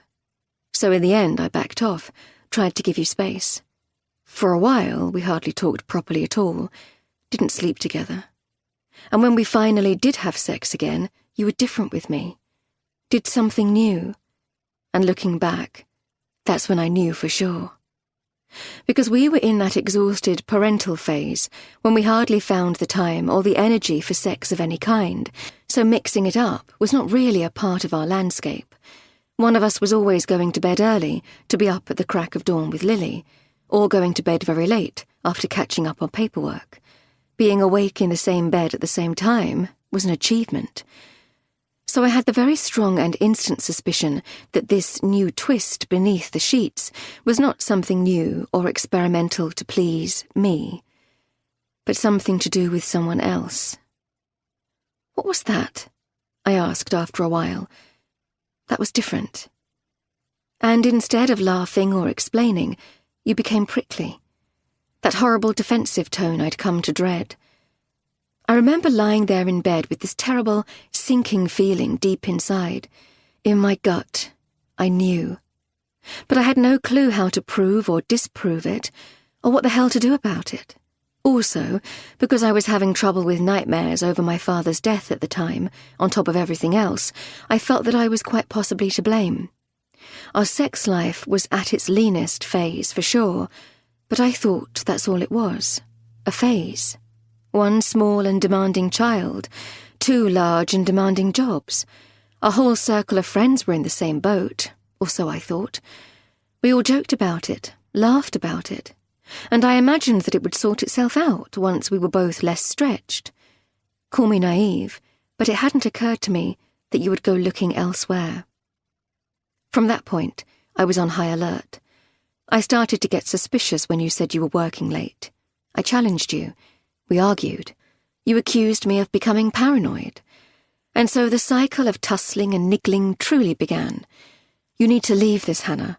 I can't leave the bloody house without you accusing me of something. It's like being in prison. I also started the dangerous game of looking online, Googling signs of an affair. And sure enough, defensiveness and new behaviour in bed were right up there. I became more suspicious than ever. I wanted to check your phone and your emails, but you always kept the phone with you and I didn't know the PIN. And then you slipped up. One morning you left the phone on the kitchen worktop after making coffee. You must have changed the notification settings because a message appeared on the screen as a banner alert. Why are you ghosting me? Ring me. Sophie. Kiss. It was like that moment in a film where everything stops. The punch to your insides. The camera zooming in. I was winded, unable to breathe. In an instant, I knew for sure what I was dealing with. A single message confirming what my gut had been telling me for a while. But for a moment, I simply could not move. You were in the downstairs cloakroom, and Lily was in her uniform ready for school. It was my turn to take her. I stood there frozen for a time, and then I glanced at the clock, realizing that I had precisely 12 minutes to make a decision on how to confront you. If I took her to school, we could have the row in private, later, but I would have a whole day on my own, unable to take action. You were due to leave for work literally within minutes. You were working on a big case, no settlement, a crunch time. You were due back in court, so I knew that you couldn't cry off, row or no row. Also, that you would be home late. I pressed the screen to see the message a second time, then went across to the playroom door and told Lily that she could put on a Disney film because I was running a bit late. But I'm not allowed TV in the morning. You are today. I put on her favourite film, turned up the volume, and shut the door. Looking back, I should have taken her to school anyway, parked the drama so that there would be no risk of her overhearing. But it was as if my brain and my insides were melting. All I could think of was my mother's house. I knew that I needed to pack and get us there while I was still able to stand, to drive, to function. Pathetic, probably, the complete inability to handle this as an adult on my own. But I knew that I needed my mother. Not just for me, but for Lily too. You came out of the cloakroom, and I was holding your phone up. Who's Sophie? Is she the one you're sleeping with? Your face said it all. Any further denial now pointless. Maybe you thought I had accessed the phone and seen more than I had. Maybe you feared the message was more explicit than it was. But your face, and most especially your eyes, told me everything I needed to know. It's not what you think. Your face flushed, your eyes fixed on mine. A mistake. A moment of madness, Hannah. It was one time. Who is she? Someone at work. A big mistake. A long pause, in which this awful noise came out of my mouth. A splutter. I've already ended it. It wasn't an affair, not a proper affair. I was aware that I wanted to explode, to rage, to hit you for the audacity of making me feel I'd imagined this. You kept talking, but it was as if I had a shield around me, your words not quite making it through. I thought of Lily in her playroom. Too close, too small. And so I bolted upstairs to our ensuite bathroom. I locked myself inside and slumped to the floor, shaking. Within a few minutes I could hear you come up the stairs, and then your voice pleading with me through the door to come out, to let you explain, begging forgiveness, pleading insanity. It meant nothing. All the usual cruddy, crass bollocks that anyone who has cheated will try in a bid to dig themselves out of their hole. I did all my sobbing there on the floor of our ensuite. I don't know how long. You said you needed to talk, but you had to get to court. Hannah, please come out. I love you, Hannah. I can't go. I can't leave it like this. But I refused. In the end, you had to go to work. And as soon as I heard the front door bang shut and the sound of your car reversing from the drive, I unlocked the door and moved into the bedroom. And into a trance.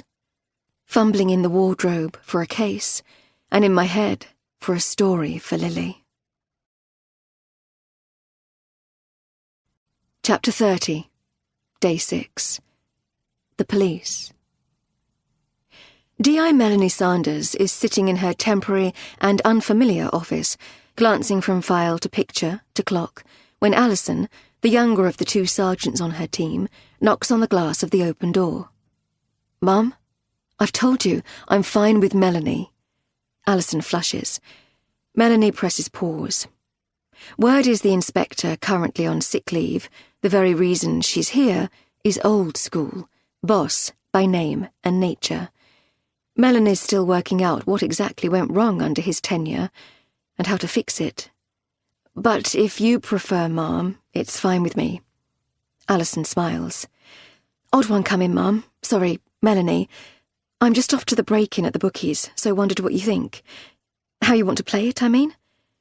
She places a print-off of a report sheet on Melanie's desk. "Sudden death overnight. Hamlet on the coast. We're waiting on tox report, but woman was diabetic, aged 58. Looks like she got her meds wrong. Insulin overdose. Brought on a heart attack. And so why's this come our way?" Melanie glances over the report again. On paper, not their concern. Probably wouldn't even warrant an inquest. Well, the odd thing is the neighbour who found the victim, collapsed, was very insistent the police be involved. Uniform had a word, but she seems to be expecting some kind of investigation. Now Melanie's interest is pricked.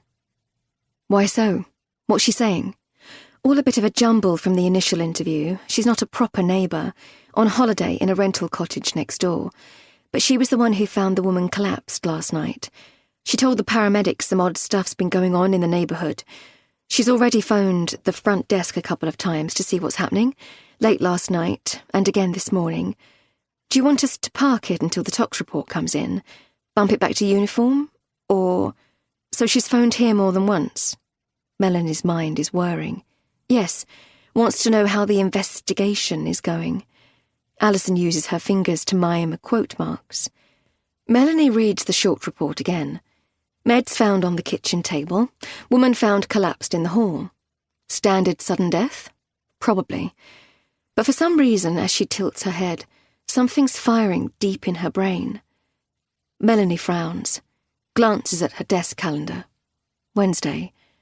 She ploughed through a mountain of paperwork yesterday. She's not so busy today. Hasn't been overly busy since she was sent here as a cover 10 days ago, to be honest. The team is actually pretty sound, just needs a morale boost, an injection of energy, plus a few new systems in place to get everyone back on track, firing on all cylinders. She's assigned tasks for the day and has itchy feet. Hand on heart, she's slightly regretting agreeing to the secondment. It was a favour. Cornwall, her old patch. 3 months tops, she's been told. Then back to Devon. For now, she's staying at her aunt's holiday cottage and thought it would be a nice change for her family. Tom, her husband, works with a wildlife charity and has managed to temporarily switch to a project in Cornwall. A nice change for us all is the way she's been framing it for friends. Trouble is, it's much quieter than she expected. How far is this place from here? She glances again at the clock on the wall. Melanie has a meet at the coroner's office mid-afternoon. Routine liaison. More dreaded admin and politics. About 20 minutes. Half an hour if the traffic's bad. Tell you what, I'll pop out myself as a detour before I go to the coroner's office. Do we have a mobile for this holiday maker? The one next door? You're really going out there yourself, Mum? Sorry, Melanie. Alison looks shocked. It'll just be a sudden death. Almost certainly, but nothing ventured. Melanie smiles as Alison frowns, clearly unused to her inspector rolling her sleeves up. So, we have the number? Yes, front desk have it. Do you want me to make sure the woman's in? Make a call for you first? Yes. Tell her I'm on my way and put the number and address in the system for me. I'll head out there now. She smiles at the sergeant's continued surprise. Don't look so shocked. Let's just call it good PR, Alison. Community relations. I'm just curious what this woman has to say. I want to know what she means by odd things happening. And I have the time today. You'll keep me posted on how you get on at the bookies, will you? Sure. Melanie stands. She doesn't add that her brain is still in overdrive, sifting through all the old cases in her personal memory bank. She narrows her eyes, thinking. There's a name. Tip of her tongue. Back of her brain. She looks to the left and tries to relax her thoughts. The best strategy for searching. You need anything else, Mum, before I head out? Hilary Bickerman. That was the case. Diabetic found dead alone at her house. Sorry, Mum, I'm not following.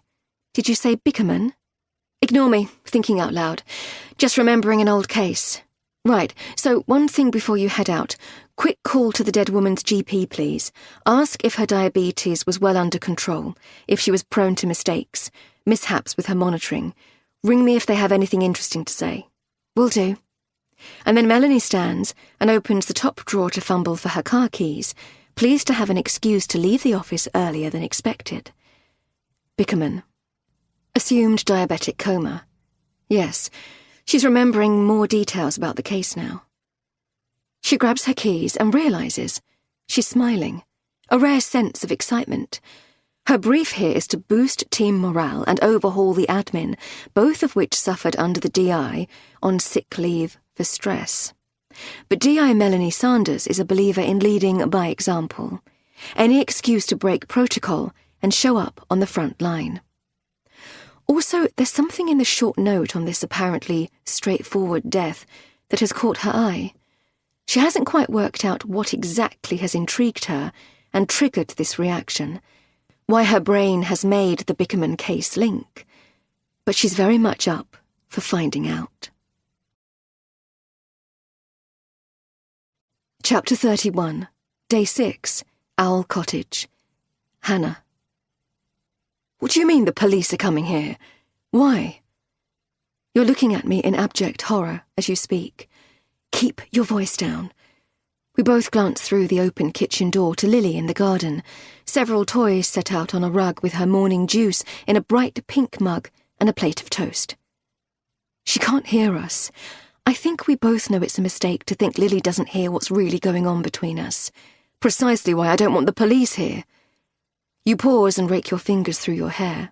Look, it's very, very sad about the woman next door. Jenny. Her name was Jenny. I go cold as I say this. The memory of her flesh, clammy as I tried to help her. Desperately sad, and I'm so sorry you had to go through that, finding her like that. But it's like I said to you last night, you have no reason to feel guilty or involved. It's a shock, but this is her family's tragedy, not ours. I don't want you to be upset further, and I don't want us to be dragged into anything. I look at your strained face, your evident panic, and try to process what I make of this. Are you worried about me, or something else? So, what are you planning to say to them? Can't you ask them to contact you when you get home? I mean, it'll be put down as a straightforward sudden death. Like I say, very upsetting and tragic for her family and her friends, but it's not really anything to do with us. Well, I think it needs investigating. Investigating? Why on earth would you say that? Your face changes again, the expression morphing from disapproval to true horror now. Is that why they're really coming here? Because you said that to them? That you think there's something suspicious? I flush. Even now, I don't know why my gut is telling me that what happened next door doesn't feel right. All I do know is I want to bump this to the police, make it their problem, not mine. Let them figure it out. For Jenny, and for her family too. Wasn't it her diabetes? Triggered a heart attack? Isn't that what the paramedics thought? Possibly. Probably. But I don't know. It's odd, isn't it? Don't you think it's odd? Weird stuff going on here. Someone knocking on our door and disappearing. We have a supposed power cut and I get hurt. I lift my plastic boot to underline my point. But it turns out it probably wasn't a power cut. And then our neighbour ends up dead. Seriously, you're seriously putting those things together? You scrape your fingers through your hair again, a signal of complete exasperation. And then you close your eyes as if regrouping, or thinking up some excuse to pacify me. I can't decide which these days. So, what exactly are you planning to say to the police, Hannah? Your eyes are open again, but I can't read you. Only the truth. That I think someone may have been hanging around here these past few days. That we've had weird stuff going on. The dead owlets, for starters. And what about the toys? I do hope you're not planning to mention the toys, to drag Lily into this. I turn again to take in our daughter's frame out on the lawn. For a moment, I'm speechless. To drag Lily into this. I'm sorry, I shouldn't have put it that way, Hannah. I don't answer, terrified of losing it. I didn't drag Lily into anything. I wasn't the one who... I clamp my mouth shut. You meet my gaze and don't reply. Truth is, I don't want to fight. What I really want is some more space away from you. For the first time, I wonder if Amy was right, after all. Whether I should have called Mum, got away, taken more time out to investigate. What I need above all, right now, is the space to go back online and check Sophie's social media accounts again. I haven't found anything helpful yet because I was too upset and exhausted after liaising with the paramedics and then the police last night. And what I really want immediately is the police to help me nail whether something bad is going on here, separately from us, by which I mean nothing to do with you, despite my suspicions, and nothing to do with our family. Some outsider, some weirdo targeting us, and then our neighbour. Maybe the tricky nephew Jenny mentioned. Is that what this is? I hope, deep down, that I've got everything wrong and we are separate from all of this. And sure, I do feel stressed myself about speaking to the police again, but I feel that I owe it to Jenny. She seemed a nice woman. She seemed totally well. What if the weird stuff does have something to do with her death? Is evidence important? For a moment, I feel a fresh but familiar wave of anxiety sweeping through me, and I can't at first identify why. It's like that moment when you walk into a room and can't remember why you're there. You have to pause and breathe and turn to let your brain find the answer. And so I pause and I breathe, and slowly I realise that I'm wondering and worrying too if the police will be in uniform or plain clothes. Because there's a picture forming in my head that I don't want to look at. The police uniform. I take deep breaths, waiting for the panic and the pictures to pass. That first time I had to deal with the police. The damp smell of the wool jacket, wet from the rain. The shiny buttons. The gentle eyes of the policewoman, but a determination in her voice. I'm sorry, Hannah, but you need to let go of Daddy now. Chapter 32, Day 6, Maud. Maud's pouring her second coffee of the morning when her mobile barks on the marble worktop. It startles her. She'd quite forgotten changing the ringtone to a dog. Woof, woof. She smiles. Maud's been thinking about getting a dog for the company. She can't decide if it's the right time, or whether it's a mad idea she's come up with as a distraction, an obstacle to help her avoid the whole American dilemma. She thinks how much Lily would love a dog on her visits. When she reaches for the phone and sees her daughter's name, Maud thinks she may test the water. Tell Hannah about the ringtone, her plans for a dog. What does Hannah think? Would Lily like that? But the lightness of mood is snuffed out the very moment she hears her daughter's tone. Hi, Mum. Hannah's voice is unnaturally quiet, barely audible. I've got a bit of a situation here. Maud sits back on the high breakfast bar stool. Okay, lovely. Well, you know I'm always here for you, so what's going on? There's a long pause.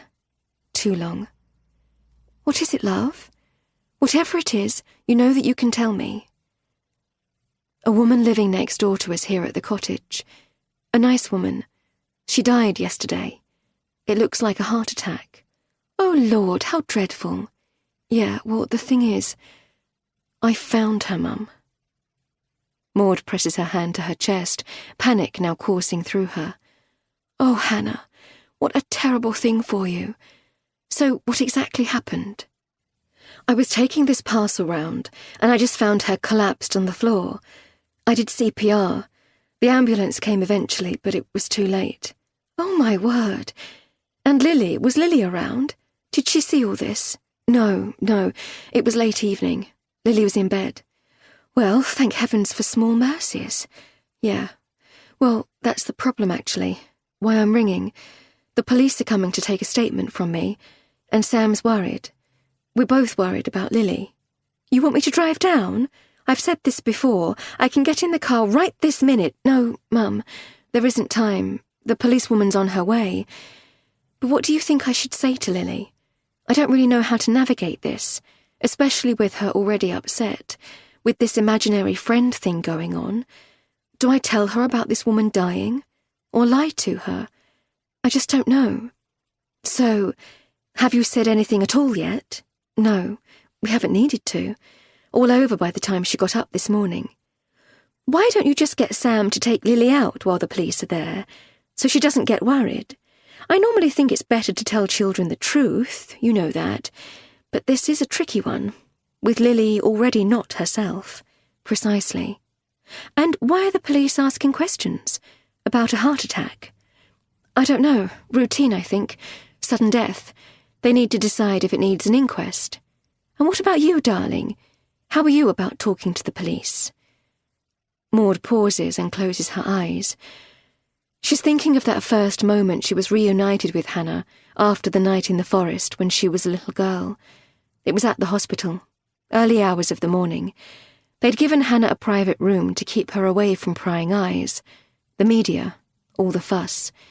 She was curled up on her side in a ball, blankets wrapped tight around her, but her body still trembling.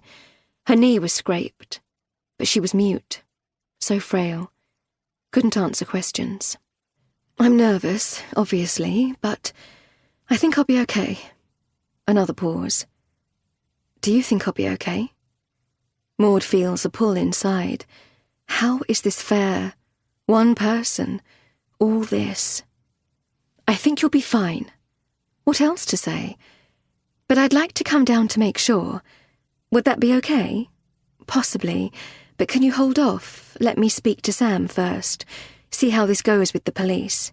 Okay, but will you promise to ring me later? Yeah, okay, I will. Hannah's voice is trailing off, barely a whisper. I love you, Mum. I love you too. And this is going to be all right. Is it? Yes, it is. Maud puts the phone back on the marble counter and just stares at it. She's already Googled the journey time to Cornwall. She'll throw some things together just in case. Be on standby. She taps her palms together. Twitchy, eyes tingling. She remembers the same struggle not to cry when she walked into that hospital room all those years ago. The policewoman and the nurse outside, a blur of words, all the temperature checks, the worry about hypothermia, and worst of all, Hannah, completely silent at first, unable to remember much, just terrified eyes, curled up in a ball with a haunted expression that has seemed to sweep in and out of Hannah's eyes ever since. Chapter 33, Day 6, Owl Cottage. Sam. Sam's sitting on the small iron bench at the far end of the garden, near the rotary dryer. He turns his head to spot a large dollop of fresh bird poo all over the arm of the bench. Damn. He jumps up to check the seat beneath him. His clothes. All fine. He shifts to the far end of the bench, looking up to check on Lily. She's still playing on the lawn, but has tired of her dolls and has set up the wooden quoits. "Will you play, Daddy?" "Sure, but in a minute, honey. I've just got to make a couple of calls. Have a practice playing red against blue. Take turns and pretend I'm the blue." Lily picks up the red and blue rope rings and steps back to start her game. The first ring misses the post completely, and Sam encourages her to move a little closer to the target.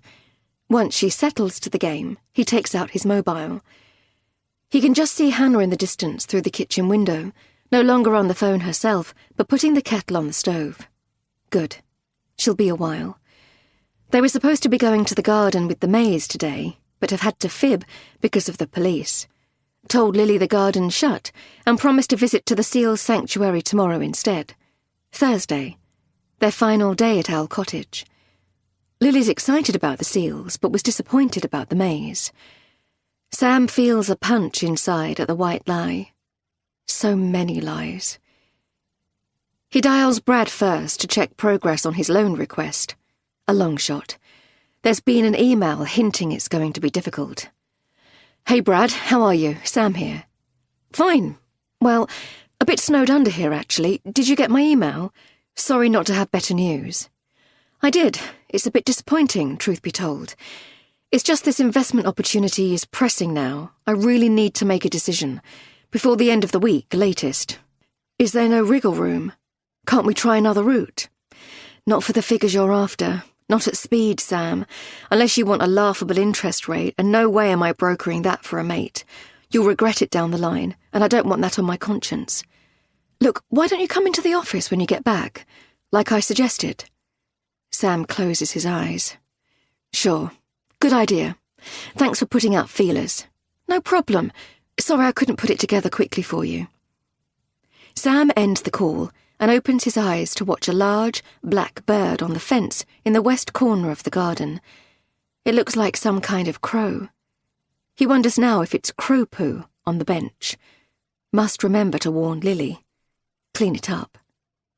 Whatever the species, the bird's staring at him and Sam doesn't like it. He widens his eyes and shakes his head, but still the bird doesn't shift. Annoyed, Sam marches down the garden, waving both arms until it finally flies off. "Where are you going, Daddy? Aren't you watching me practice?" "Sorry, honey, I'm coming back right now. You carry on. Just one more call and I'm all yours." Sam takes up his seat again on the clean side of the bench and searches his contacts for Bill Melian. He frowns, trying to work out some kind of story. This is much riskier. Might get back to Hannah. Bill's the contact for Hannah's trust fund. They had a meeting after the wedding and touch base once a year, usually together. The fund lets them draw a certain amount annually, with special rules over additional requests. He likes Bill. They get on. He decides it's at least worth a shot, and there's simply no choice. "Hey, Bill, it's Sam Steller here. I'm just reaching out with a bit of an unusual request, re the trust fund. Hannah has a big birthday coming up. More than my life's worth to say which one. Anyway, I'd like to fix a surprise. Big trip. Something really special. I can't do it out of the joint account without her noticing, obviously. And I was wondering if there's some way we can draw down from the annual allowance on the trust fund. We haven't used it this year yet. Just so I can keep it all as a surprise. Push the boat out for her. Right. Well, that all sounds lovely, but you know the rules. Joint signatures. Just to keep everything tidy. Yes, of course. I'm just wondering if there's any flexibility over something special like this. To facilitate a surprise, I mean. And there I was thinking you were a lawyer, Sam. Sam laughs. Bill laughs too, but there's an awkwardness now. Sorry. So, no flexibility at all? Sam tries to keep his tone light, but squeezes his eyes tight.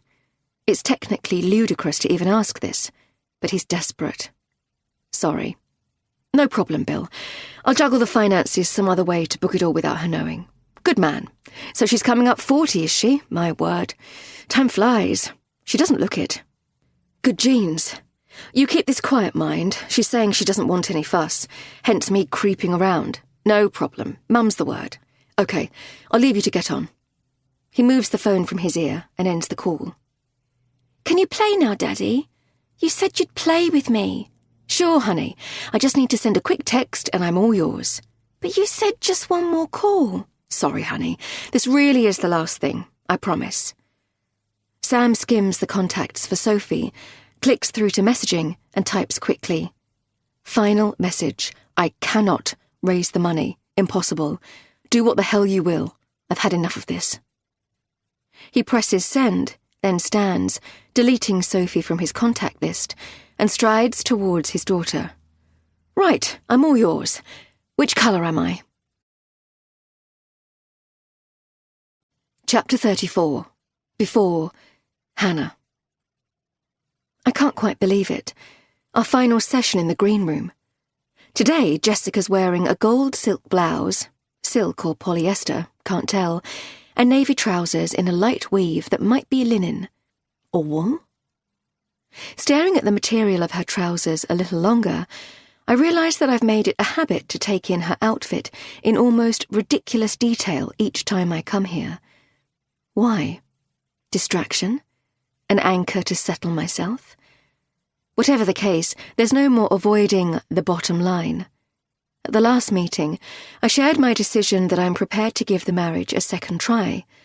This final session is to go over what shape our fresh start will take, to talk through our boundaries. At home, you've been like a different person since I confirmed my decision, relaxed and smiley, forever approaching me for a cuddle. And I realise, sitting here today, that I'm worried you see yourself as off the hook. What is it, Hannah? Jessica's staring at me. Is something worrying you? Is there something you need to say? Her voice is as quiet and calm as ever. Doesn't miss a trick, this girl. I'll give her that. I suppose I'm still worried that my anger hasn't gone. I feel a bit more hopeful. I wouldn't have made the decision to try if I didn't. But the hurt hasn't gone. And although I do want to try to go forward, I'm nervous. And I don't want Sam to think it's all done and dusted. I pause. Forgotten. At the last session, Jessica was careful to say that trying to punish you constantly would be a recipe for failure. She asked if I understood that. I said that I did, even though deep down I do still want to punish you. I wonder if she'll lecture me again, but instead, you turn to look at me sideways. Look, I don't expect you to be over it, Hannah. Not at all. I just feel very lucky and very grateful that you're prepared to give me the chance to put things right, to prove to you that you can trust me again. I hold your gaze for a moment and find it both unusual and unsettling. It's weird, because I do believe that I see love in your eyes. Regret, too.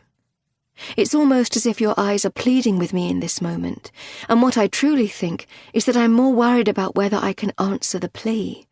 Forgive you, do this, stop feeling so bitter. Also, whether I can be truthful with you and stop being such a terrible hypocrite myself. Jessica's talked a lot about that. The need for truth. A fresh chapter needing a clean sheet of paper. No more secrets. And yet, I've lied in this room. What if you have too? The whole thing a farce. And what about that wall that Sam mentioned in a previous session? His sense that you sometimes keep things from him. Have you thought about that, Hannah? And whether there's anything you want to say about that, as part of this discussion as you move forward? I keep looking at you as I try to work out my answer. I know that you're right, that there is still a wall around me sometimes.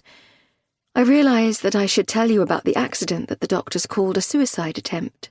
I know I should tell you that the dreams about my father's death are as confusing as ever, and seem to be getting worse rather than better.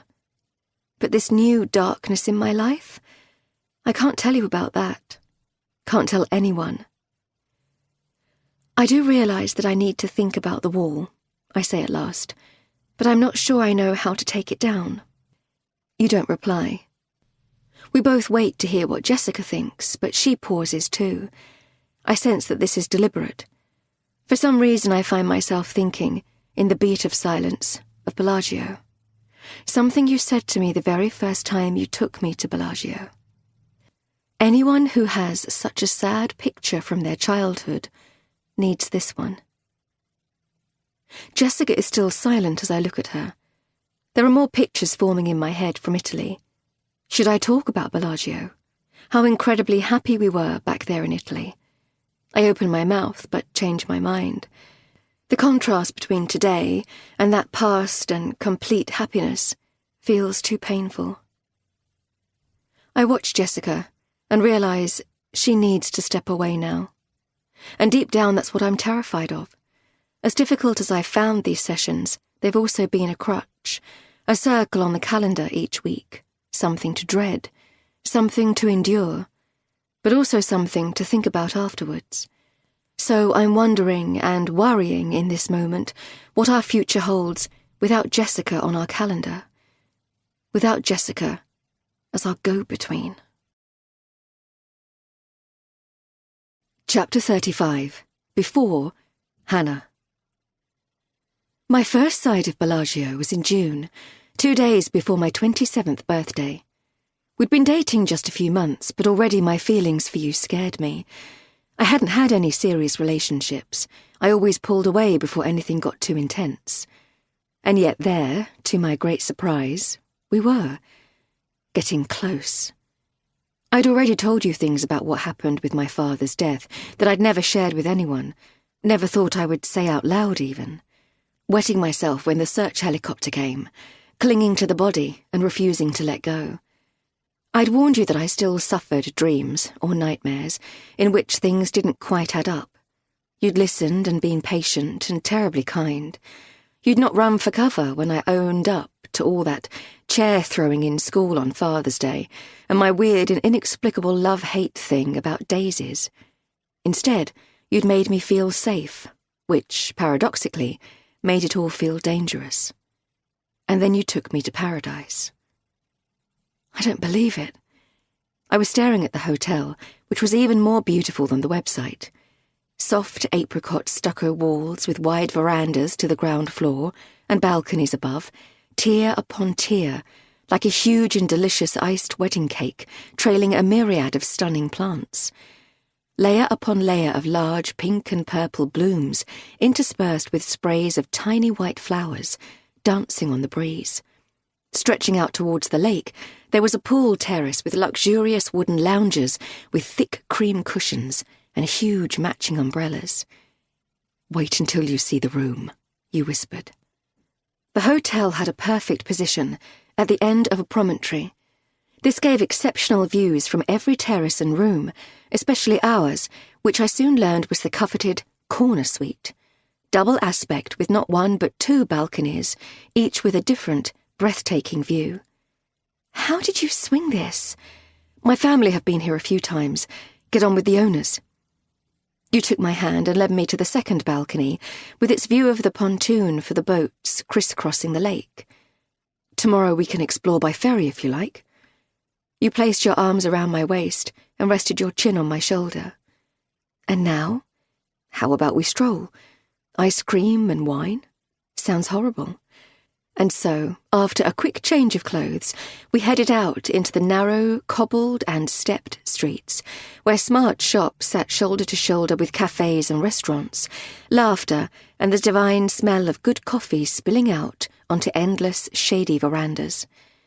You were talking non-stop as we walked, telling me about your visit as a child when you thought the place was too boring, that it was only when you looked back through older eyes at all the photographs that you realised just how stunning it was.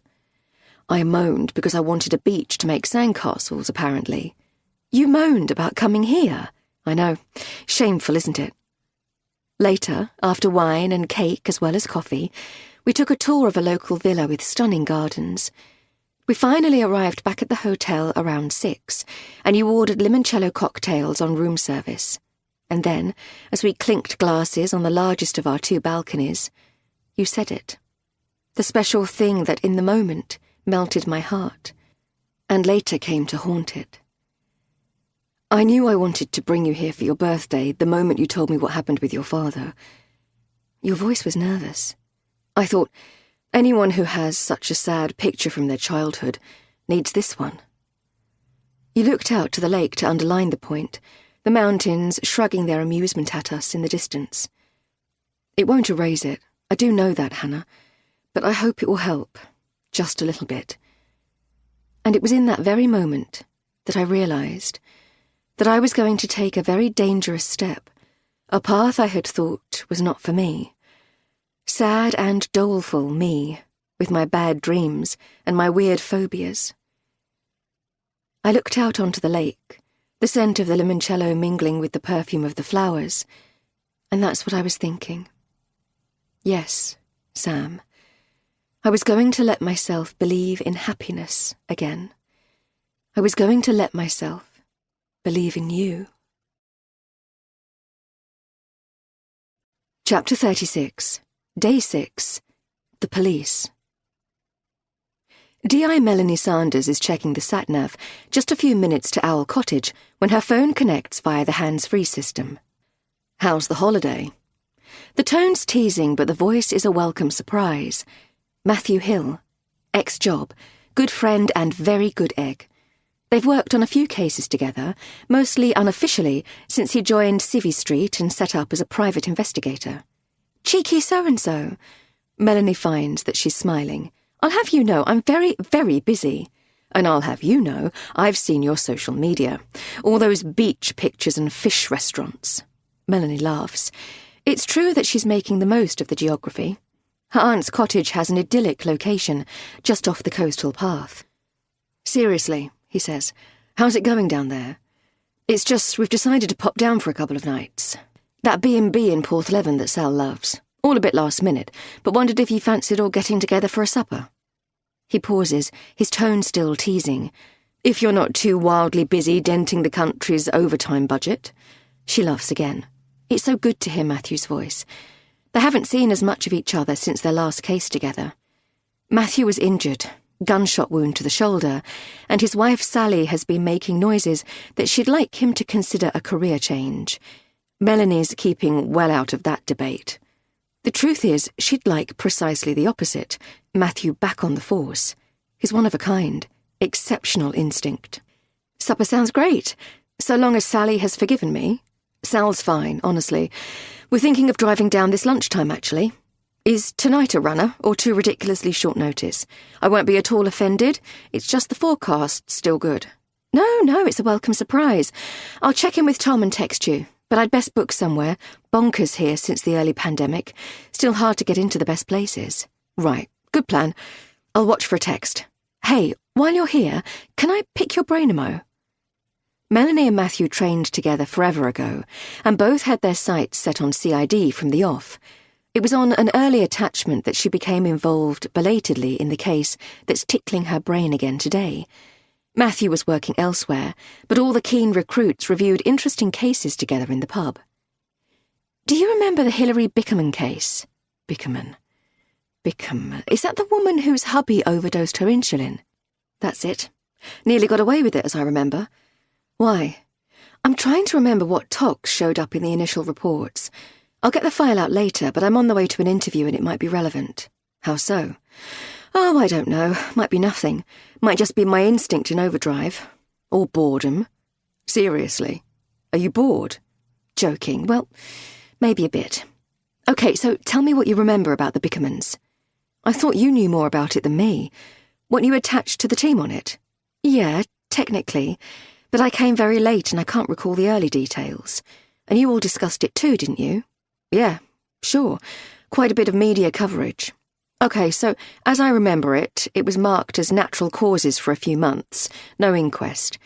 Theory was the woman got her insulin dose wrong. It was only a change to the will and a big insurance payout that raised suspicion later. Hubby made the mistake of splashing the cash. Got the family talking. And the case was checked again. Is that when you were on attachment? When the case was reopened? That's right. Okay, thanks, Matt.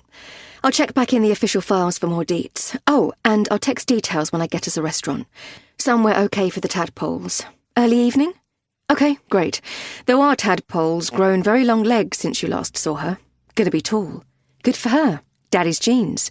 Look forward to it. Melanie presses the screen to end the call and frowns. She wishes she could figure out precisely why her brain is digging out that case. There's no real evidence suggesting this death is suspicious. Just a couple more minutes, and she's pulling into a small lane which leads to 2 detached cottages. She draws up in front of a garage and sees the nameplate for Sunnywell Cottage to her right. Odd.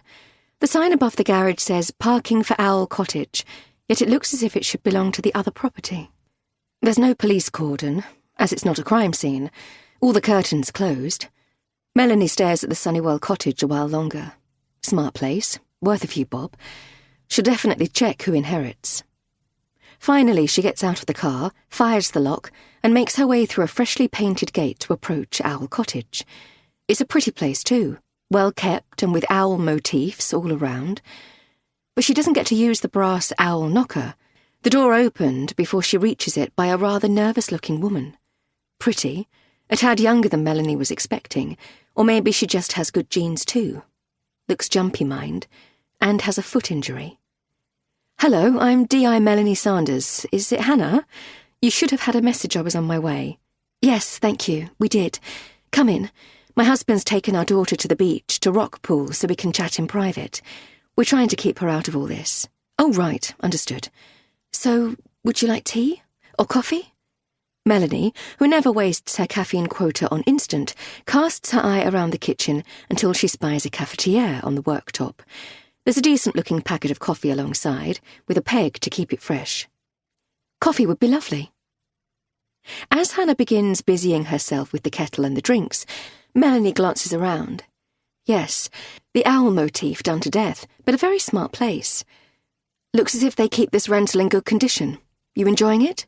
Well, yes. At least we were before all this upset. Melanie waits for a reference to the foot injury, but it doesn't come. Right. Must have been a terrible shock for you. I saw the statement, but would you mind walking me through what happened again? Melanie watches closely as Hannah tells the story, meeting the neighbour just once properly, but liking her, taking in the parcel from a courier as a favour, then deciding to deliver it after a night at a local pub. She lets her talk and just listens until Hannah loads a tray with their coffee. Let me carry that for you. Still, Hannah doesn't explain the protective boot, and so Melanie moves the drinks to the table. So, I'm trying to understand why you've been in contact with the police since your statement. Why you seem to think there should be an investigation, I mean. It's always terribly sad, a sudden death, a horrible experience for you, but it's not normally a police matter. Melanie sits, waving away the offer of sugar, and notices that Hannah's hands are trembling. Hannah catches Melanie watching this and quickly moves her hands to her lap. It's just, there's been a series of slightly odd things since we arrived. Knocks on the door, but no one there, and someone has been putting dead owlets, baby owls, on the doormat. Twice. Deeply unpleasant. Dead owls? My goodness, that does sound nasty. Melanie sits up straighter and glances to the door. No letterbox. You mean you think someone broke in to do that? She pauses as Hannah shrugs. There was nothing about possible break-ins across the early statements. Was there any sign of a break-in, or any chance you left the door unlocked by mistake? No, absolutely not. We thought it was a cat at first, but we kept the window shut, and the front and back door were both locked. I'm a bit OCD about security. Checked them every night. We have a young daughter and I wanted to make sure everything was sound. Right. So, have you been targeted at home with anything like this? Anyone with a grudge, I mean? Or just here on holiday? Just here. It unsettled me, which is why I wondered if it might have anything to do with the neighbour. Hannah pauses. Also, I picked up there's been some bad feeling about second homes and rentals. A bit of prickliness. Thought I should mention it all. Right, I see. Thank you. And when you say prickliness, what do you mean? Oh, possibly me just being sensitive. Local's a bit touchy. I've just read it's an issue. Okay. Well, we'll certainly run a check on everyone with keys to this place. Anything else?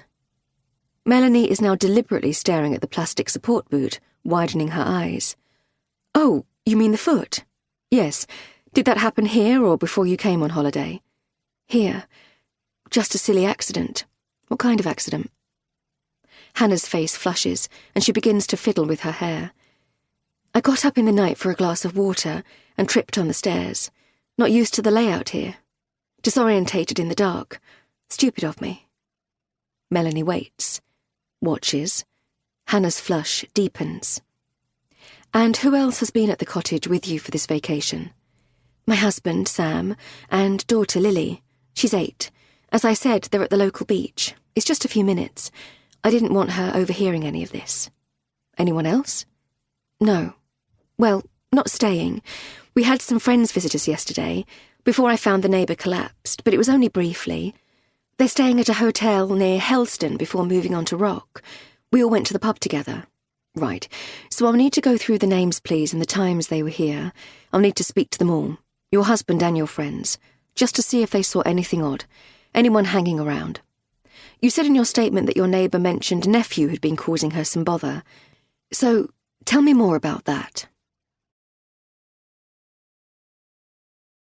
Chapter 37. Before. Hannah. I still don't know if it was my fault. The big thing. That most terrible thing. Sometimes when I look at you, I want to just blurt it out and get it over with. But it's the visit from that police officer which tangles everything in my brain, because I have the feeling that she's really astute, this D.I. Melanie Sanders. She has this sort of laser vision, as if she's seeing through things. When I offered her coffee, I could see her skimming the room to decide whether to say yes. And later, when I was feeling nervy, she was taking in every little thing. Me, my words, the room. Which, in theory, is a good thing, I suppose, because I genuinely want her to get to the bottom of what happened next door.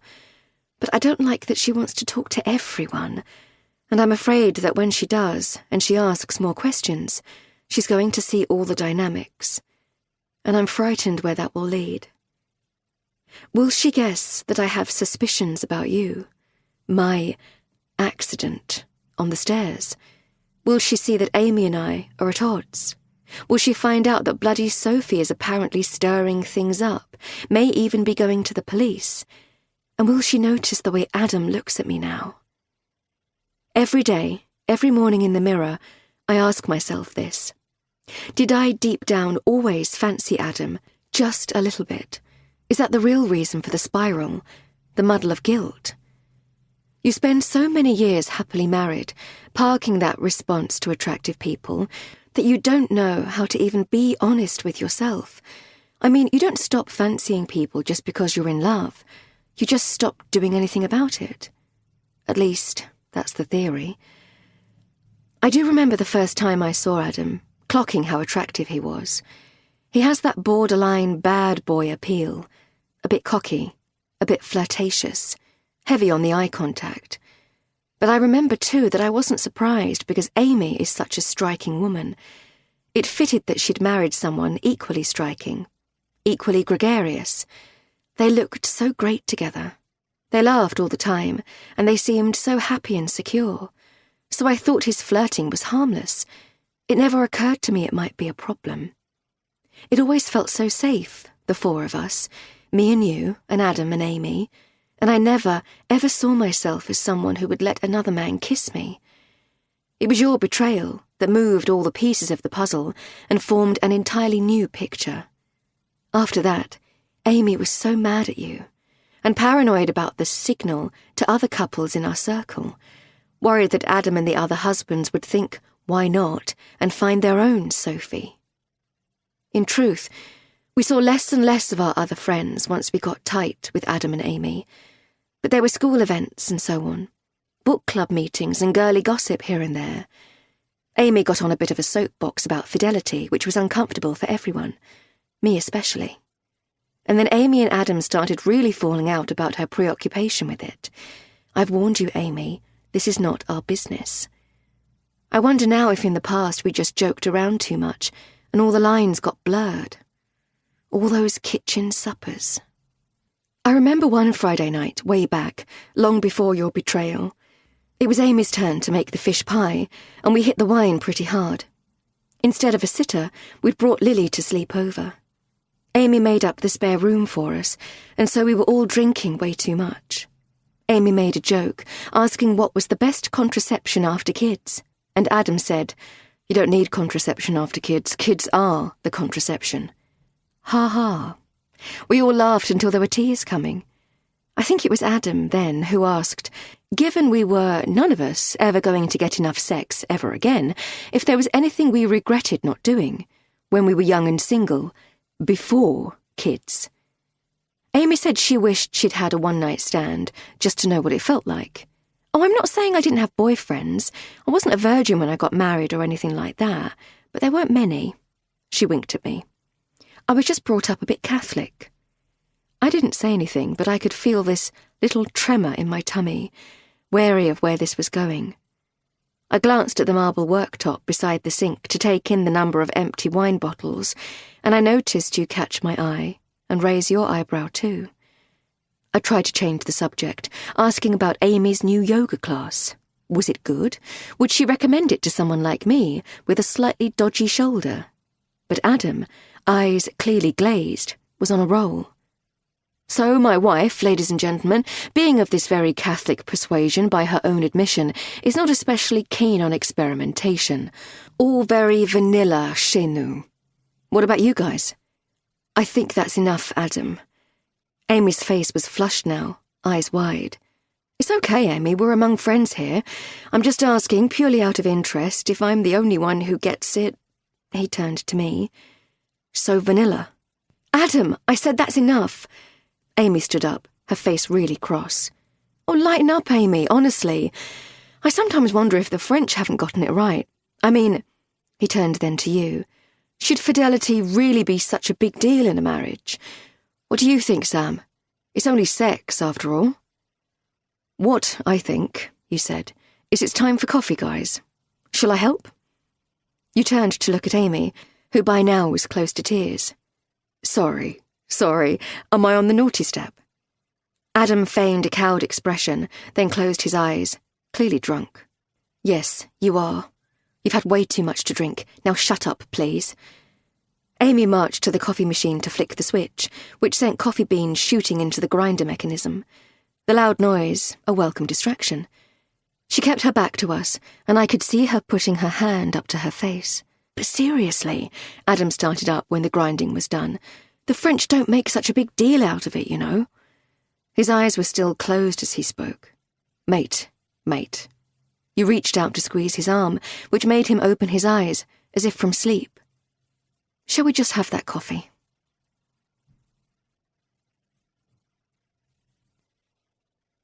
The following morning, as the children messed around in the playroom, Amy looked red-eyed when I joined her in the kitchen, you and Adam still upstairs, showering. I'm sorry about Adam last night, she said finally, clattering the plates and cups and moving a pile of brioche into a basket. Don't be. He was just a bit drunk. Yeah, but hey, are you okay, Amy? Sure. Just embarrassed. Well, don't be. We're mates. So he got drunk. So what? It's not as if you've never seen my Sam drunk. Sure, but... She paused to look down at the floor. Oh, I can't say it, Hannah. Say what? Well, the truth is he can be a bit of a stuck record about it. With me, I mean. He has this thing that I'm too old-fashioned. A bit of a prude, you know? I say no to some things, and now, rather than embarrassment, I felt a shiver of unease. Well, you tell him to piss right off, yes? I lowered my voice to a whisper, glancing at the door to the playroom. You do know you should never do anything you don't want to. You know that, right? Yes, of course. I'm really sorry. I shouldn't have brought it up again. Are we still okay, Hannah?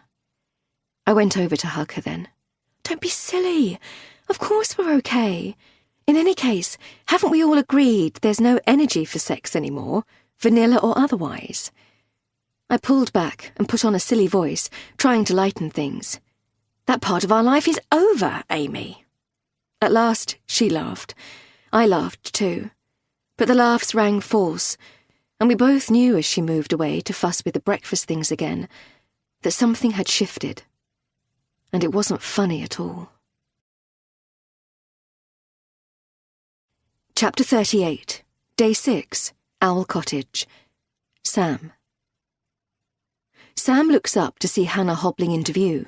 She's struggling with her crutch.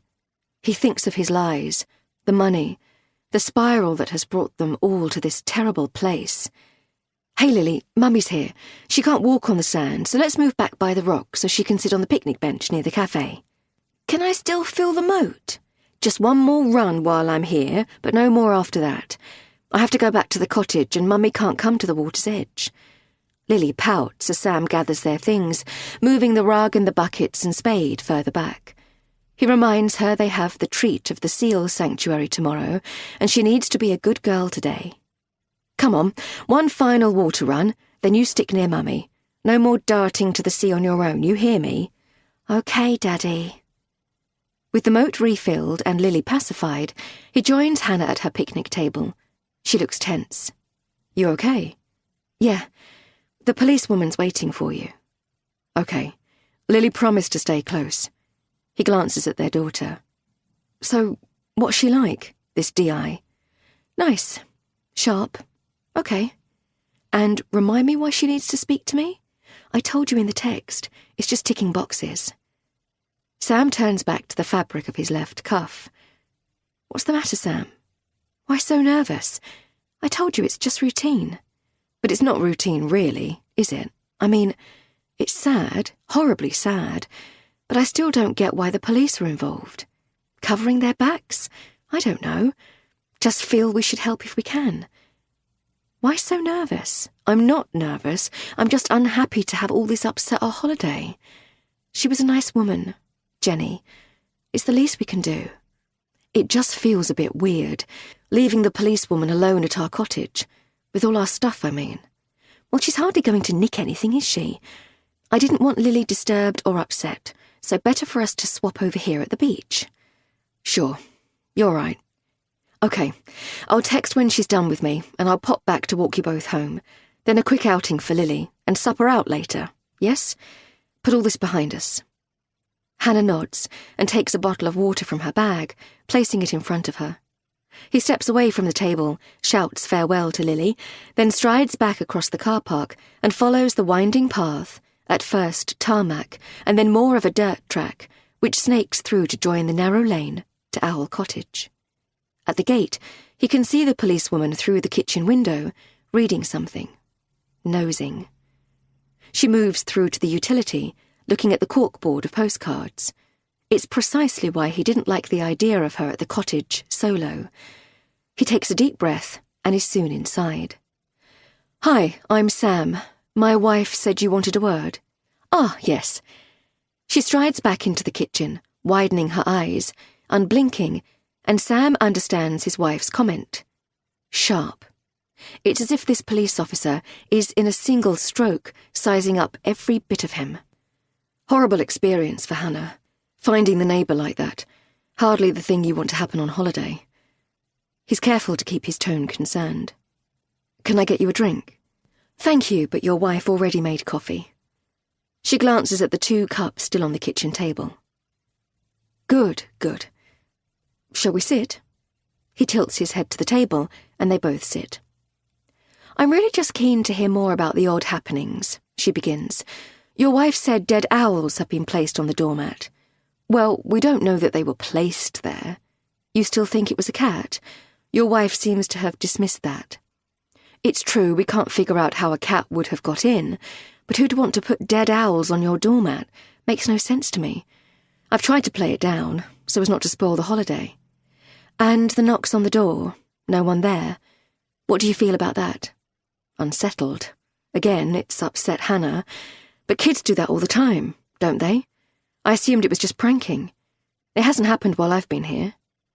Any similar problems at home, or just here? He rakes his hand through his hair. He's hoping Hannah hasn't mentioned their marriage problems.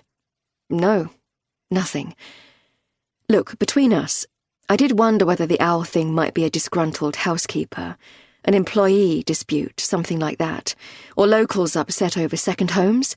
Hannah mentioned someone being a bit narky at the local garage, about all the holiday lets. But I didn't want the holiday ruined, so I've been keen to play it all down. And you haven't seen anyone hanging around? Your wife said the neighbour's nephew had caused trouble in the past. I didn't know about that, and I've not seen anyone. Look, I'm a lawyer, corporate, not criminal, but I'm keen to know where this is going. I understood from the paramedics that this was a sudden death. Very sad, but not suspicious. You spoke to the paramedics? No, I was here with our daughter, Lily. Hannah only called me once she handed over to the paramedics. Then she came straight back here. It was pretty much all over before I knew anything about it. Right. Well, it's just routine. Checking we're not missing anything. She stares right into his eyes again, and Sam's thinking that it's hardly routine from someone senior from CID to be asking questions about a diabetic who died alone. Well, if anything else happens, or you think of anything, I've left my card with your wife. At last, she stands. Right, good. Yes, of course. He stands too, feeling a wash of relief as she heads to the door. But then, just as she's reaching for the handle, she suddenly turns. Shame about your wife's accident. Sorry? The foot. Again, she's staring, unblinking, that peculiar laser vision. Yes, awful. Power cut, though it could have been even worse. Power cut? A pause, with a new expression sweeping across the policewoman's face. I don't believe she mentioned a power cut. Chapter 39.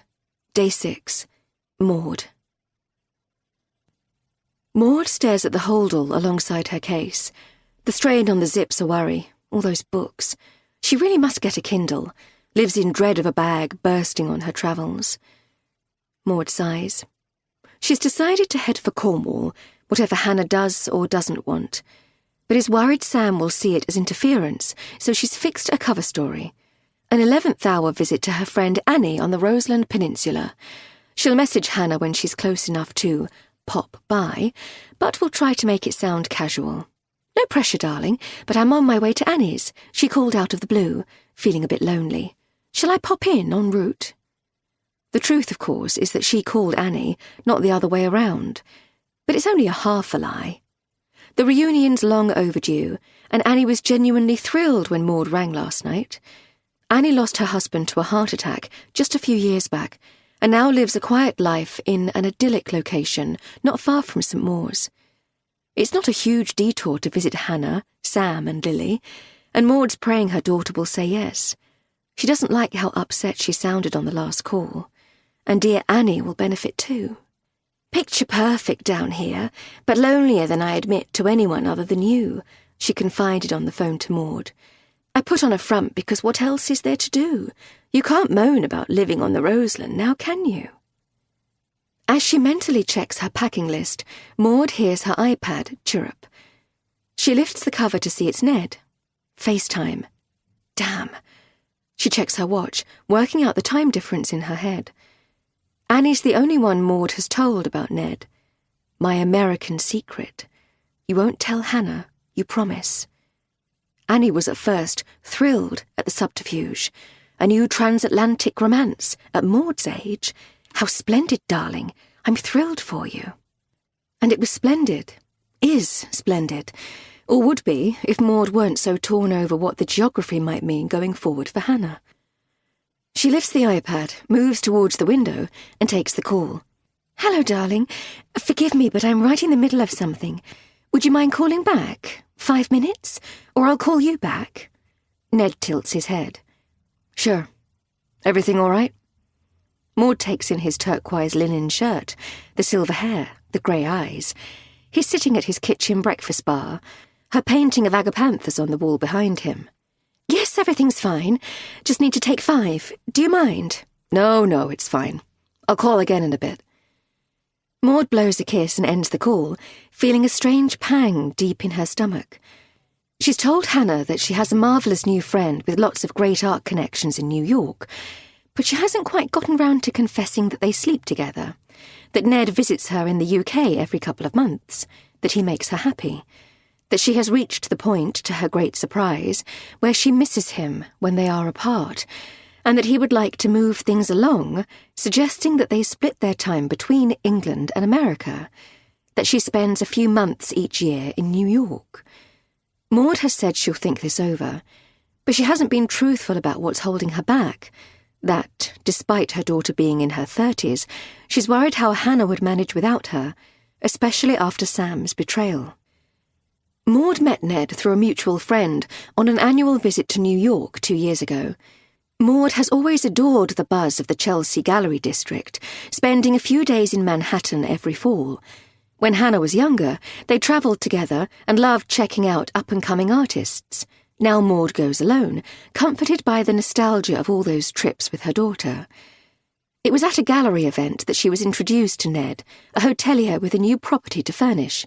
He seemed to have a significant budget and wanted to support emerging talent by commissioning some pieces for his new venture.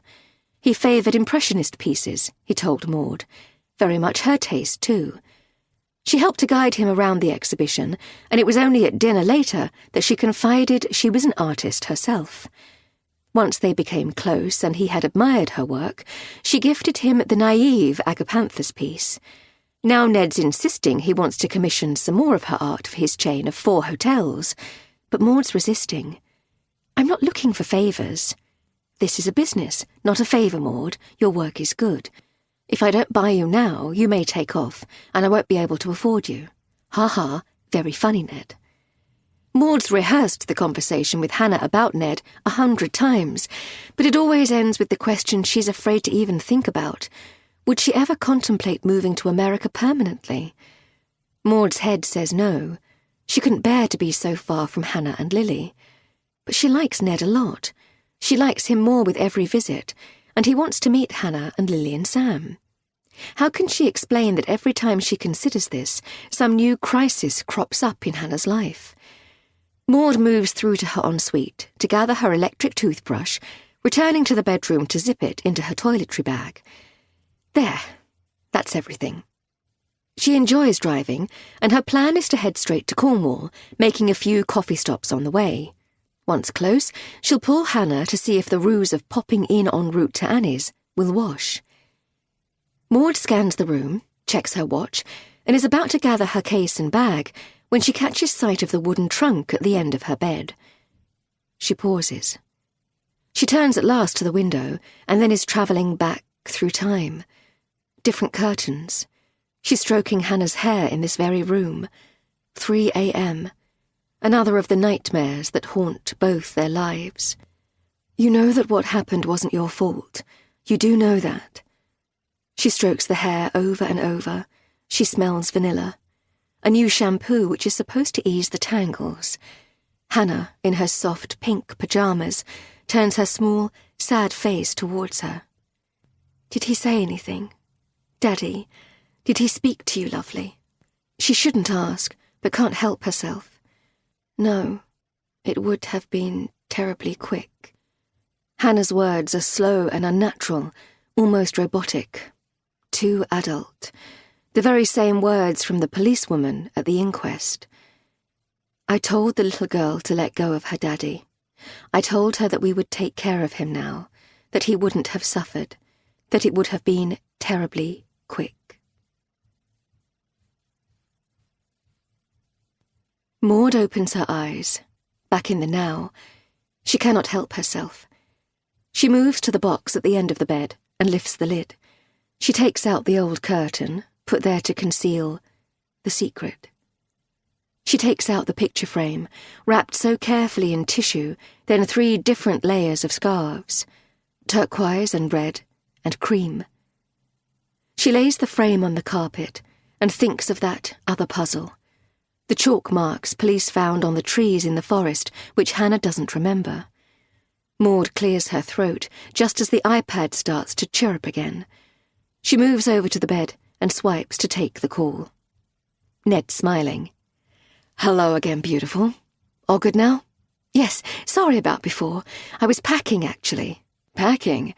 You coming here after all?" His face had changed to a beam of hope. "Sorry, Ned. No, not yet. A friend of mine needs some company. She lives on the Roseland Peninsula. I've told you about it there. Wonderful light." "Ah, yes, the agapanthus." He turns momentarily to take in the picture behind him. Naive splashes of blue and white. "So, you'll be painting?" Maud sighs. "Maybe. We'll see." Ned's expression changes again, and she narrows her eyes. "What is it?"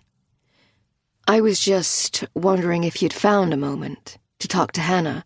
About us, I mean. You know how much I'd like to meet her." Maud feels this muscle clench deep in her stomach. She turns her head to take in the open trunk, just beyond the iPad camera lens. She doesn't know what to say, what even to think. She knows that this isn't fair on Ned. So many things still too difficult to explain to him. Chapter 40. Day 6, Owl Cottage. Hannah. Lily is grumpy by the time we return to the cottage together. On the beach, she rowed back on her promise to be good. Just couldn't understand why she wasn't allowed to fill the moat without you to supervise, and she's still disappointed about missing the maze trip. You take her into the garden for frisbee to try to lift her spirits as my mobile goes in the kitchen. My heart sinks as I open the cover. Amy. I take a deep breath before answering. "Hi, Amy. Everything okay?" "You tell me. Turns out we have the police heading here. We've been told to stay at the hotel. Had to cancel our outing. What's going on, Hannah? You didn't tell them about Sophie, did you? What I told you about Sophie." Her voice is quiet, but panicked. No, nothing to do with Sophie. This is about the neighbour's death." "Your neighbour's dead?" The shock in her tone is palpable. "Look, I really should have phoned you. I'm sorry, but it's all been a bit of a whirl." I feel a punch of adrenaline. However tricky things are between Amy and me right now, I shouldn't have given her details to the police without at least a warning. "Okay, look, when we got back from the pub, I took that parcel round to the house next door, and I found the woman collapsed. I called an ambulance and tried resuscitation, but she didn't make it." "Dear God, how absolutely awful." "Yeah, it was." "So, what was it? Heart attack or something? We don't know what happened. Possibly a heart attack, or something to do with her diabetes. They're not sure yet." "So, why are the police involved? And why do they want to speak to us? Adam's popped out. I don't know what to tell him. They rang my mobile. Some DI, a woman. She wouldn't tell me very much at all." "So, did you give her my number?" "Yes. Sorry." Guilt sweeps through me again. This isn't fair. On Lily, on George, on anyone. Her name's Melanie Sanders, the DI. She's very nice, actually. "I'm really sorry I didn't warn you, but it's just routine." "Well, it doesn't feel routine. Telling us we can't leave the hotel until we speak to her. What's that about?" "Please, Amy, don't be upset. It's just this neighbour said she had a troubled nephew, into drugs. He was hassling her, and they just want to make sure he wasn't hanging around. I said that you'd visited, so I expect they just want to check if you saw anyone. But we didn't. So just tell her that." I hear a bleep signalling another call waiting, and hold the phone away to see it's my mother. Look, I'm sorry, Amy, but I've got another call I need to answer. I'll ring you back later. Okay. She doesn't sound okay. I tap the screen to switch calls. Mum, everything okay? Oh, fine, fine. Actually, you'll never believe it, but the thing is, I'm on the way to Cornwall, darling. Annie rang out of the blue, feeling very low. Between us, I don't like how she sounded, so I said I'd head straight down to cheer her up. Just a night, maybe two. Wondered if I can grab a coffee with you on the way down. It's not much of a detour. Oh, Mum, I'm sorry to hear that Annie's down, but you couldn't possibly have picked a worse time.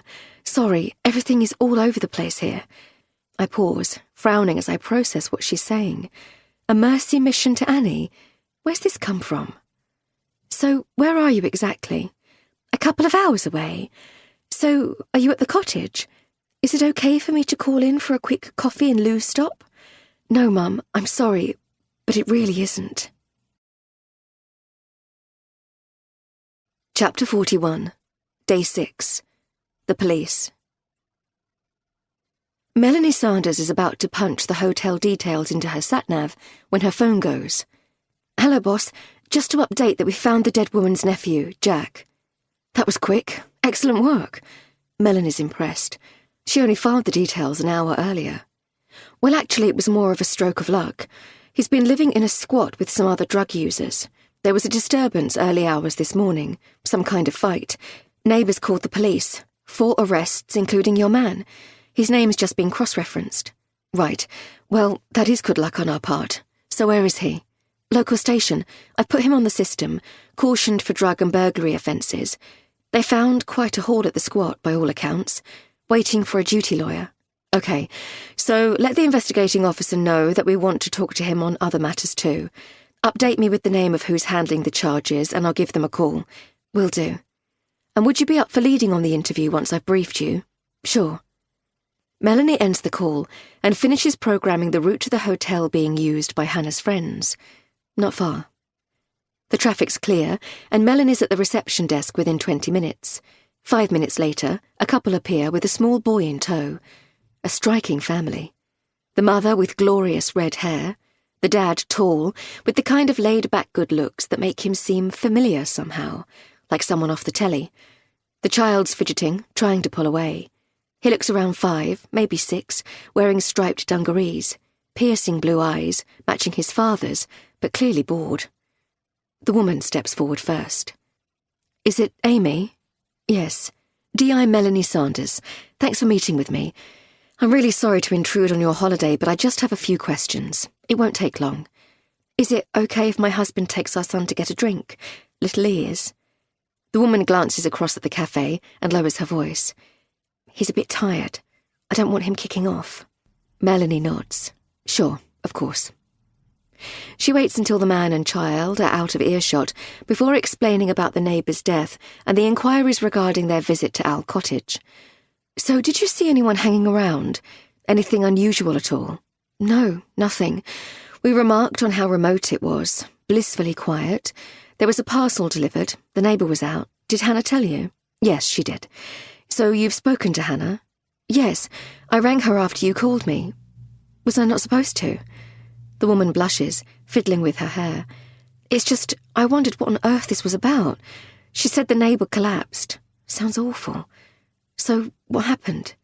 We're still trying to find out exactly what happened. So, you didn't see anyone other than Hannah and her husband? No one. Like I say, it's off the beaten track. We got lost at first, actually. Had to use the sat-nav to find it. We had a catch-up with Hannah and Sam, and then we just left the parcel by the coat hooks and headed off in the 2 cars to the nearest pub for supper. There were no lights on in the cottage next door. The woman pauses and frowns, as if thinking carefully. No, not while we were there. It was still light out, mind. And were the curtains open or drawn next door? I'm sorry, I don't remember. We were excited to see Hannah and Sam. Didn't notice next door. But there couldn't have been any sign of life. Like I say, the parcel was left at Hannah's place because there was no one home next door. That's what the delivery guy said. OK. So, is that it? Well, I'd just like to speak to your husband too, please. He didn't see anything either. Understood, but I still need to speak to him. Tick the box. Oh, right. I'll swap over then, shall I? With our son? Melanie smiles.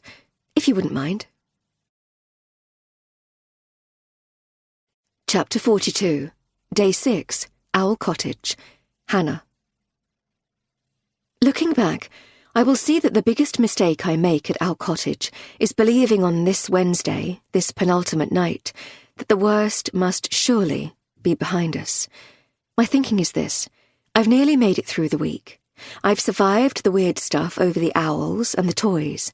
I've doubted you and believed in you in turns, my emotions swinging from moment to moment as if to the beat of a metronome. Love, hate, doubt, belief, stay, go. I'm tired, and in my gut I've had enough. But I've also done the right thing. I've reported my worry over what really happened to the neighbour, Jenny, to the police. Any responsibility no longer on my shoulders. I'm starting to believe, maybe hope, that all this craziness at Owl Cottage is somehow linked to next door. Maybe the nephew she mentioned? I've also managed, heaven knows why, to navigate things with Amy. So all I need to do now is hang on to my sanity and my strength until I can get us home, where I will feel safer, steadier, where I will have the time and space, with Lily back in school, to check out what's really going on with the dreadful Sophie. Whether what Amy shared is idle gossip, gold-digging, or whether what truly went on between you two is something that I can't even bear to think about. I'm sitting on the edge of the bed as I mull over all of this. You've agreed to sleep in the sitting room tonight and have taken a spare duvet and pillows downstairs. It's getting late, but I've left the bedroom curtains open because I love to look out on the night sky as the silhouettes of the distant trees, marching up the hill, fade slowly until all is blackness, and I have to strain my eyes to make out anything at all. I lie down, dressed still, on top of the covers, and realise that what I'm really hoping to see is an owl out there. I think back to the magnificent bird swooping ahead of the car as we were driving to the pub. It's greedy to want more, but I do. I want another moment of magic. I watch and I wait, but of course there's nothing. I check the clock by the bed. 11 p.m. I can hear you moving around in the sitting room below. The scrape of wood on wood as if you're moving the furniture, maybe getting the sofa into a better position. I keep myself very still and listen and wait until all is finally silent again. I get up from the bed and slowly undress, putting on pyjamas and releasing my hair from its ponytail. I glance at the chest of drawers but can't see my brush. Never mind. I've already done my teeth and I'm too tired for a bath or shower. We'll freshen up properly in the morning. We've told Lily that we'll head straight out to the Greek seal sanctuary after breakfast, so I really need to sleep. And that, of course, is the problem. The pressure. Do you sleep well? Jessica asked me once in our Wednesday sessions. Not bad, I lied. And you rolled your eyes and told her about my dreams. And I tried to play it down and pretend that my sleep was only disturbed occasionally, which isn't true.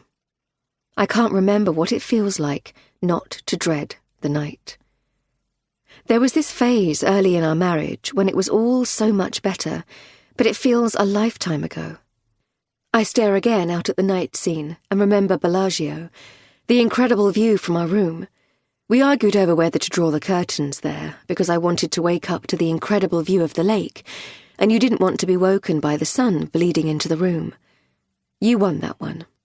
But I opened the curtains as soon as I'd made us morning coffee from the courtesy tray, trying to persuade you to share the biscotti.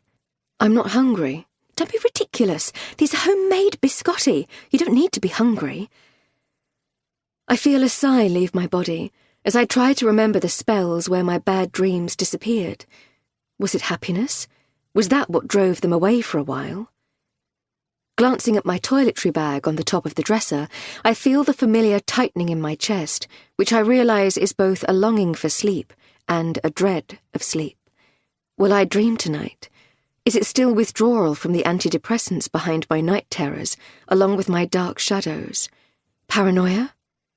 How I wish I'd remembered to taper the dose. I don't know how long I lie in the dark, staring out at the night sky, looking for owls, but eventually I'm right out there again, deep in the forest. It's cold, and I'm rubbing my arms, shivering. Put the blanket around us, sweetie. My father's voice, but it can't be.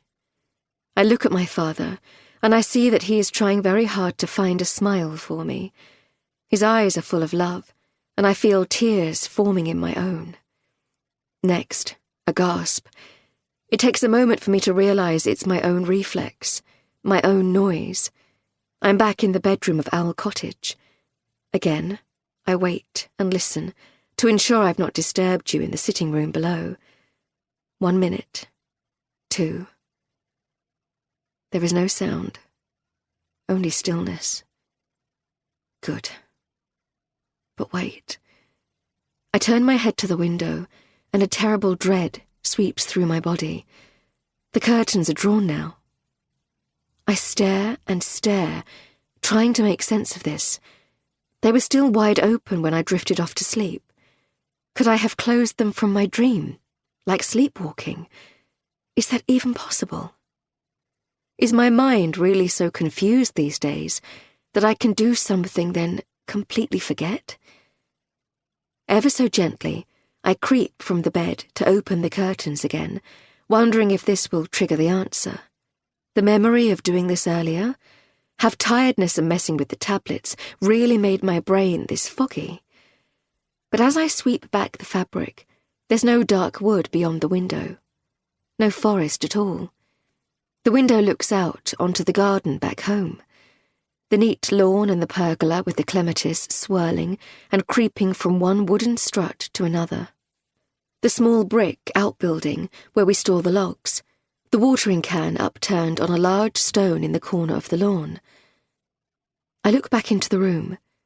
The inside is Owl Cottage, no mistake, but the garden is our garden, back home. So I'm not awake at all, still dreaming.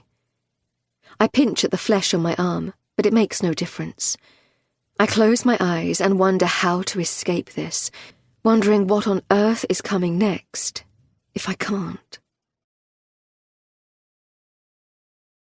Chapter 43, Day 7, The Police. Melanie Sanders reaches for the coffee in the cup slot next to the handbrake button. It's a mismatch, the base of the cup too big. It tilts, and she has a moment of panic that the whole lot is going to spill. She takes a deep breath, righting the cup, and then lifting it to her mouth. Not bad. She's getting to know the good places for coffee and sorely needs the caffeine. It's early, and she's tired. Supper last night with Matthew and Sally was a wonderful surprise, but they made the mistake of letting the children fall asleep on the spare bed back at the B&B and then staying up way too late, gossiping.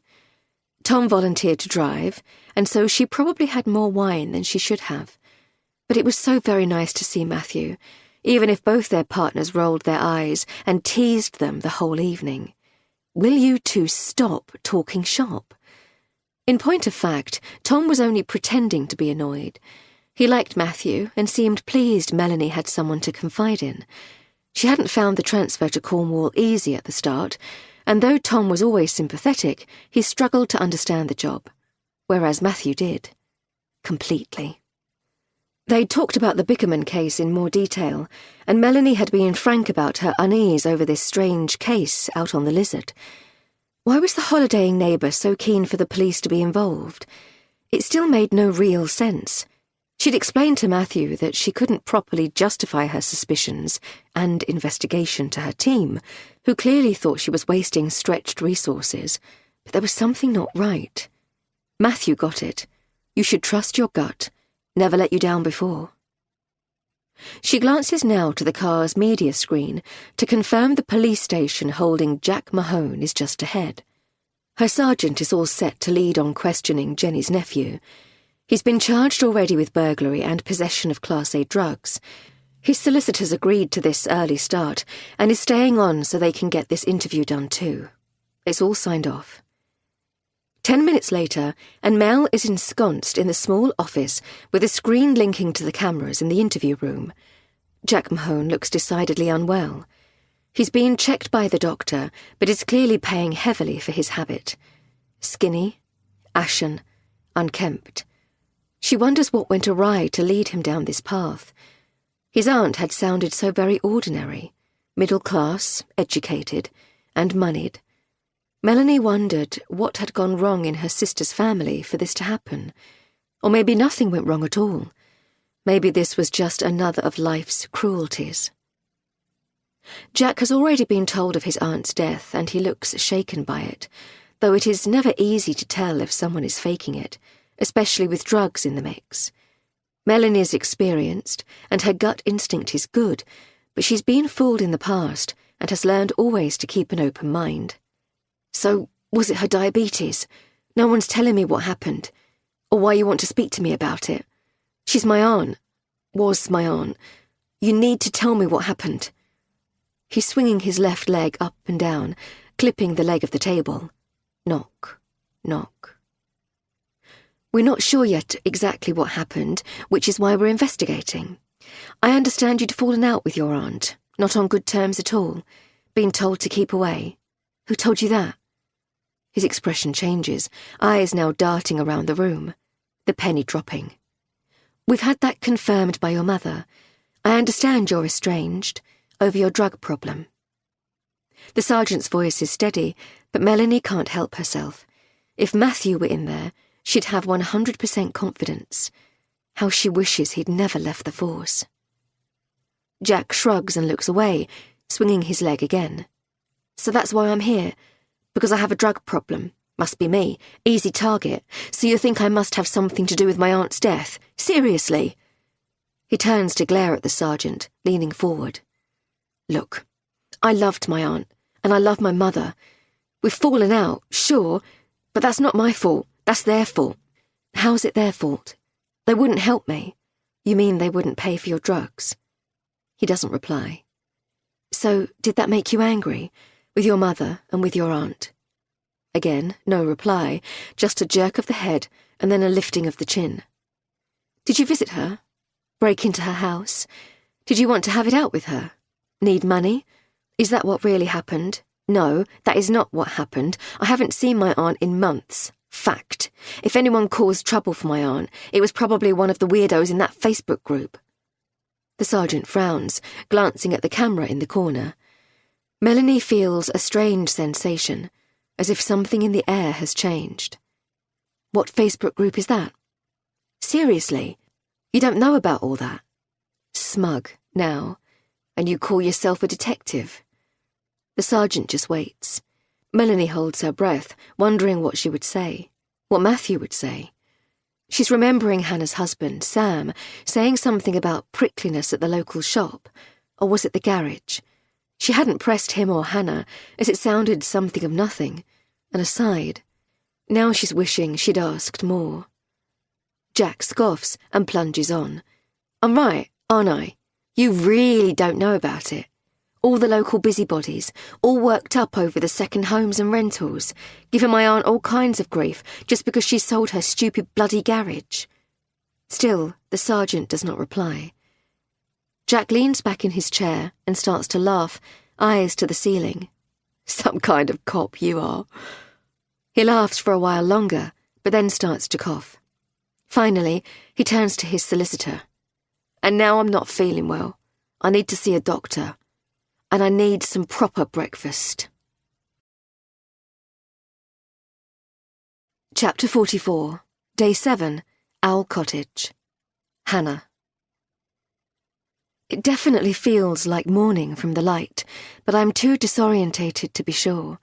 By the time I get down to the kitchen, I have no idea if I'm awake or still in the dream. Nightmare. Drug withdrawal-induced trance, or whatever this may or may not be.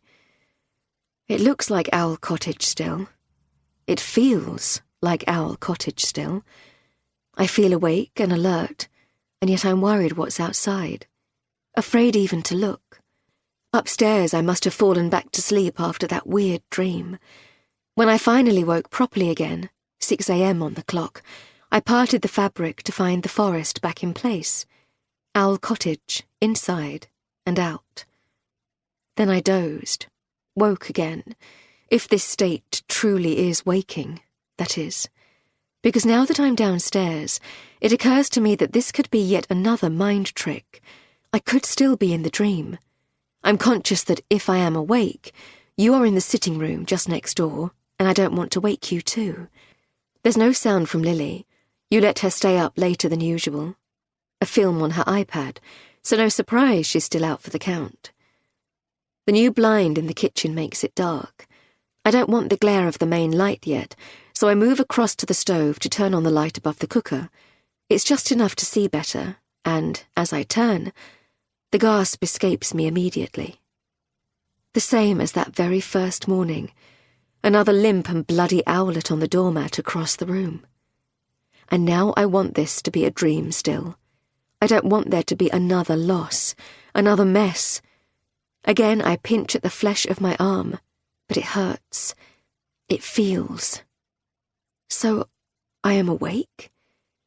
I'm a little unsteady with my protective boot and catch one of the kitchen chairs with my hand to regain my balance, making a scraping noise on the terracotta tiles. There's a sound from the sitting room, and very soon the door into the kitchen clicks open, and there you are in your t-shirt and sweatpants, messy hair, tired eyes. What's going on? It's still quite early. Couldn't you sleep? I don't answer, just turn my gaze back to the grim mess on the doormat. Bloody hell, not another one. You glance up to the window, as if checking the blinds in place, the barrier to the imaginary cat that we both know can't get in. I thought I was dreaming. I keep my eyes on the new baby owl. This one is smaller than the others, and bloodier. What do you mean, dreaming? Oh, never mind.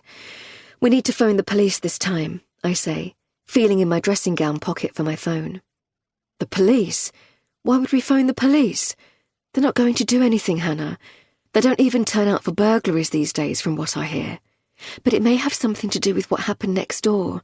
I told that DI about the other ones, the dead owlets when we first arrived. She'll want to know about this. You look aghast, as if I'm mad. It'll be someone with a grudge against the cottage company, sacked cleaner or something. Is that what you think? Is that what you told D.I. Sanders? It is, actually. So why didn't you say that to me before, if that's what you think? Because I didn't want you to dwell on it. I really did think it was a cat at first, and I wanted us to have a good time here. To relax. You narrow your eyes. Well, I'm clearing it up before Lily sees it. I'm not having her upset again. And I'm not having another trip ruined. I look at you for a while, leaning against the table for support. I'm trying to work out what to do, and don't want an argument. We're nearly there. Going home after breakfast tomorrow. Fair enough, but we need to keep this one. Set it aside, just in case the police do want to check it.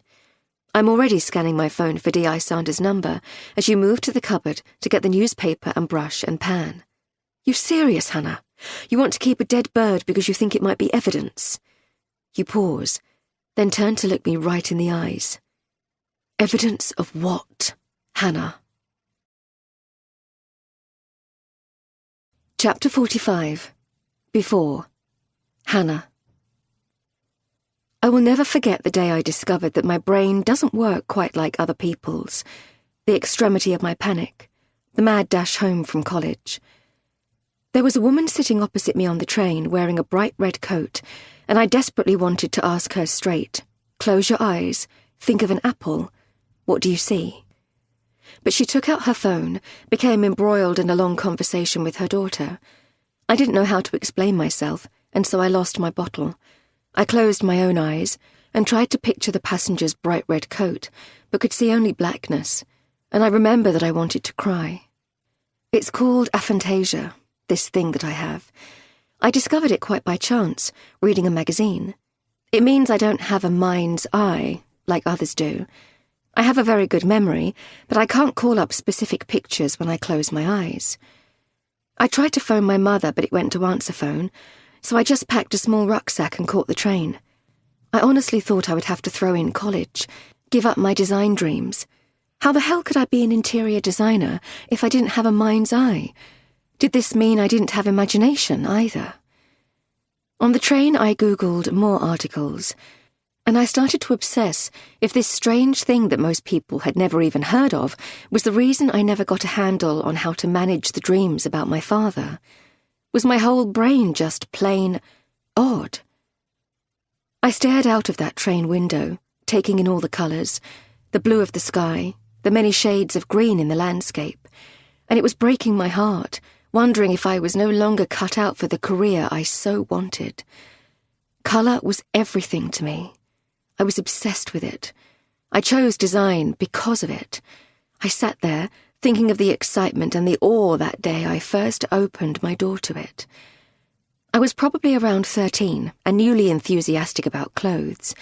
I remember the strange stirring in my stomach as I rushed downstairs to find my mother.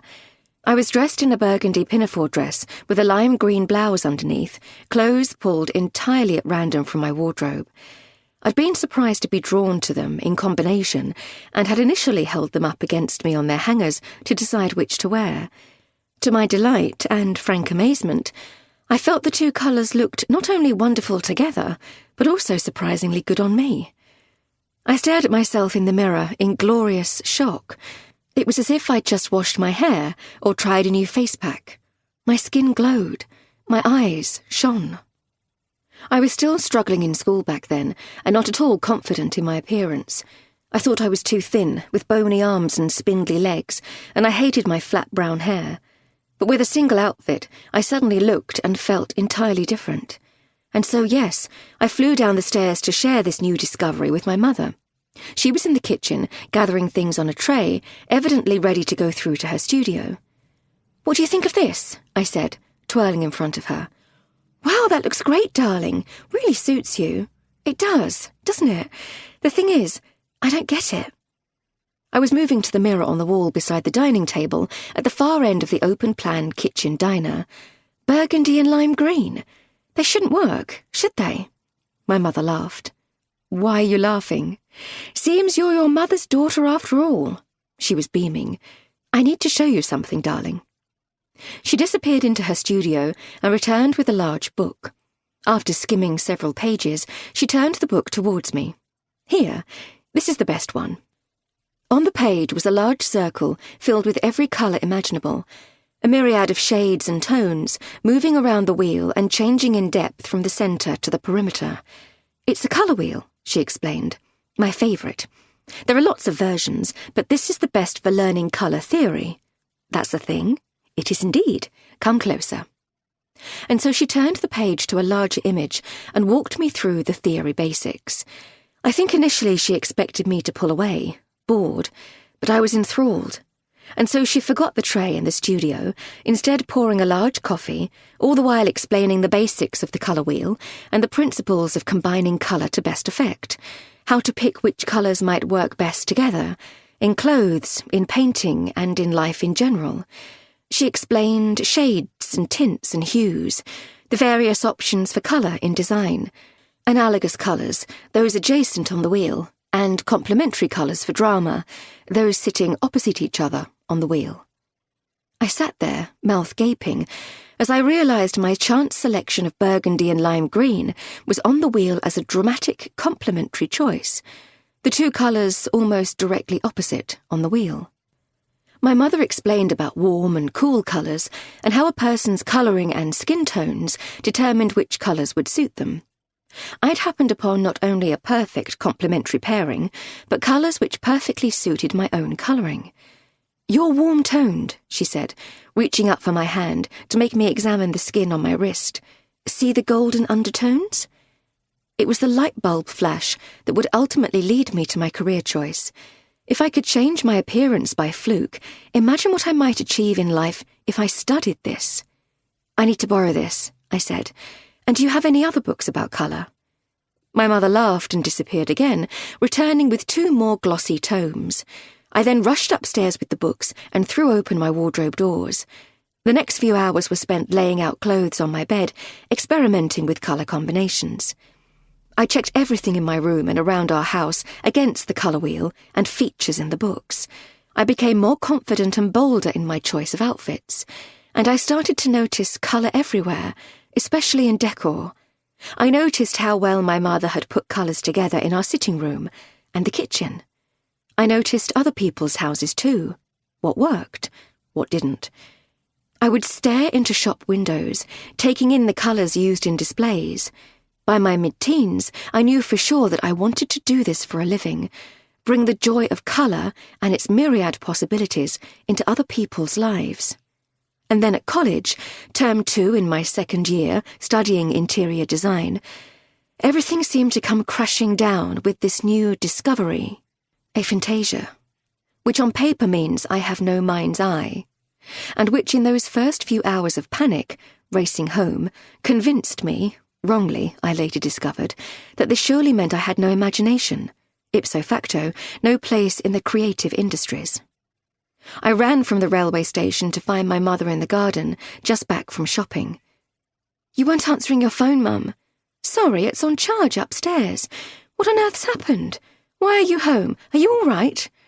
It took a while to reassure her that I wasn't hurt. "So what is it, darling?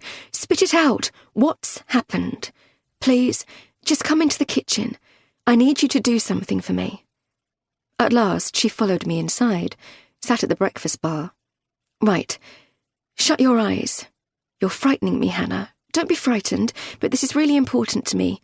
Please, shut your eyes." She looked shaken, but finally did as I asked. "Picture an apple. No, keep your eyes closed, Mum." She squeezed her lids tighter. "What do you see? How clear is the picture? What is the apple like?" "A red apple with a green patch on the left." "And you see it?" "Yes." "Clearly?" "A bit blurry, but reasonably clearly. It has a stalk and a leaf attached. Why?" She opened her eyes. I stared at her and again wanted to cry. I didn't know anyone could do that. What? Truly picture things in the mind's eye. I thought the mind's eye meant thinking about things, conjuring them as an abstract concept and imagining looking at them, the sense of looking at a thing, the memory of looking at them, not actually seeing them. You're not making any sense. When I shut my eyes, I only see black, completely black. I closed my eyes to illustrate the point.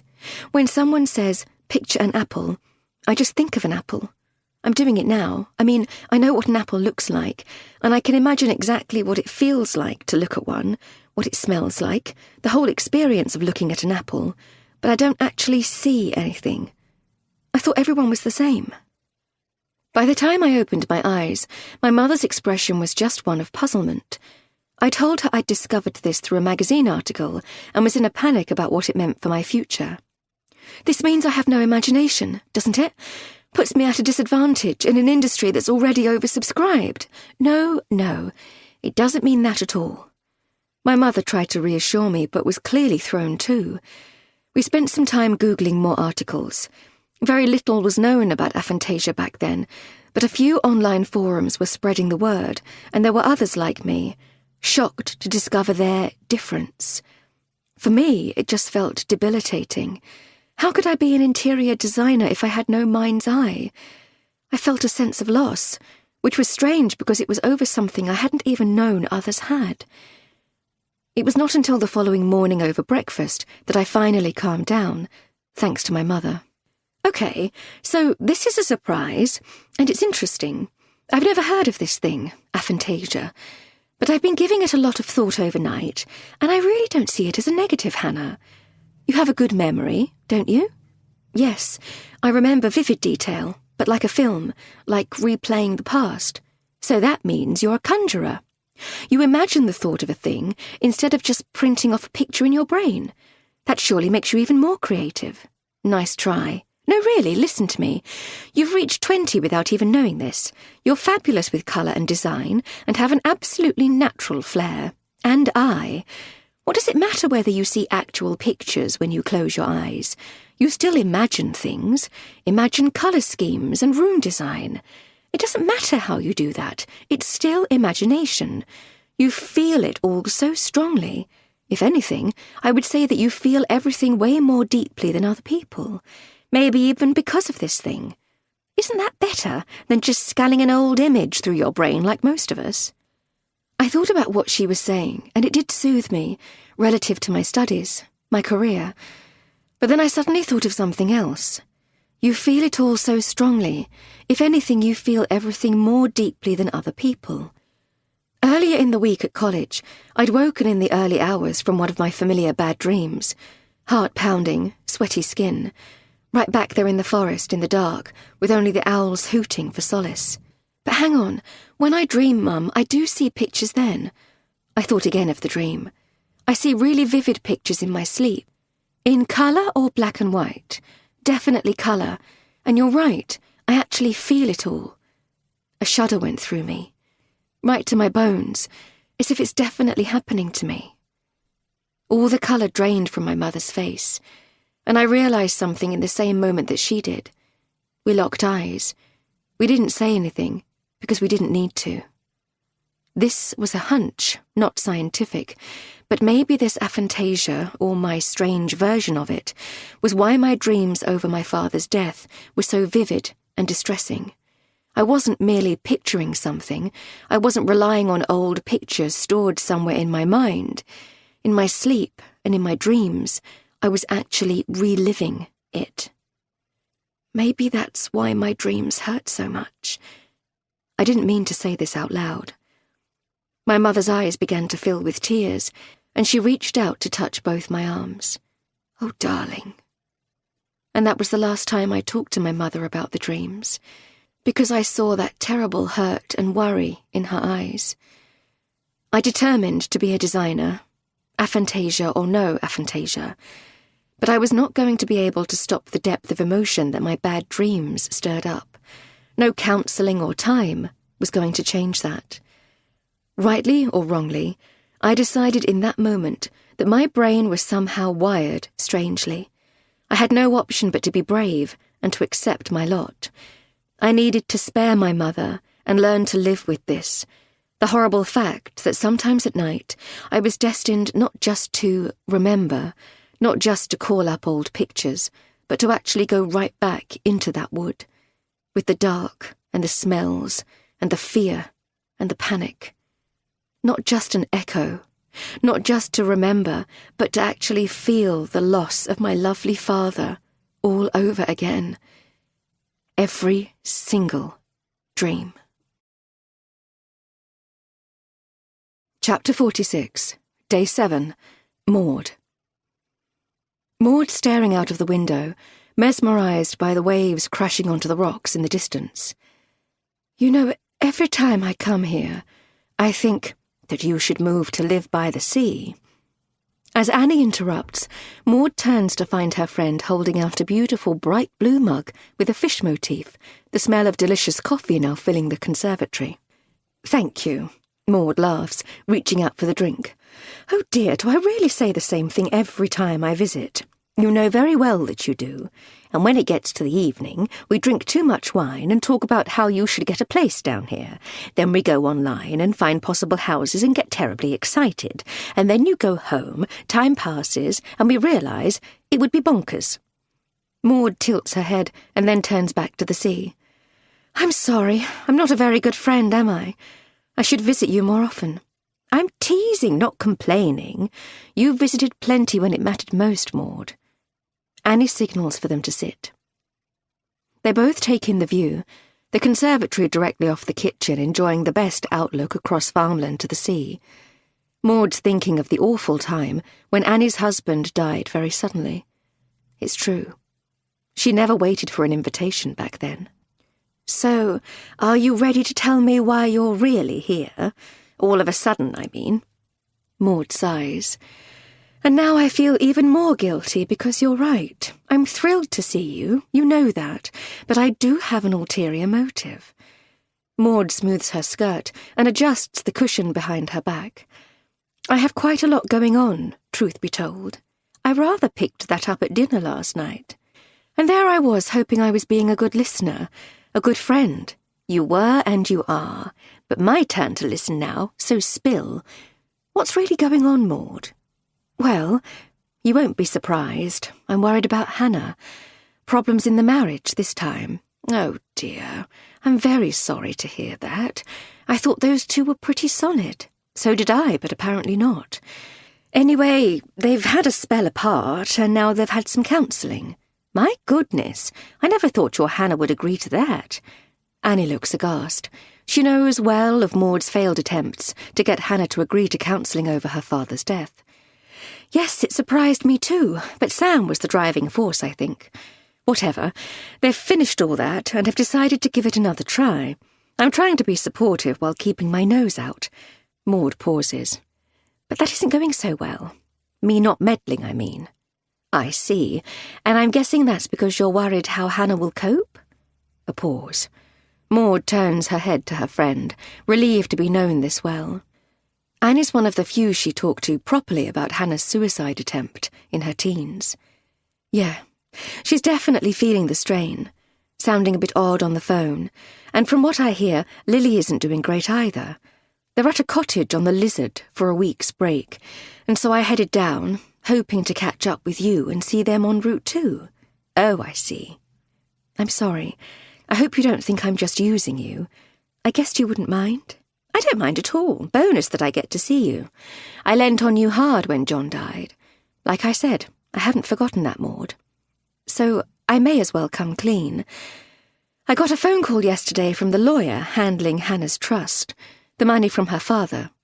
Seems that Sam's been in touch, trying to draw down some funds to arrange a big birthday surprise for Hannah's 40th. The lawyer just thought he ought to bounce it past me. Okay, so that sounds quite a nice thing. A big gesture to get the marriage back on track? Yes, but the problem is, Hannah isn't coming up to 40. She's 37. Goodness. Annie's expression changes completely. So, what exactly are you saying? That you're worried Sam's up to no good financially? Yes, I am. The money's safe. The rules are watertight and the lawyer said no. Hannah's a single signatory, but Sam can't access the trust without Hannah's agreement or me underwriting it, which of course I won't. But Hannah doesn't have a prenup, and I don't know how to tell her about this. Or even if I should. Oh my, that really is a tricky one. Damned if you don't and damned if you do. Exactly. I was thinking of confronting Sam first in private, which was why I hoped to see them. But you'll never believe it. There's been this awful scene for them right at the end of their holiday. A neighbour collapsed and died. The woman living next to their holiday cottage. Hannah found her. All horribly upsetting. Seriously? How dreadful. As if that poor girl hasn't been through enough. Exactly. And what's worse is the police seem to be involved. So, a crime? I don't know. It's all odd. Very unsettling.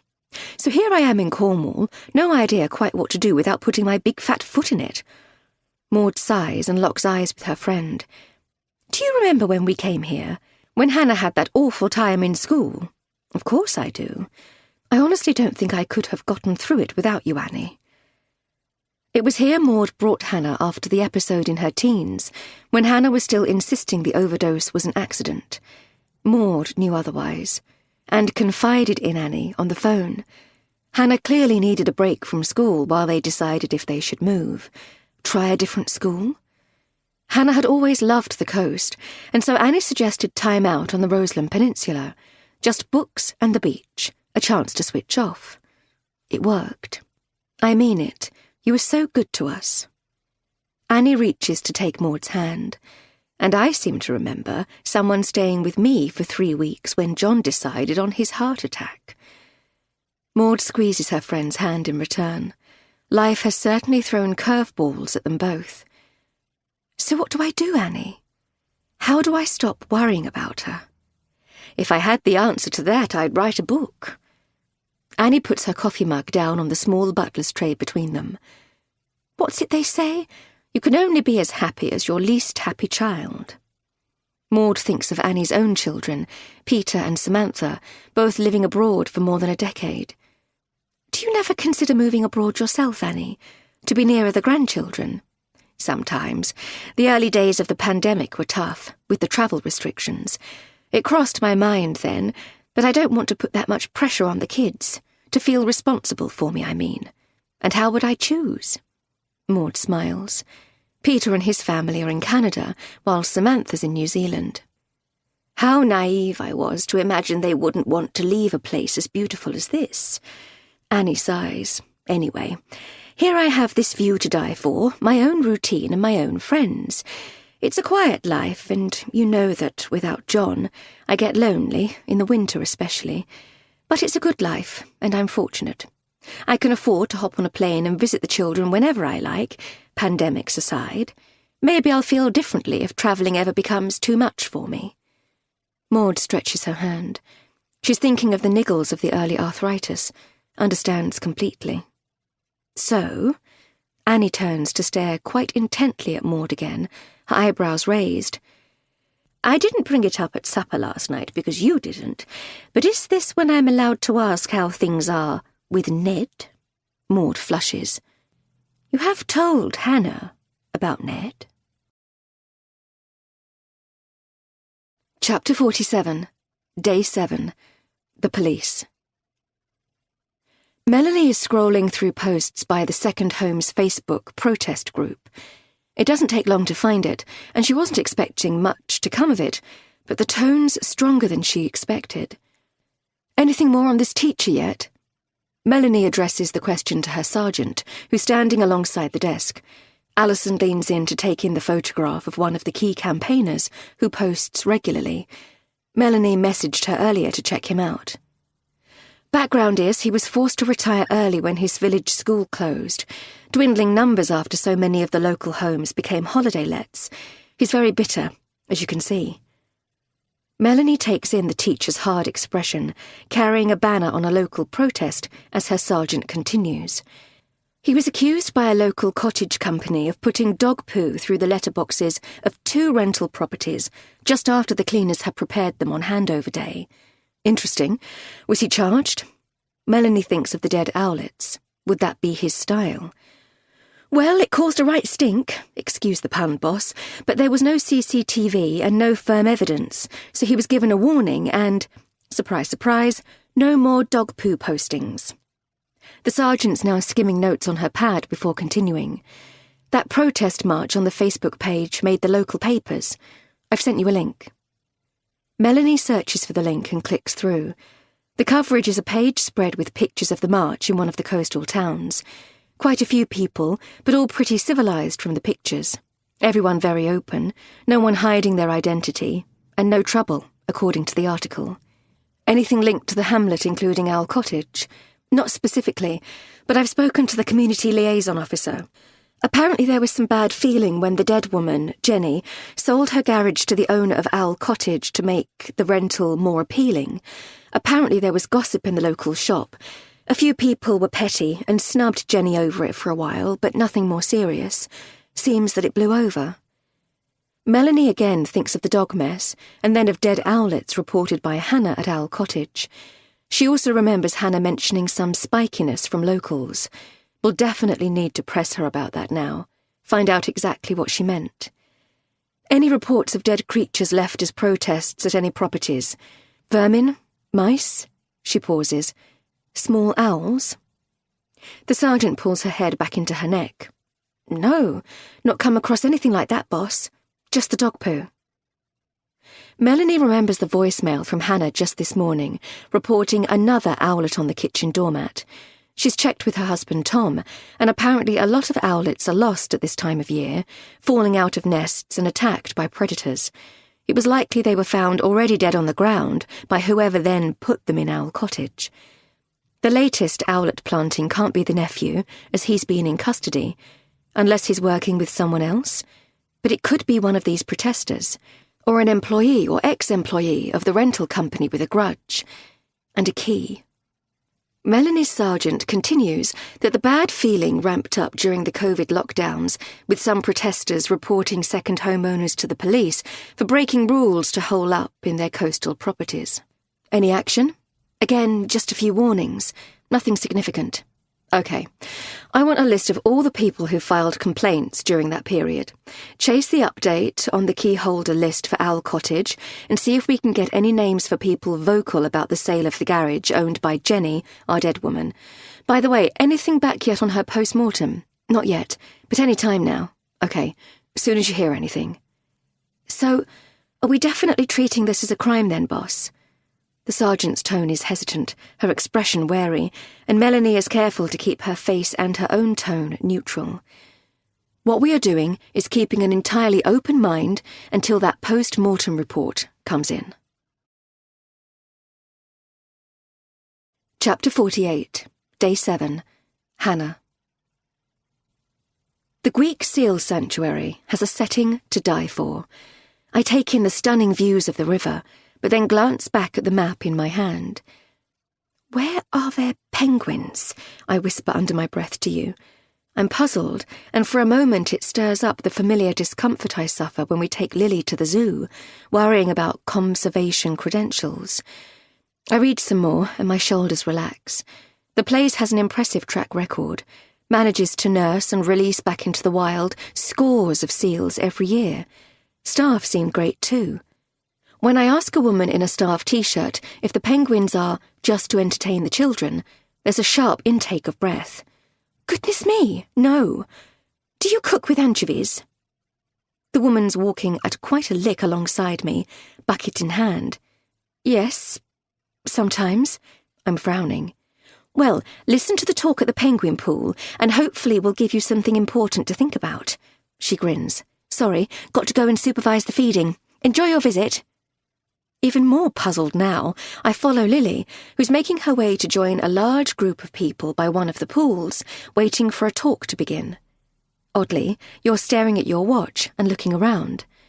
What do anchovies have to do with penguins? I ask, still frowning. No idea. Why? Oh, just something one of the staff said. Whatever. What's up? Wondering how long we'll be here? No, not exactly. Look, don't be cross, but I might have put my foot in it. You're flushing. I stare at you, yet can't help but be drawn to the backdrop. Behind you is that glorious view of the Helford River, blue sky and Toy Story clouds. It's almost ridiculously pretty, and not for the first time. I feel that the beauty of the place is entirely at odds with what's going on inside my head. A shiver suddenly goes through me, and I try to push aside what Amy told me in the pub. The new accusation against you. I remind myself this is our last day, and we need to make it a good one for Lily. I need to bump all my worries and my questions and my digging into what Sophie is or isn't alleging until we get home tomorrow. Mummy, are you watching?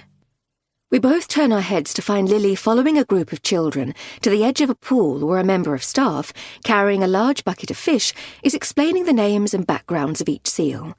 Lily catches my eye, and I put my thumb up and smile back. Her face relaxes and she beams, then turns back to listen. What do you mean? Put your foot in it, I say, as your phone bleeps with a message. You skim it and grimace. Oh, Lord, they're here. Who's here? Amy and Adam. I feel a terrible sinking in my stomach. You invited them here? I can't believe it. Our last day. No, of course I didn't invite them. Not exactly. So what's going on? Adam phoned me last night about the police hassle. That DI has spoken to them, messed up their plans yesterday, made them wait at their hotel, which, to be frank, I don't understand. I mean, what has the neighbour's heart attack got to do with them? I blush, realising again that was my doing. I had to give the police their names. The DI asked. You didn't mention that to me. I shrug, not knowing how to explain myself. I see the tension in your face, and my heart's beating faster. I so badly don't want them here. But it's our last day, I say. Why are they here? We said our goodbyes after the pub meal. Look, I mentioned we were coming here just in passing. I realised I shouldn't have said anything the very moment the words left my mouth. You glance towards the river in the distance and then back at me. I'm sorry. As I say, I put my foot in it. Adam said George was disappointed they had to change all their plans yesterday, hang around at their hotel, waiting to see D.I. Sanders. I sympathised and I mentioned our plans for here, just being polite. He asked what the seal sanctuary was like. I said we'd heard really great things. You pause. And then he texted last night to say would we mind if they joined us to make it up to George today. So you said, why not? Well, no, actually. I just didn't reply at all. Knew you'd prefer today on our own. I was hoping Adam would think I didn't get the text. You know, poor signal. You pause again. But he just messaged to say they're here. I close my eyes and feel my heartbeat racing even faster. And then it's all too late, and I hear Amy's voice behind me. Hannah! There you are! Chapter 49. Before. Hannah. Looking back, I can pinpoint the exact weekend I started to question my friendship with Amy. It wasn't that I stopped liking her, I've always liked her.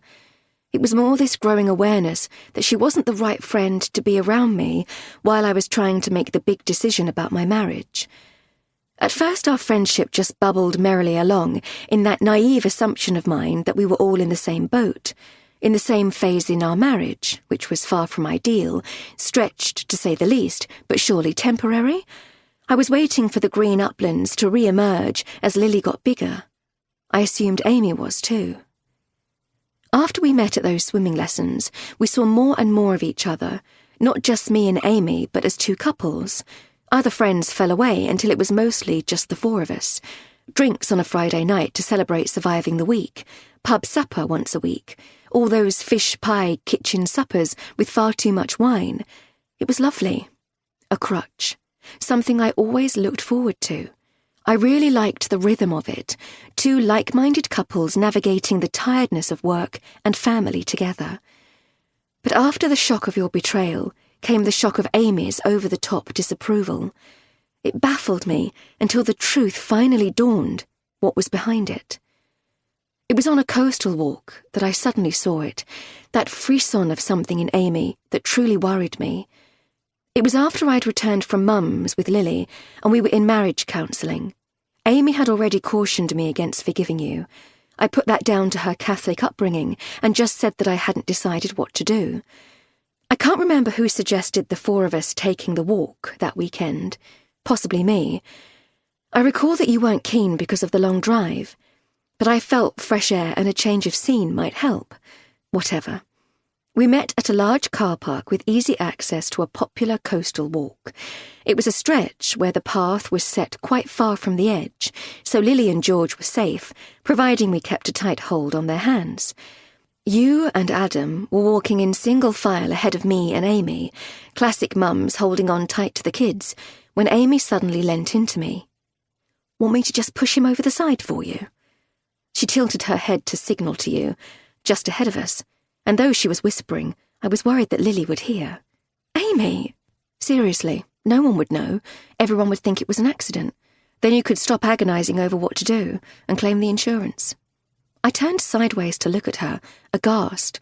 I had expected a comedy face at the very least, but if she was joking, her tone and her expression were both wrong. I remember getting this odd feeling in my tummy as Amy stared ahead at you, and then at Adam walking in front of you. As furious as I was with you, you were the father of my child. I'd wept and raged and cursed at you in private. I'd had bad thoughts, sure, wished ill upon you and especially upon Sophie, but I'd never wanted you dead. I couldn't compute why Amy would say such a horrid thing, even in jest. But as I followed her gaze properly, I realised her fury and her inappropriate joke weren't for you at all. Her eyes were strange, cold, and she was staring daggers not at you, but at Adam.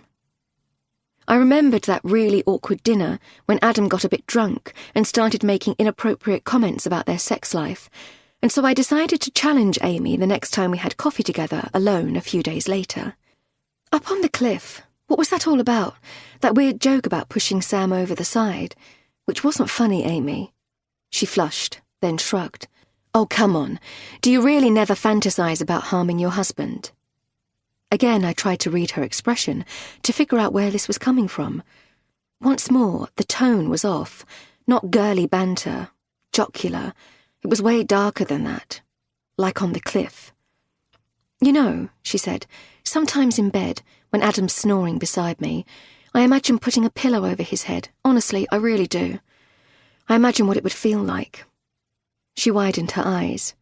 Don't expect her to be strong enough. He'd fight back, wouldn't he? Amy, you're frightening me now, because this is seriously weird talk. Tell me you're joking. But she didn't. She shrugged again and sipped at her coffee. I mean it, Amy. I need to know where this is coming from. Is something going on between you and Adam that I don't know about, that you want to talk about? Is that what this is? Again, I thought about that night Adam had started talking inappropriately about their sex life. I thought about how weirdly furious Amy was when she first found out about your affair with Sophie. All that rambling from her about how it would be a signal to all the men in our circle to cheat, and that if I took you back, it would be a green light to all the cheaters in the world. Like the French, Hannah, is that how you want to live, turning a blind eye to affairs like the French? Adam and I aren't having sex anymore, she suddenly blurted. Not for quite a while. She'd never shared this before. We had joked about how hard it was to find enough energy and peace for good sex, but I thought we were joking about frequency. A lean spell. You mean, not at all? I was genuinely shocked. My first realization that we were not in the same boat at all, that I had been making entirely wrong assumptions, and Amy hadn't been honest with me. Not at all. Not for a very long time. How long? She paused. More than a year. Maybe 18 months. Right. Goodness. I had no idea things were so bad between you. What else could I say? I thought we'd gotten close, but sitting at the kitchen table that day, I suddenly realized we were nowhere near as close as I thought we were. The truth? She paused to take in my expression, as if checking whether I really wanted to know. Okay, Hannah. So the truth is, I think, in fact, I'm pretty sure, that Adam is having an affair. I've been thinking that for quite a while, long before you found out about Sam. I mean, men just don't go without sex at all, do they? So if he's not having it with me, he must be getting it somewhere else, don't you think? Again, I had no idea what to say. The shock of it cascaded through me in a wave. I was starting to see everything between us in a new light. Of course, I felt sorry for her, but I also felt unsettled, because how could we be true friends if she wasn't letting me in? I also realized that this was at the core of our new conflict. This was why she was so inappropriately furious about your affair. She wasn't furious at you. She wasn't even angry at me for considering forgiving you. She was secretly furious at her own husband. Look, I said finally, I'm so sorry to hear this, but why on earth didn't you tell me this before? And that's when she burst into tears. Chapter 50, Day 7, Maud. You're serious? You still haven't told Hannah about Ned? Annie's expression is more disbelief than disapproval. But the last time we spoke about this, look, I lost my bottle. I was going to talk to her. I promise I was. But then she turned up with Lily out of the blue after finding out about Sam's affair. You should have seen the state she was in. If you'd seen her, Annie. Maud swings her whole body in her chair, so she's facing her friend properly. No way could I add to what she was going through. Oh, by the way, I might be spending half my time in America. Annie shakes her head, glances at the view of the sea, and then back at Maud. I get it. I do. She lets out a long sigh. It's difficult, but we both know there is always going to be something up with our children. You can't just put your life on hold, Maud. You can't expect Ned to wait while you... Look, if he lived here, it would be different. You must see that. Would he never consider moving here? He has a business to run, and he has his son in America. He wants us to split our time, between New York and here. And how would that be so terrible? Sounds ideal to me. I'm going to lose him, aren't I? Maud is surprised to feel tears pricking her eyes. In any other company, she would turn away and try to hide this, but with Annie, there's no point. That's why she's here. Because there aren't many people she feels this relaxed with. Annie, who helped put her back together after the loss of her own husband all those years ago, when the press was so morbidly interested in the girl in the woods, when the Roseland Peninsula, with its views and the waves crashing against the rocks, was the perfect escape. Then, and many times since. I don't deserve to keep him, do I? Maud clears her throat and fiddles with her hair. Of course you deserve him, just as you deserve happiness and your own life. You do know that Hannah will be pleased that you have this new shot at happiness, which is why you must talk to her. Not while things are so bad for her, Annie. I can't. Not while she's going through all this. Maud is about to continue, but clocks the exasperation on Annie's face and closes her mouth. What, Maud? No, don't shut me out. Tell me what you're thinking. But Maud can't say it out loud. She looks back at the sea in the distance, thinking of the phone call from the trust lawyer. Why on earth would Sam lie about the birthday? Want money from the fund, secretly? She watches the white horses crashing against the rocks. How can she talk to her daughter about Ned, who wants her to move to New York, all that way from Lily? And now, of all times, when Maud's suddenly very afraid that Hannah's own husband is not the man they all thought he was. Chapter 51, Day 7, Hannah. Look, I told you, I didn't invite them. You're stony-faced as you speak, queuing with me for ice creams for the group, our excuse to step aside. I don't reply. Is it really so bad, Hannah? Just a couple of hours? Yes, it is really so bad. I look at you and decide. Enough already. Okay, if you really want to know, Amy's upset me. She shared some new rumours about you and Sophie. I pause, checking that no one can hear us and wondering how far to go as the colour drains from your face. She says she's heard on the grapevine that Sophie's stirring up trouble, claiming you abused your position when the affair started. Is any of that true? Is she making accusations? You rake your fingers through your hair. What on earth do you mean? What kind of accusations? You're whispering too, glancing around as we step near the counter. Thankfully, no one behind us. Are you still in touch with Sophie? No, I'm not. Come on, Hannah. So where's this gossip coming from? No idea. Where the hell did Amy hear this? She knows someone who's temped for your firm. Well, it's complete nonsense.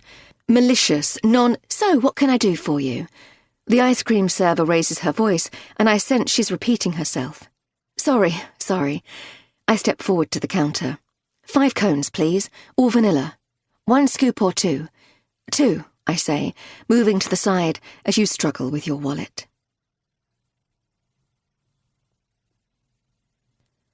By the time we get the ice creams back to the group, Lily seems reserved, suddenly, her demeanour slightly off. I find a smile and tilt my head. What's going on, honey? You seem a bit quiet. You okay? We're going to the penguins next. Lily's been loving the seal sanctuary, and I don't want her last day spoiled. Such a shame you told Amy and Adam. Ruined it all. I turn my head to watch you handing the other ice creams over.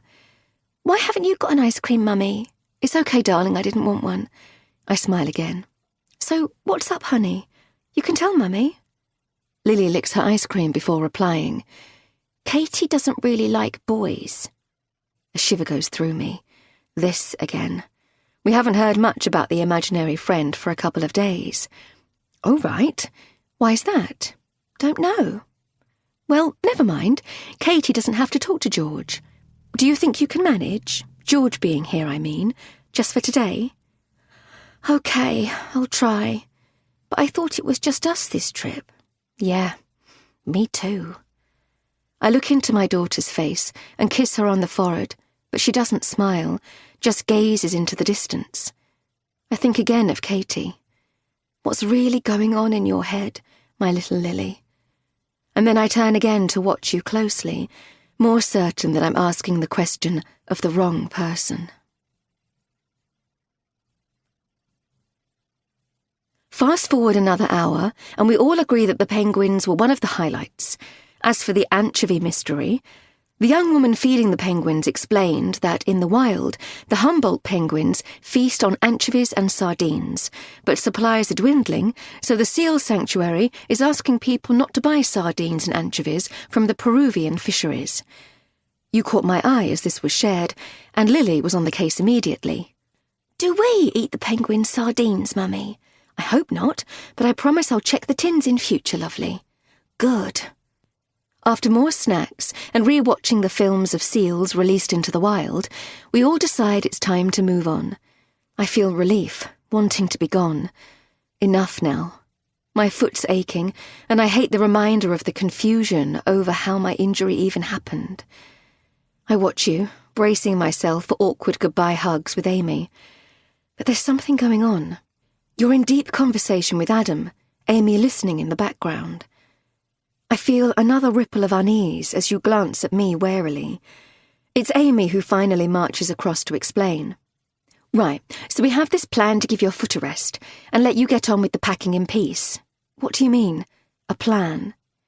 We missed a big trip out yesterday when that policewoman held us up at the hotel. So here's an idea. Adam fancies a couple of hours fishing. He's got the kit in the boot. She winks. His reward for playing along today. Seals, not his thing. So anyway, how about he takes Sam with him, and I drop you back at Owl Cottage for a nap, and then a chance to start your packing later while I get the kids out of your hair. Take Lily and George for a cream tea at that farm nearby. Give you a break. I'm flabbergasted. I thought we were going to finally get some peace on our last day. Just the three of us. Well, it's our final evening, Amy. I'm not sure... You step forward too. I'm not sure about this, guys. This is best for Hannah, Amy says, quite firmly. She's my friend and she looks tired. She's staring at me. Doesn't she look tired, Sam? You shrug. Look, she says, I can take Hannah and Lily in our car. You can drive Adam. That okay with everyone? We'll regroup back at your cottage. Yes? Amy has her eyebrows raised. I'm about to protest again when she leans in closer to whisper, Please go with this, Hannah. There's something I really need to say to you. I take in her expression, the pause, and the very deliberate widening of her eyes, and there's a surge to my stomach, a rush of adrenaline. I feel short of breath suddenly, overwhelmed with shame of it, the hypocrisy, the lies, my lies. And there are two words screaming inside my head. She knows. Amy knows. Chapter 52, Day 7, Hannah. Did I always fancy Adam? Deep down? And more dangerously, did it show? Brushing my teeth, I ask myself these questions. Tossing and turning in bed between nightmares, I ask myself these questions. Sitting in therapy, is there anything else you want to say to Sam here? I ask myself these questions. It's torture. The problem for me is that any flirting, if there ever was any flirting, was always innocent on my part and entirely harmless in that life before. Back in the day, when I thought that you and I were secure, when I thought that Amy and Adam were secure too. I thought you were someone who would never betray our marriage, and so I was rock solid, loyal too. And then, when I found out about Sophie, found out that our relationship was never quite what I thought it was, I lost my compass, which means that I have no way of knowing what to think about anything. Whose fault it is, I mean. What happened between me and Adam? In the car, I feel sick as Amy hands Lily and George headphones each to plug into a film on George's iPad. It's not long before we're heading back to Owl Cottage. At first, I'm silent. I press the button to lower my window, that sick feeling still surging deep in my stomach, and then Amy clears her throat.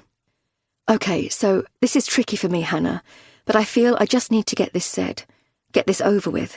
Look, whatever it is, I don't think we should be talking about anything grown up with the kids in the car.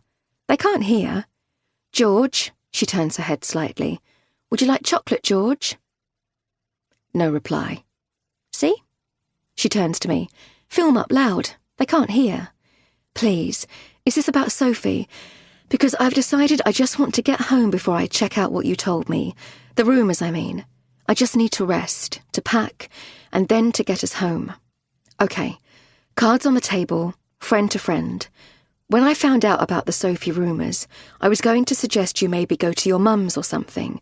take some time out while you investigate, or we both try to find out what's really going on. She glances at my boot. That's why I kept contacting you. The messages. She pauses. But you didn't reply, and I was worried. Then I turn up to tell you, and just look at you. You're injured, and you look as if you're not sleeping either. I don't say anything. But something else has happened now. Something I need to talk to you about. About Sophie? I'm whispering now. No, not her. About me. Me and Adam. All at once I can feel my pulse in my ear. In my chest, too, as the seatbelt suddenly feels too tight. I turn again to the window, desperate for more air for my lungs. I think of me and Adam in my bedroom. The kiss. That moment when I kissed him back. The shame and the guilt of all of it. Again, I feel truly sick. You know I told you that I thought Adam's having an affair? She's whispering. Please, not with the children in the car. They can't hear. She's lowered her voice even more. Well, what I didn't tell you is that I hired a private investigator. I close my eyes and feel my head spinning. Amy keeps talking, but I feel dizzy now, as well as sick. Again I turn to the open window, begging her in a whisper not to continue with the kids in the car, but she keeps going. I hear her talking in a low voice, but it is as if I can no longer make out what she's saying. My body now in its own bubble.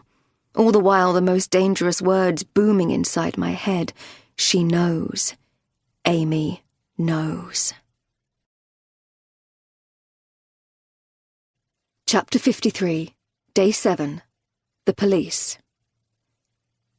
Melanie is just back in her own office when an email comes through. Urgent. Post-mortem Jenny Mahone. She opens the message to find just a few lines, ending with a request for her to call. Melanie dials instantly. Audrey Wilson. Hello, Audrey, DI Melanie Sanders here. I just got your message. Ah, yes, I rather thought you'd want to chat soonest. There's a pause. Quite a turnaround.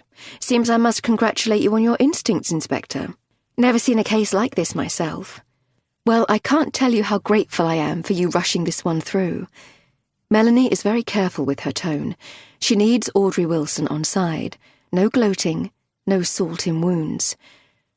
Just like her local team, the pathologist was sceptical when Melanie first raised her theory of foul play, but she agreed to take a second look. Well, I have to admit I didn't expect to find anything. Like I say, I've never seen a case like this, and there was nothing amiss at the preliminary check. But I've examined the body very thoroughly again, as you requested, and I found 2 additional injection marks in the buttocks. Easy to miss when you're not looking for them. There was just the tiniest evidence of bruising at one site, led me to the other. I'm now running the tox report a second time, given the new context. Melanie again scans the email. So this does raise new questions about the cause of death. Well, the actual cause of death is still heart failure, most likely triggered by the insulin overdose, but we are definitely into suspicious circumstances now. From her medical records and other injection marks, the patient routinely delivered her insulin in her abdomen. No previous problems. According to her GP, a model patient. Had the diabetes very well controlled. When can I have the full report, do you think? Tox updates tomorrow, I hope, but no promises. And insulin's a tricky one. I warned you of that. Melanie narrows her eyes. She knows from her own reading that proving what dosage of insulin was given and tracking its precise impact on the body is notoriously difficult. But she has what she hoped for. Evidence of injection in the buttocks. No way would Jenny have done that herself. Thank you. I have what I need for now. Let's talk again when you know more. Melanie hangs up to see a new text from Matthew. Found something very interesting on Owl Cottage. There's a link attached, and when Melanie clicks on it, she feels a wave of complete confusion as she stares at the picture. It's Owl Cottage in theory, but also not Owl Cottage. What the hell does this mean? Chapter 54, Day 7, Owl Cottage. Hannah. Look, I'm going to leave him, Hannah. I've decided that for sure, so it doesn't matter what you say. I just want to know what you know. what he was doing at your house. We're back in the kitchen of our cottage, the children in the sitting room with drinks and a cartoon. I move over to the door to click it closed, my heart racing. Amy's revelation has floored me. The private investigator has turned up evidence of an affair between Adam and his hairdresser. His bloody hairdresser. A woman called Emily. Pretty, young, single. I can't quite believe it. Adam and you, both up to the same nonsense. The shock on my face is genuine, but not for the reasons Amy imagines. Are you sure? No mistake. She showed me the photographs the PI sent her of Adam arriving and leaving Emily's home multiple times.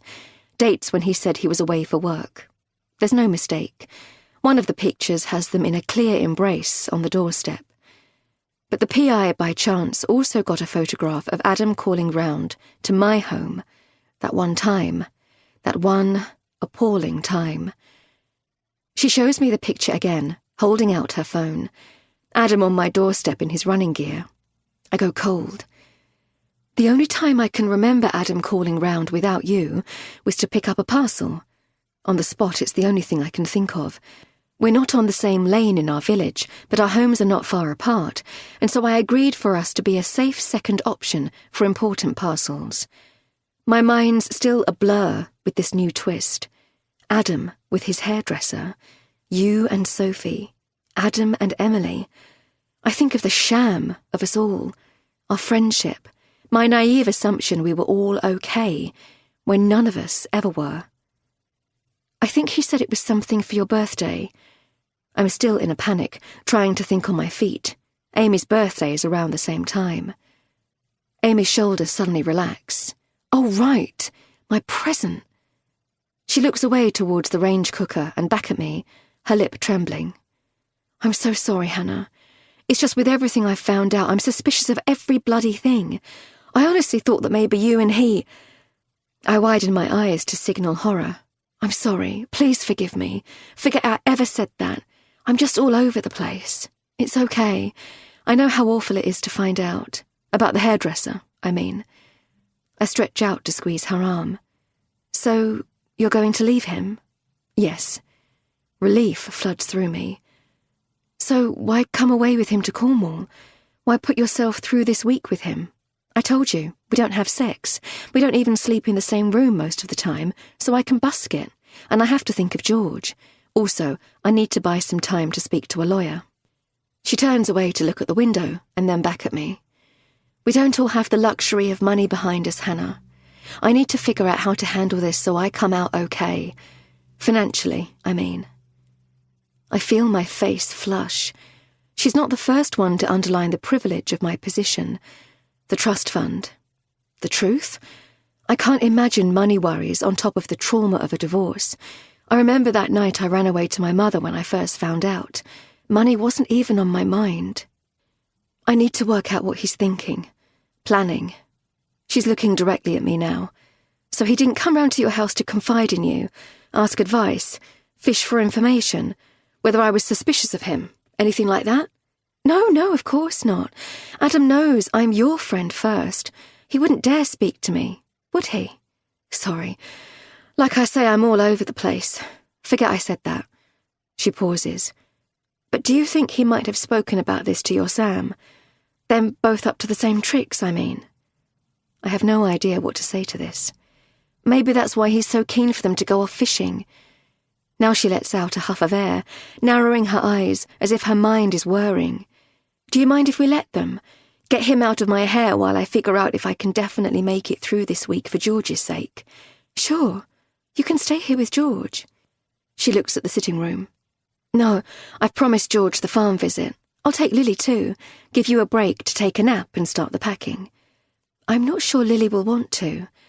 I remember her story that her imaginary friend Katie doesn't like boys. No, it's all sorted. I spoke to her at Greek, told her there was a cream tea going, and she's all for it. She pushes her hair behind her ear. And do you mind if I ask one more favour? My heart sinks as my phone goes. The screen confirms it's the police. DI Melanie Sanders. I'm sorry, Amy, but I'm going to need to take this. D.I. Sanders tells me she's short of time and asks if she can call at the cottage at 6 p.m. to have a quick word, as she knows we're going home in the morning. Has something happened? I'll tell you more later. So is 6 o'clock okay? I won't take much of your time. I check my watch to see it's nearly 3 p.m. Suddenly, I like the idea of being left on my own. I don't want Sam around when the police call again. I have to weigh up just how much to tell D.I. Sanders of my broader suspicions. Yes, that's fine. I ring off and turn back to Amy. Just the cottage company, checking on something. I don't know why I don't tell her the truth, but I remember how cross she was at their day being ruined the last time I liaised with the police. So, a favour. You wanted a favour, Amy? Yes. When they come back from fishing, will you ask Sam if Adam's confided anything? I feel my face flushing again, with shame and horror, and also this overwhelming sense of sadness for Amy's situation. A small part of me would like to just tell her the truth, but how can I explode that new bomb in her life? I doubt Adam will confide in Sam, Amy. I look at her and realise I just can't do it. I can't tell her why. Chapter 55. Before, Hannah. Only now do I realise how naive I was. There was this other time, a social at ours when Adam overstepped the mark. I should have put him firmly in his place, but I didn't. Too embarrassed. It was not long after he got drunk round at their place, pushing his luck, discussing tastes in the bedroom. We'd invited about 6 couples for lunchtime drinks and nibbles to celebrate you getting a promotion at work. Not a full-on party per se. I'd intended it to be casual. I made it lunchtime because I wanted our evening free. But you know how these things go. People drank and stayed longer than I'd expected. Somehow it was early evening, and so I realised nibbles weren't going to cut it, and decided to put some more food on to help soak up the booze. French sticks, pâté and cheese. Emergency homemade burgers for later. I was in the kitchen, sorting all this out, when Adam came in as I was slicing the bread. Weirdly, he came to stand really close to me. Not just next to me, but right up close. At first, I just stepped away a bit, gabbling that I'd better get some food down people, before we were all falling about. So, can I help? He tilted his head and looked me right in the eyes. No blinking. I remember that it felt awkward, the way he was looking at me. The not blinking. I rather hoped that someone else would come into the kitchen, but most of the others were out on the patio still. Sure, you can be in charge of the cheese board.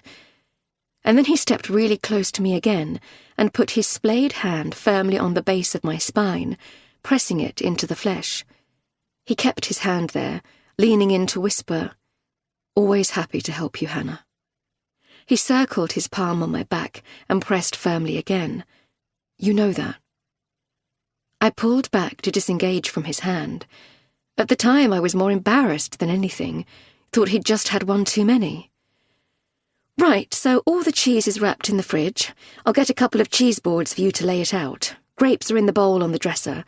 I'll sort out some pâté and get some burgers going too. That will soak up the booze."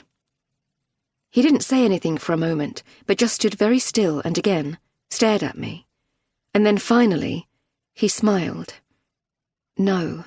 There is an impression of his face imprinted in my brain, and I dig out the memory often to try to process my exact part in it all.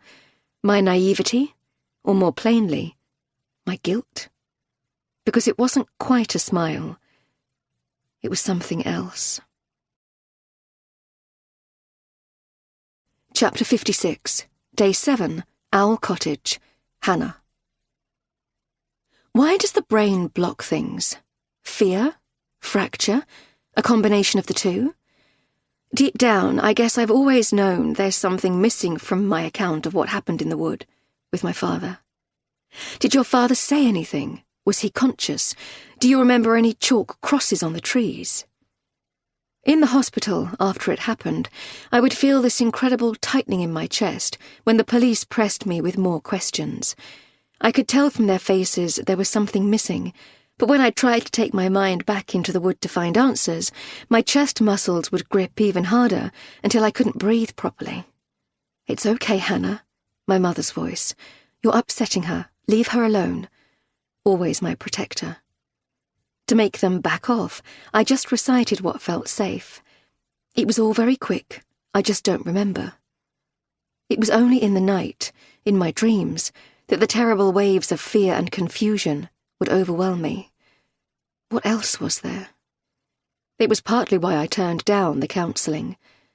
The fear of what I might find.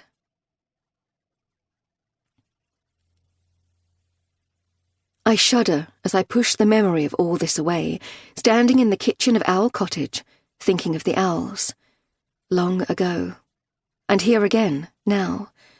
I'm staring at the owls swooping across the cotton of the curtains, my vision blurring.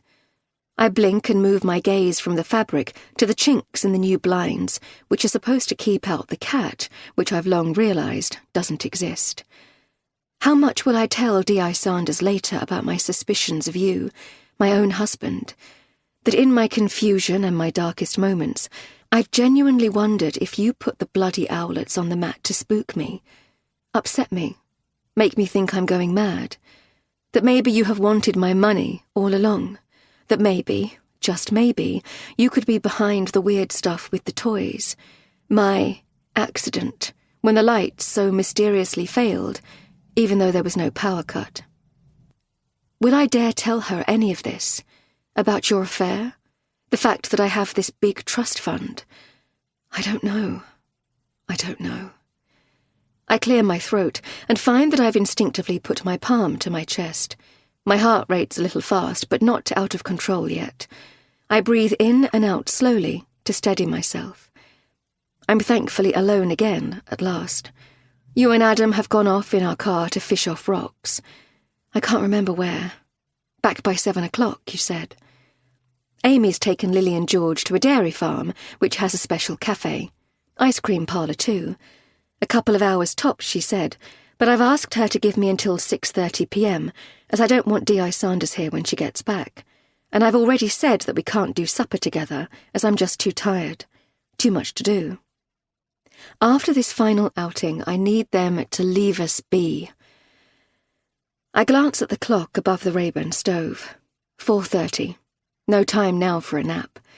I'll crack on with the packing before D.I. Sanders arrives and make sure she leaves before the others get back. I still don't know how much I'll say to her. All I know for certain is how desperately I want to get home now. Away from this place. Away from all of this. Chapter 57. Day 7. Maud. Maud sitting in her car, stress-eating a pasty. The out-of-character treat's still too hot, and so she's keeping it in its paper bag to protect her fingers. She should wait for it to cool, but it smells too good. With the next greedy bite, she takes in a slither of paper. She struggles to pick it from her mouth, a large chunk of hot, peppery swede dropping onto her pale trousers. Damn. She sucks in air to try to cool her mouth and reaches into her pocket for a tissue to scoop up the hot chunk of vegetable. She pops the debris into the waste slot between the two seats and pauses. The pasty is, in truth, just to kill time. And nerves. She's now just 20 minutes from Owl Cottage and has pulled into the car park of this roadside farm shop, needing a beat, a pause, to gather her thoughts and work out what on earth to say to Hannah. Annie has persuaded her to bite the bullet and call in unannounced. The plan being she will challenge Sam on the quiet over his call about the trust fund. She will then offer to help with all the packing and will try to speak to Hannah about Ned. Annie's right. She can't keep putting this off. There is never going to be a good time, Maud. Maud pushes the pasty a little further from the paper bag and nibbles again at the edge, closing her eyes at the joy of pastry. She shows that Annie has her best interests at heart. She's a good listener. But Maud still feels nervous about Hannah's reaction. Maud turns her head to the side, taking in the display outside the shop. All manner of fresh vegetables and produce in jars, plus a stand with postcards and seaside paraphernalia. fishing nets and flip-flops. The smell of the pasty and the bright plastic of the holiday gear remind her of the bucket and spade trip she enjoyed with Hannah in the years after they lost her father. Maud took Hannah abroad at first, fancy 5-star resorts. But there seemed to be an expectation to put the children in kids' clubs, leaving the adults to enjoy themselves as couples. But Maud, without a partner, didn't want adult time alone, and so the smart holidays weren't quite the fit she'd expected. So one year she took a cottage in Cornwall on the Lizard Peninsula. She and Hannah had the best time ever. The old-fashioned fun of sandcastles and bodyboarding, often staying on the beach, even in the drizzle. The trip then became an annual ritual, and cream teas and pasties were a part of the joy. Often, back then, they would tack a day or two on the end of the trip to visit Annie on the Roseland Peninsula, and Maud feels a sadness now that she has let the rhythm of the visits to Cornwall slide. She wonders if the same happy memories are the reason Hannah plumped for Owl Cottage. For now she glances at the dashboard clock, takes another large bite from the pasty, again sucking in air to cool a large chunk of potato, and then wipes her left fingers on a piece of tissue before pressing the media screen to reprogram the sat-nav. It confirms just 18 minutes to Owl Cottage. Maud starts the engine and wonders if she dares drive and eat at the same time. Chapter 58. Day 7. Owl Cottage. Hannah. I finished filling the first of 2 cases on the double bed when I hear the knocking on the front door. Odd. I check my watch. Bit earlier than D.I. Sanders said. Also, it's not the sound of the metal knocker, more like knuckles on wood. For a moment I feel a shiver of unease, remembering the guest book. Knock, knock, Hannah. Who's there? I glance at the bedside table, and only now realise I've left my mobile downstairs. I put it down to make a snack, a sandwich. I frown as I head back down to the kitchen, careful with my boot on the stairs, all the while assuming D.I. Sanders is early for some reason. Once in the kitchen, I scan the work surfaces. Didn't I leave my phone next to the sink? I move closer to the window so I can use the angle to quickly confirm it's the police before unlocking the door. But, weirdly, there's no one there. Another wave of unease. This again. I stand very still and listen. Nothing. I remind myself that I'm safe. The rarely used back door off the utility is locked. The only key we have is hanging on its hook. The bolt's still across the top of the front door. No one can get in. I turn my head to check the time on the clock by the Rayburn against my watch. Only 5 o'clock. Again, I look this way and that, trying to spot my phone. Looking for this. The shot of adrenaline is instant. Panic courses through me. I glance to the door, the bolt still in place at the top. He must have knocked on the wood from the inside. How did you get in? What? He's holding up my phone still. Not pleased to see me? Come on, Hannah. Don't let's play games anymore. Chapter 59. Day 7. The Police. Melanie Sanders takes in the bored stare of the sheep in the trailer ahead as a bleep signals an incoming call. The radio volume's immediately suppressed, and she checks the media screen. It's Matthew. Great timing. How are you? I was going to call you, actually, have an update on my case. Melanie lets out a sigh of frustration as she speaks, her path still completely blocked, the lane too narrow to allow overtaking. Great minds, he says. I've sent you a link to another very strange picture. Something seriously odd going on with that cottage. Matthew sounds as if he's chewing. I'm trying to check out the owners for you, but it's a limited company, and the website I need is down at the moment. Essential work, blah blah. You billing me for this? Melanie's teasing. Might do. Matthew laughs. They don't tell Sally. She says I'm not to work for you, doesn't like me getting shot. His tone is trying to make this a joke, but Melanie feels a shiver of unease. She's still thinking of their last case together, the last time she talked Matthew into official freelancing. What a great job he did. Saved the day. that gunshot to his shoulder. There's a pause, and Melanie can hear crunching, Matthew's end. You eating? Toast. Always toast with you, isn't it? You're making me hungry now. I'm driving, by the way, on the way to Owl Cottage to have another word with the witness, the woman next door, before they go home. But I'm running late, stuck behind a tractor. So, what's your update?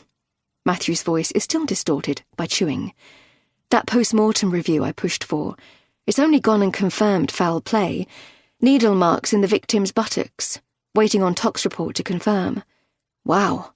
Matthew coughs to clear his throat. So, it really could be a deliberate insulin overdose. Looking that way.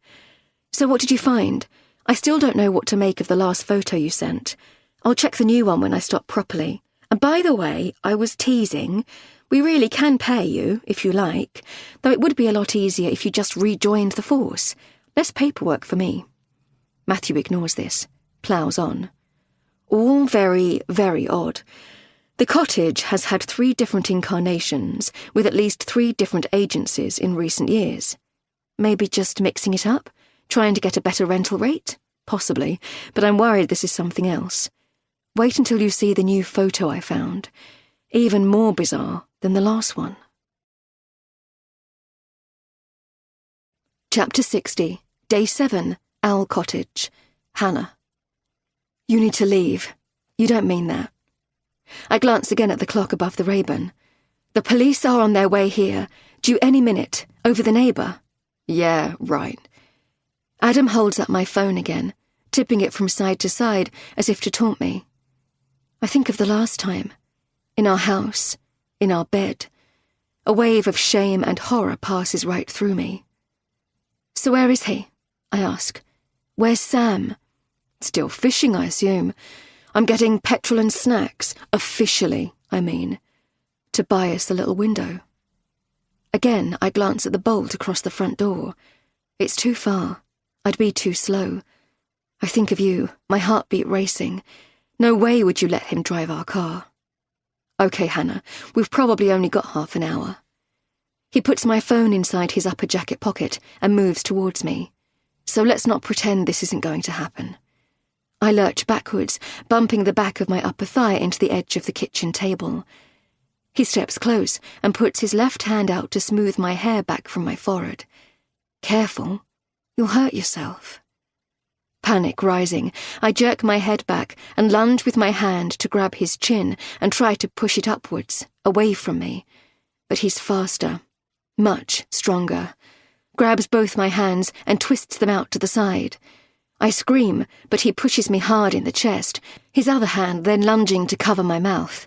I try to bite him, but his grip's much too tight around my face.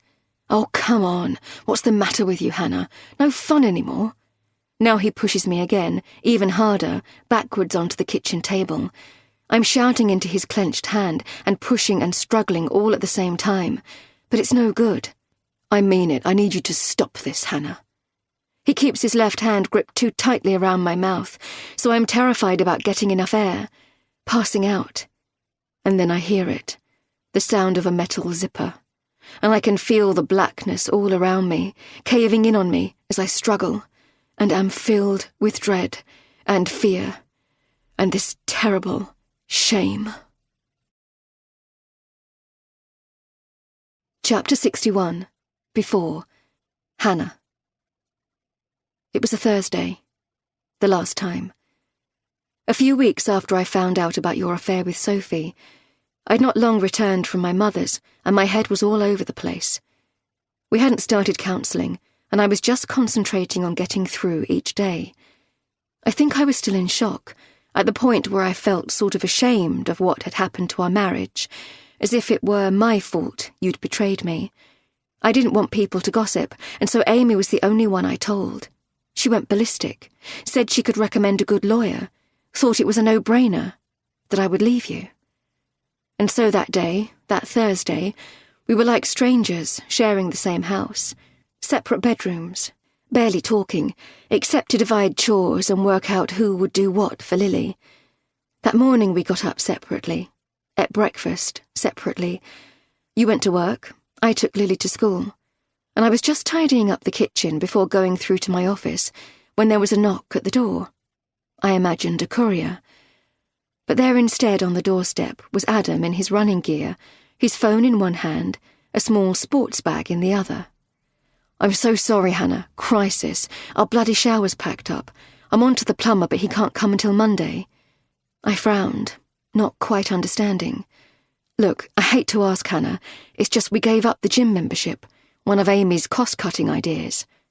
Still, I didn't twig. "Sorry, I'm not following. I've got a big meeting at 11 o'clock and I stink, so I was wondering if I could use your shower." "Oh, right." I took in the sweat patches under his arms. "I've tried Sean's, but they're out." I do remember a tremor of unease then, momentary conflict between manners and the awkwardness. Adam on the doorstep. No Amy and no Sam. Adam, who had put his hand on my spine once at our house. But his hurry, his expression of panic, and his reference to Sean helped. Our house not his first port of call.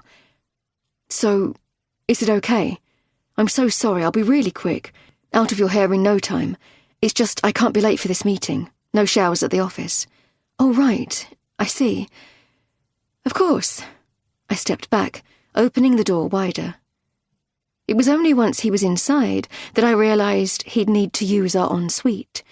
The family bathroom had a roll-top bath with just a hand shower for Lily's hair. Not great pressure. "You'll need to use the ensuite." I felt yet more awkward as I said this. Couldn't remember if I'd even made the bed. "You'll need to excuse the mess, still catching up on things. It's the main bedroom, first on the left." By this time, he was already heading up the stairs ahead of me. My instinct now was to stay downstairs. I do remember that it felt increasingly uncomfortable as it dawned that I had my friend's husband in my house, about to take a shower. So yes, I decided to stay out of his way. Downstairs. But the problem is Adam then called out, asking if it would be too much trouble to have a towel. "I'm sorry, I should have thought to bring one from home. Amy will kill me when I tell her." I walked up the stairs behind him and watched him go into our bedroom while I turned right to the airing cupboard to fetch a fresh towel. He didn't shut the bedroom door, and so I stood in the doorway with the towel. "I'll put it on the bed, leave you to it." But he turned then and moved back to stand very close to me, looking at me, right in the eyes. "Thanks for this. And by the way, I meant to say before, how sorry I am, Hannah, about what's going on with Sam." He paused. "Amy told me." I felt this terrible flip in my stomach. I know it's not my business, but it must be awful. And if you ask me, he's off his head. His eyes were wide, and he sort of blushed. I was even more embarrassed because I could feel tears pricking my eyes, like when someone asks you if you're okay, when you're not. And that's when it happened. Adam leant forward and put his hand up to my face. It was almost unbearable, the tenderness of that touch to my face, given everything I had been through the last few weeks. He kept his hand on my face for a few seconds, just looking at me, while I was concentrating on not crying, so that when he suddenly leant in to kiss me, I was for a moment disarmed. And this is where the shame and the confusion come in.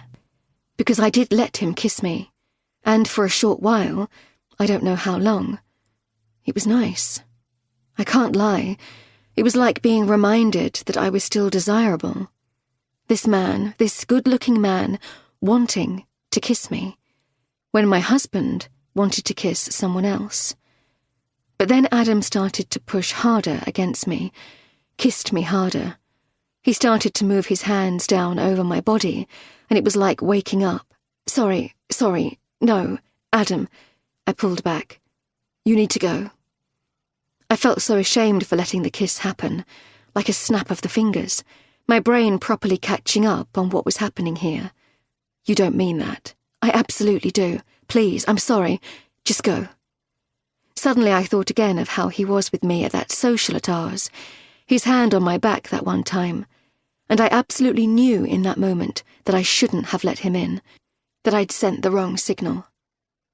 I stood there, and I kept saying, "Sorry, you need to go." I felt naive, stupid, compromised. And here's the thing, I fully expected him to do that. Go. But he didn't. Wouldn't. Ever since, I've imagined myself talking to the police, or in court, with him saying, "She invited me in, she let me kiss her. She let me put my hand on her spine once, too." Everything after the kiss is just this dark and terrible blur. I started to raise my voice, telling him much more firmly to get out, but he was suddenly grabbing me and putting his hand tight across my mouth. "Now, come on, Hannah. We don't want the neighbours to hear." He was strong, so much stronger than I realised, and things spiralled very, very quickly. I have turned it over 1,000,000 times since, and I still feel desperately ashamed, because I don't know why I wasn't able to stop him. I fought hard. I remember trying to lash out. I remember managing to hit him with one arm, and him grabbing the wrist and squeezing it tightly. I remember trying to knee him, wishing that I wasn't wearing a skirt. Most of all, I remember that it was fast. Angry. He was very angry and rough, entirely careless of me, barking instructions, as if I was nothing. "This way. Move, Hannah." It was like this complete darkness creeping in from the walls of the room, crushing me to the bed. I remember that it hurt, that I couldn't breathe, that if I didn't do what he said, he pulled back and paused, but with his hand still over my mouth, and hit me in the stomach, like a warning. So in the end, I clenched my eyes tightly closed and just prayed for it to be over so that I could call the police. I couldn't know. There was worse to come. Because when he'd finished, when he finally let go of me, I expected him to bolt. I didn't scream when he took his hand from my mouth, and I've thought about that a lot since too. Why didn't I scream? I think I was afraid he would hurt me more if I did, so I was being quiet, waiting to be safer. But the problem is, he didn't go. Unbelievably. He just walked into the shower. Well, that was good. We must absolutely do that again. And me? I just lay on the bed, in pain and shame and shock, glancing at the bedside phone and wondering if I dared to ring the police while he was still in the house.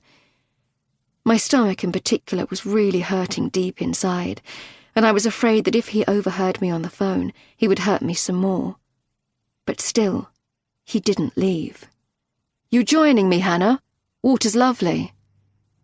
I just couldn't believe it. His voice, his calm.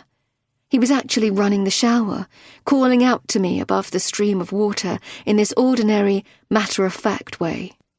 I thought I was going mad. I tried to stand, thinking I could go downstairs to phone the police. But I was shaking, my legs like jelly. I just couldn't make my muscles work. I stared at the clock beside the bed.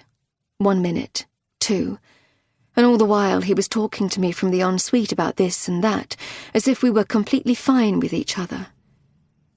I don't know how long he stayed in there. I do remember that when he came out, he was wearing different clothes. "Sorry, really do have to dash for that meeting. I'll text you." And when he did finally leave, he immediately sent this flirty text, as if we were newly locked into something mutual. I remember looking at the text in utter disbelief. I was still sure in that moment that I would go to the police, but I was starting to worry about what reporting this would mean. Would they believe me? Would I be allowed to shower? Would I have to stay like this? How exactly would I explain what had happened? Why I let him in? Fetched a bloody towel? Let him kiss me? I could see, even through the fog around me, that he was already covering his back. I started to try to push through the fog, trying to work out how to answer all the questions. Did you fight? What was he doing in your bedroom? And then the mobile rang in my hand. Him again. Hindsight, when I go over it, tells me not to answer. Ring the police, Hannah. But no one warns you that in the moment, the shock and the sense of shame are so completely overwhelming that you cannot think straight at all. And so, in my shock and shame and disorientation, I did the stupid thing. I picked up the call. You know you don't have to feel bad, darling. You do know that. I didn't say anything, tears by now streaming down my face. You invited me round. You told me Sam was out. You let me kiss you, and then we had a good time. You told me to help myself to a shower. And now, if you're getting cold feet, I'm here to tell you that you don't need to feel bad, Hannah. A pause. After Sam and everything. I stared at the phone, my finger hovering over the red button, his voice still bleeding into the room. Finally, I pressed the red button, my vision blurred by tears, and all I could think was that I needed somehow to find the strength to stand up, because suddenly I knew what I wanted. I wanted to wash myself, wash the sheets, wash the room. I wanted to find bleach and disinfectant and soap. I wanted to scrub and scrub and scrub the tiles and the shower and the sheets and all of my flesh too, until every trace of what just happened was gone from my life. Chapter 62, Day 7, Owl Cottage, Hannah.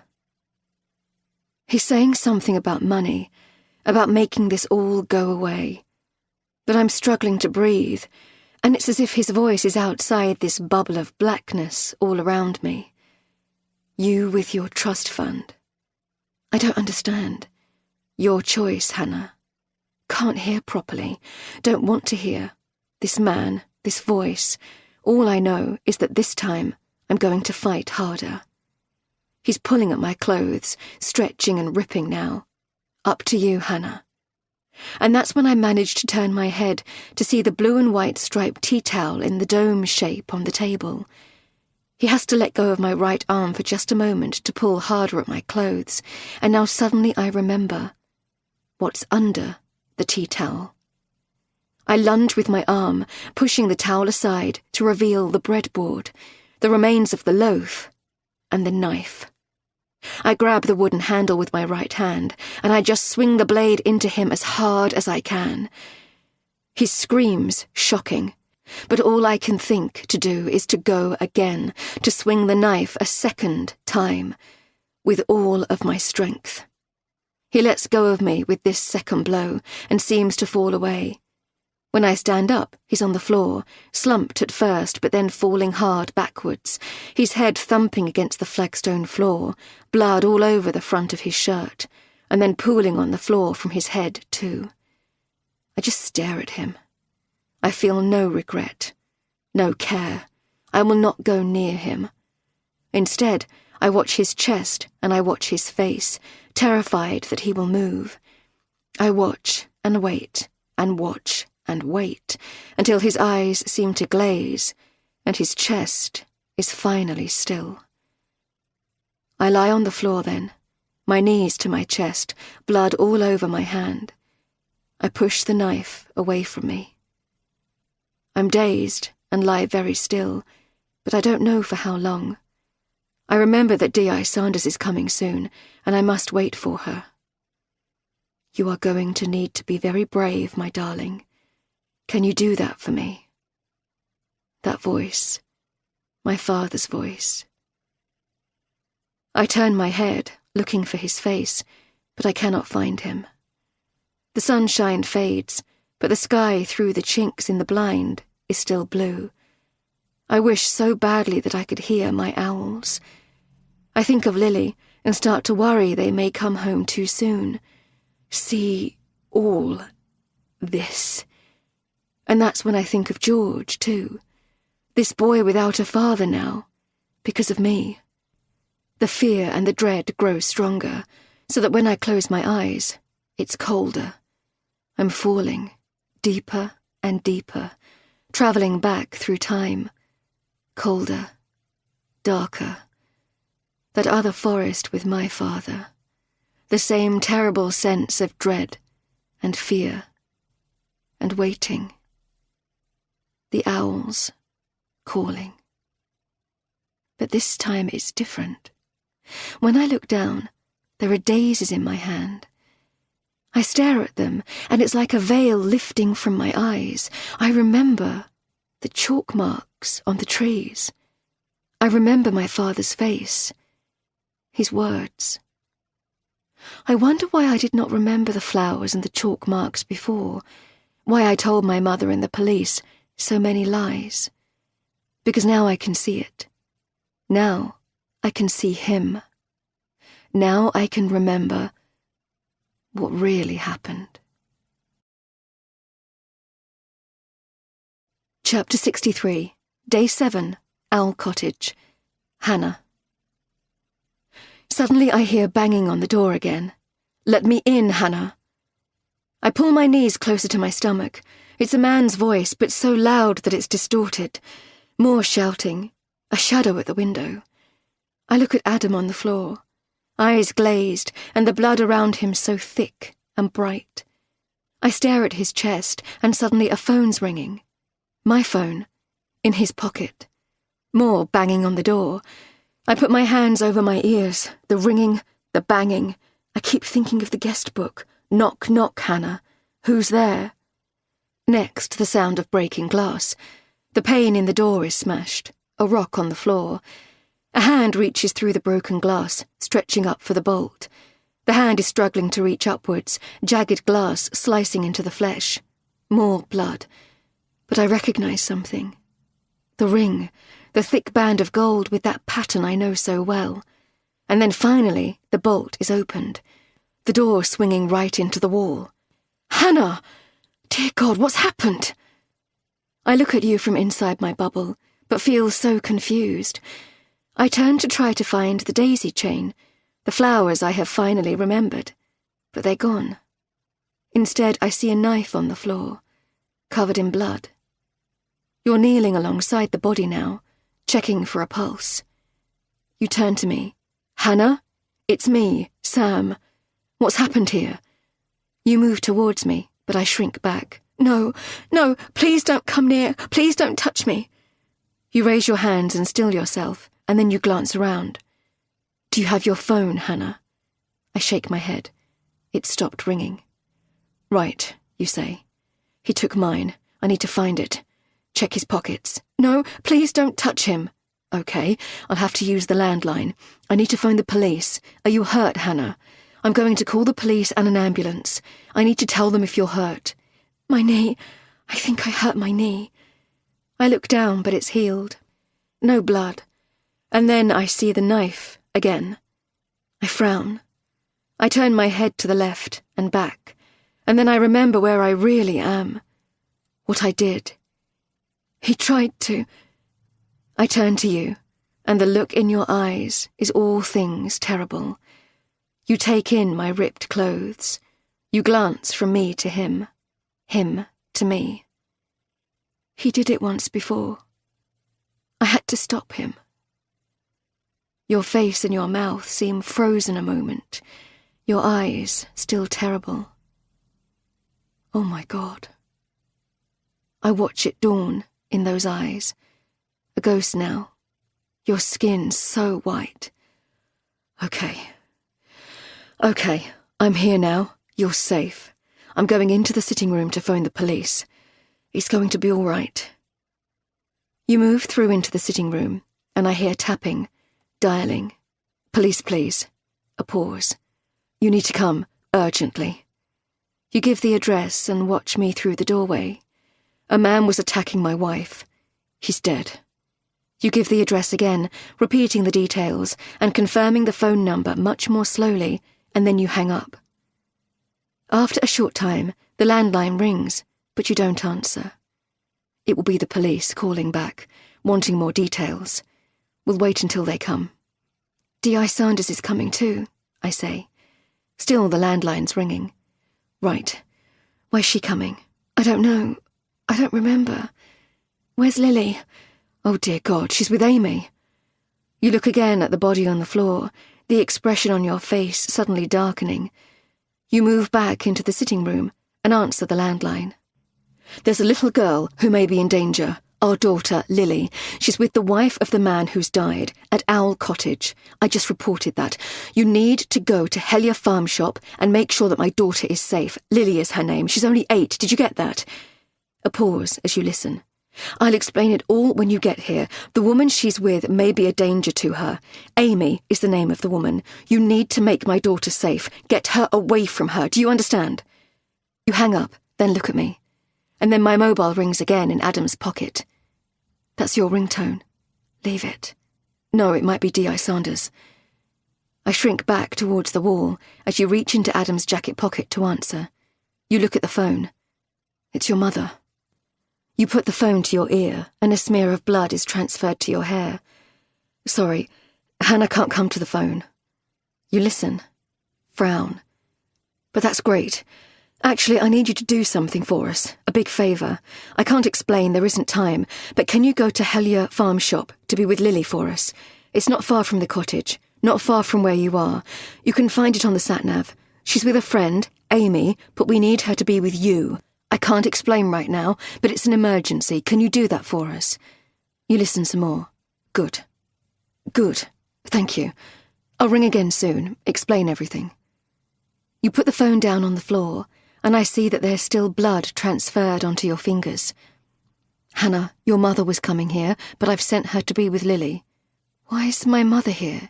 Never mind. Listen, I'm sorry, but we need to talk before the police get here. I've no idea what will happen. You close your eyes momentarily. Oh, dear God, if anything happens to Lily. Lily? What's wrong with Lily? Why did you say that about Amy? Panic is rising. I don't understand. Adam told me he was getting petrol, but then he just disappeared, with my rucksack and my wallet and my phone.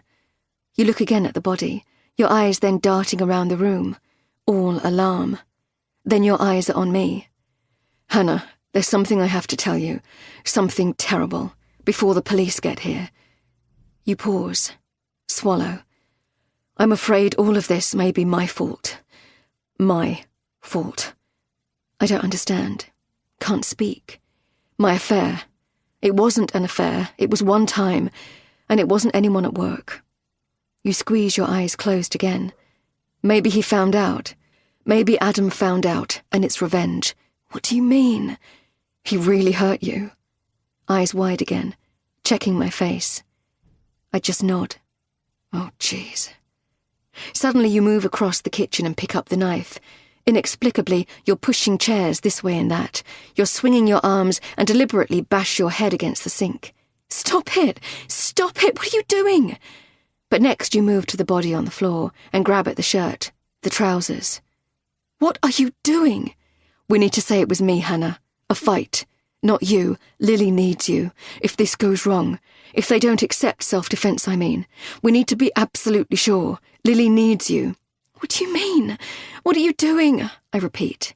We say that I found him attacking you. It was me, not you. I did this. At last, you still yourself and turn to me. Lily needs you, Hannah. And this is all my fault. I did the most terrible thing, Hannah. Worse than you know. You still have the knife in your hand, squeezing it hard, blood now on all your fingers. The woman I slept with. You're starting to tremble, your hand holding the knife actually shaking, the blade moving to and fro, so that tiny droplets of the blood are flicked to the floor.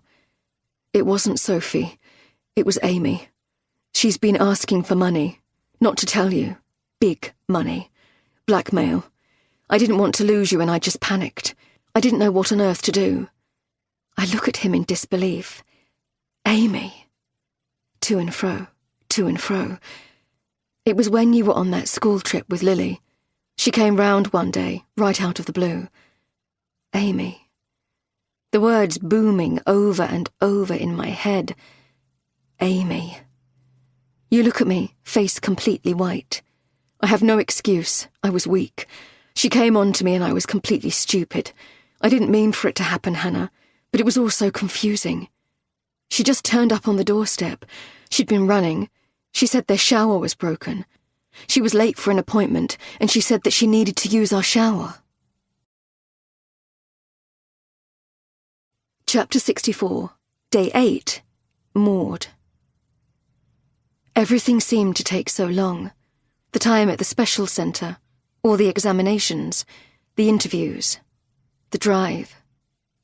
Maud just wanted to get Hannah and Lily back to her house, But now they're here, it somehow feels worse, not better. All the shock and the pain simply moved from one place to another. And now she's unsure if she's done the right thing, insisting on bringing Hannah away. Sam still in custody in Cornwall. I've given Lily a bath, put her to bed. Maud rests her hand on her daughter's arm. They're both sitting at the breakfast bar, and Maud is thinking of Hannah sitting right there, same chair and same shocked expression, when she bolted home after finding out about Sam's betrayal. Do you think she'll sleep? I don't know, darling. I told her there was a break-in at the holiday cottage, and Daddy's sorting it all out. I didn't know what else to say. Maud used the same script on the drive, but Hannah just sat in the passenger seat, mute, her face entirely blank with her forehead rested against the window. We should have stayed in Cornwall, Hannah is whispering. D.I. Sanders said it was fine to come home with me to let you rest. She's going to ring very soon. Update us. Maud thinks of the terrible conversations with the police already, the awful details unravelling, that Amy and Adam owned Owl Cottage, that they'd done this before, targeted and then blackmailed other couples, that it was all about the money, Hannah's trust fund. Right. Hannah looks down at the floor. I need to tell you something, Mummy. No, you don't have to tell me any of the details, darling. I spoke to the police too. Maud's voice cracks. She's put the dates together, realised that when Hannah came home that second time, allegedly after flu, it was really after the attack. Adam's first attack. No, I don't mean all of that. Maud narrows her eyes. Please, darling, don't put yourself through this again tonight. You need to rest. You don't need to think about it right now. No, you don't understand. What happened in Owl Cottage, it unlocked something else, triggered another memory. Hannah widens her eyes as if she's watching something intently on the floor, an insect or the like.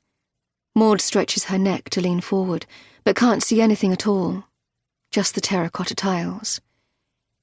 Maybe it was the shock, Hannah says, frowning. I don't know. What is it, darling? I don't understand. Hannah suddenly lifts her head and turns back to Maud.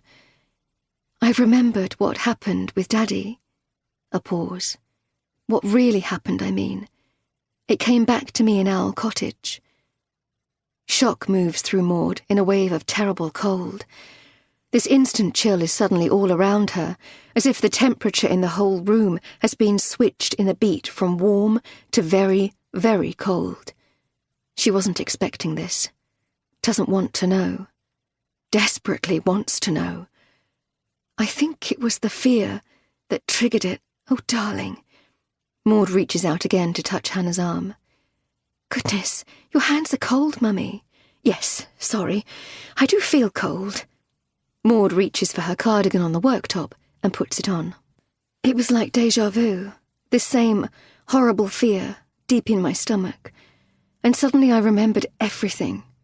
What happened with Daddy, I mean. Like watching a film in my head, or more like living it all again. And it was weird because lying on the floor in Owl Cottage, I couldn't understand why I didn't remember it all before. Maud pulls her hands into the sleeves of the cardigan. Are you sure you're okay for me to go on? Maud nods. I realised that I'd told everyone this made-up Disney version of going on that picnic, skipping off all happy and everything in the sunlight. But it wasn't like that at all. I moaned all the way. Oh, Hannah. Maud tilts her head. I know, typical me. I moaned about how far it was. I moaned that my legs ached, that I was hungry. She pauses. Dad was so sweet, so patient, trying to distract me from my grumbling. He told me stories, and at one point he gave me a chocolate biscuit from the hamper to keep me going. Again, Hannah pauses, her eyes distant, as if watching that film again. We went really deep into the wood, and Dad said it was because there was a special spot he wanted to show me. A surprise. It took ages to reach it. So remote. And then finally he put the blanket down and the picnic basket and told me to have a look across this clearing. I didn't realise what he meant at first, but he was pointing to this patch of more open ground in the sunlight, and when I reached it, I saw why he took me all that way. Hannah is sharing a small smile. There were daisies, Mummy, dotted across this rough patch of grass right there in the middle of the wood. Dad said it was the only place they grew in the whole area, and he knew how much I loved to make daisy chains. That was my surprise. Maud finds that she has her hand up to her mouth. Anyway, I started making a chain, and Dad was across the clearing. I got lost in my thoughts. I figured I would make him this lovely daisy chain to say sorry for all the grumbling. I was happy. Absorbed, I suppose. Anyway, by the time I finally looked back at Dad, he was on the ground. It was a bit odd, but I thought he was napping. Hannah, you don't have to do this now. I do, Mummy. Can you bear it? Maud nods. Truthfully, I think I knew from the off that there was something wrong, because he wasn't lying on the picnic blanket. He was lying on the earth, in the shade. It looked cold. But I told myself he was just being a silly daddy, tired maybe, and so I just carried on with the daisy chain. How selfish was that? I should have gone straight to him. Maud smooths her daughter's hair, as Hannah goes on to explain that by the time she'd finished the chain, she was feeling hungry. She looked up, and her father was still napping. She called out to him. Nothing. She stood up, careful with the chain, and still he didn't reply. She started to run back to him, and tripped on a log on the ground, hurting her knee. There was blood, a nasty scrape. She needed comfort. But still her father didn't answer. By the time she reached him to show her blooded knee, he was awake, but clutching his chest, making this horrible gargling noise deep in his throat. So there's the lie. I told the police it was very quick, that he was never conscious, didn't speak to me. Hannah's eyes are truly glistening now, tears forming. But that wasn't true, Mummy. He was awake, and he was in a lot of pain. Oh, darling, my darling, how awful for you. Much worse for him. He was trying to cover it up, trying not to frighten me, but he was clutching at his chest and really suffering, Mummy.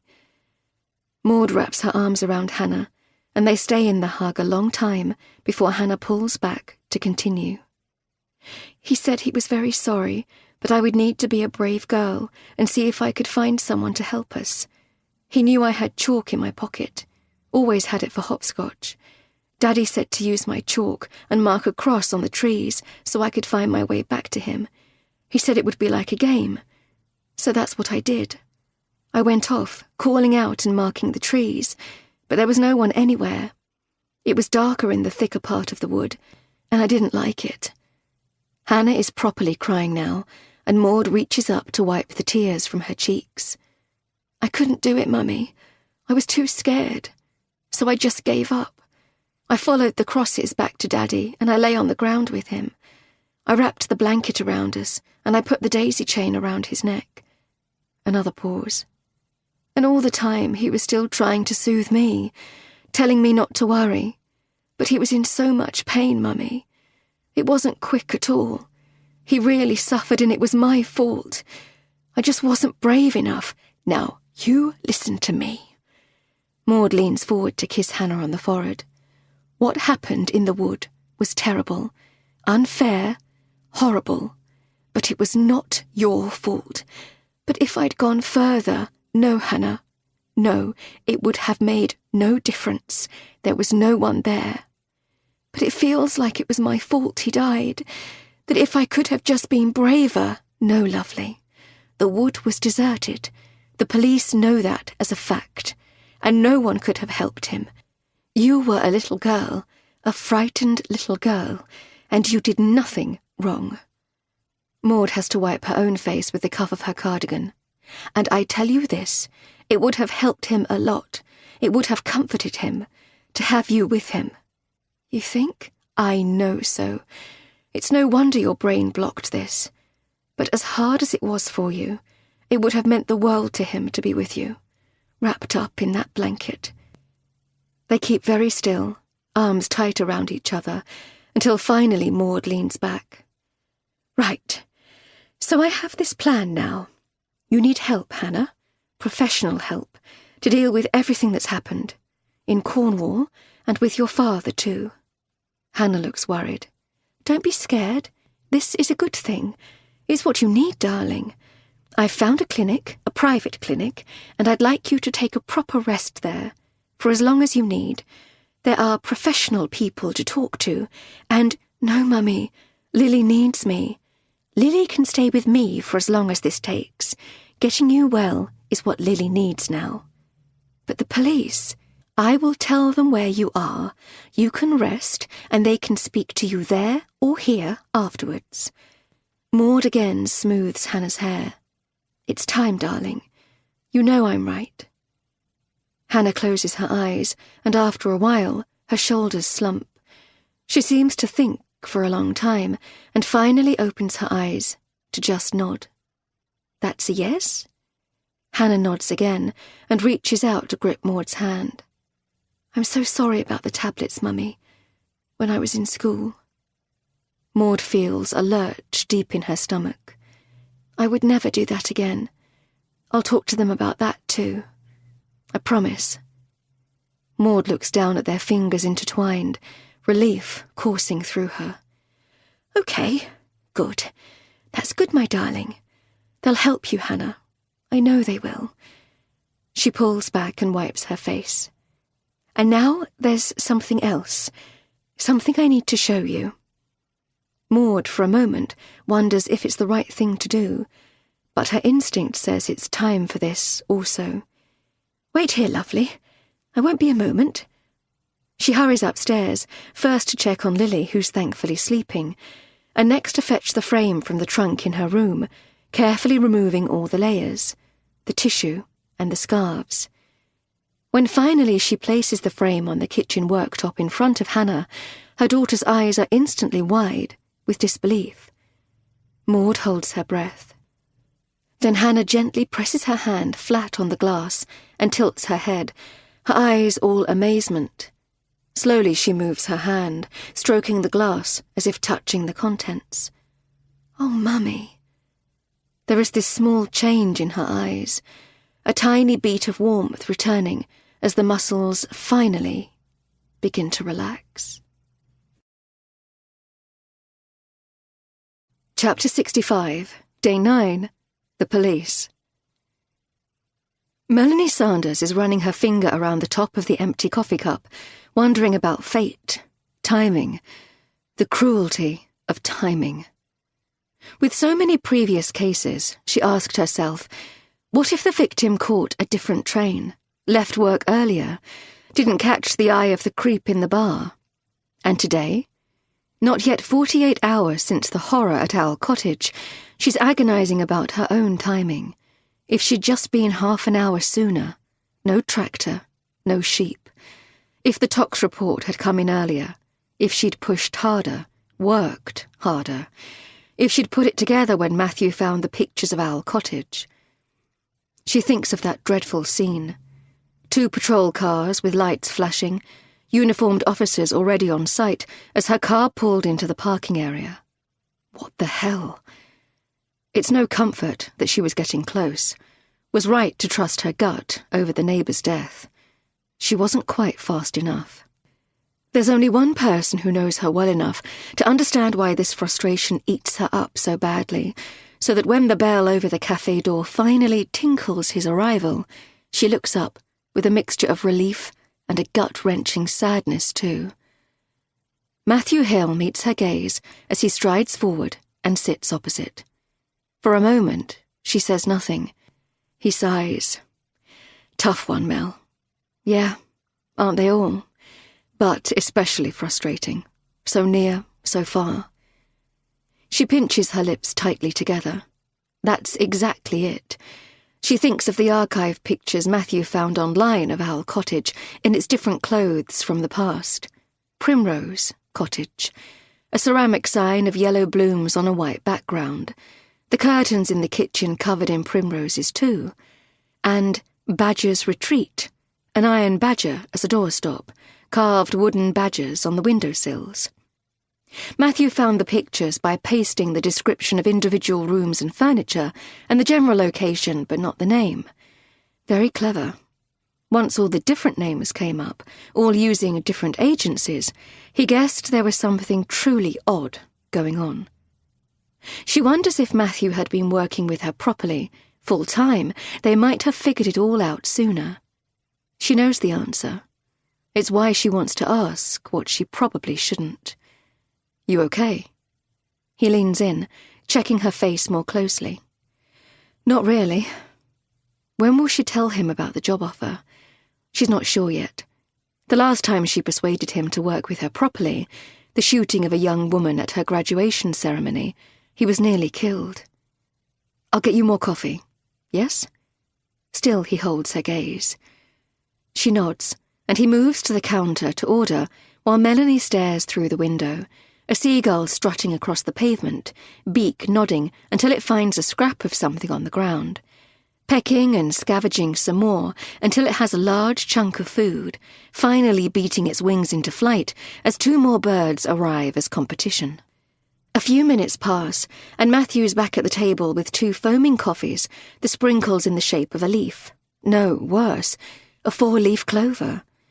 Melanie lifts the spoon to destroy the picture. No luck in this landscape today.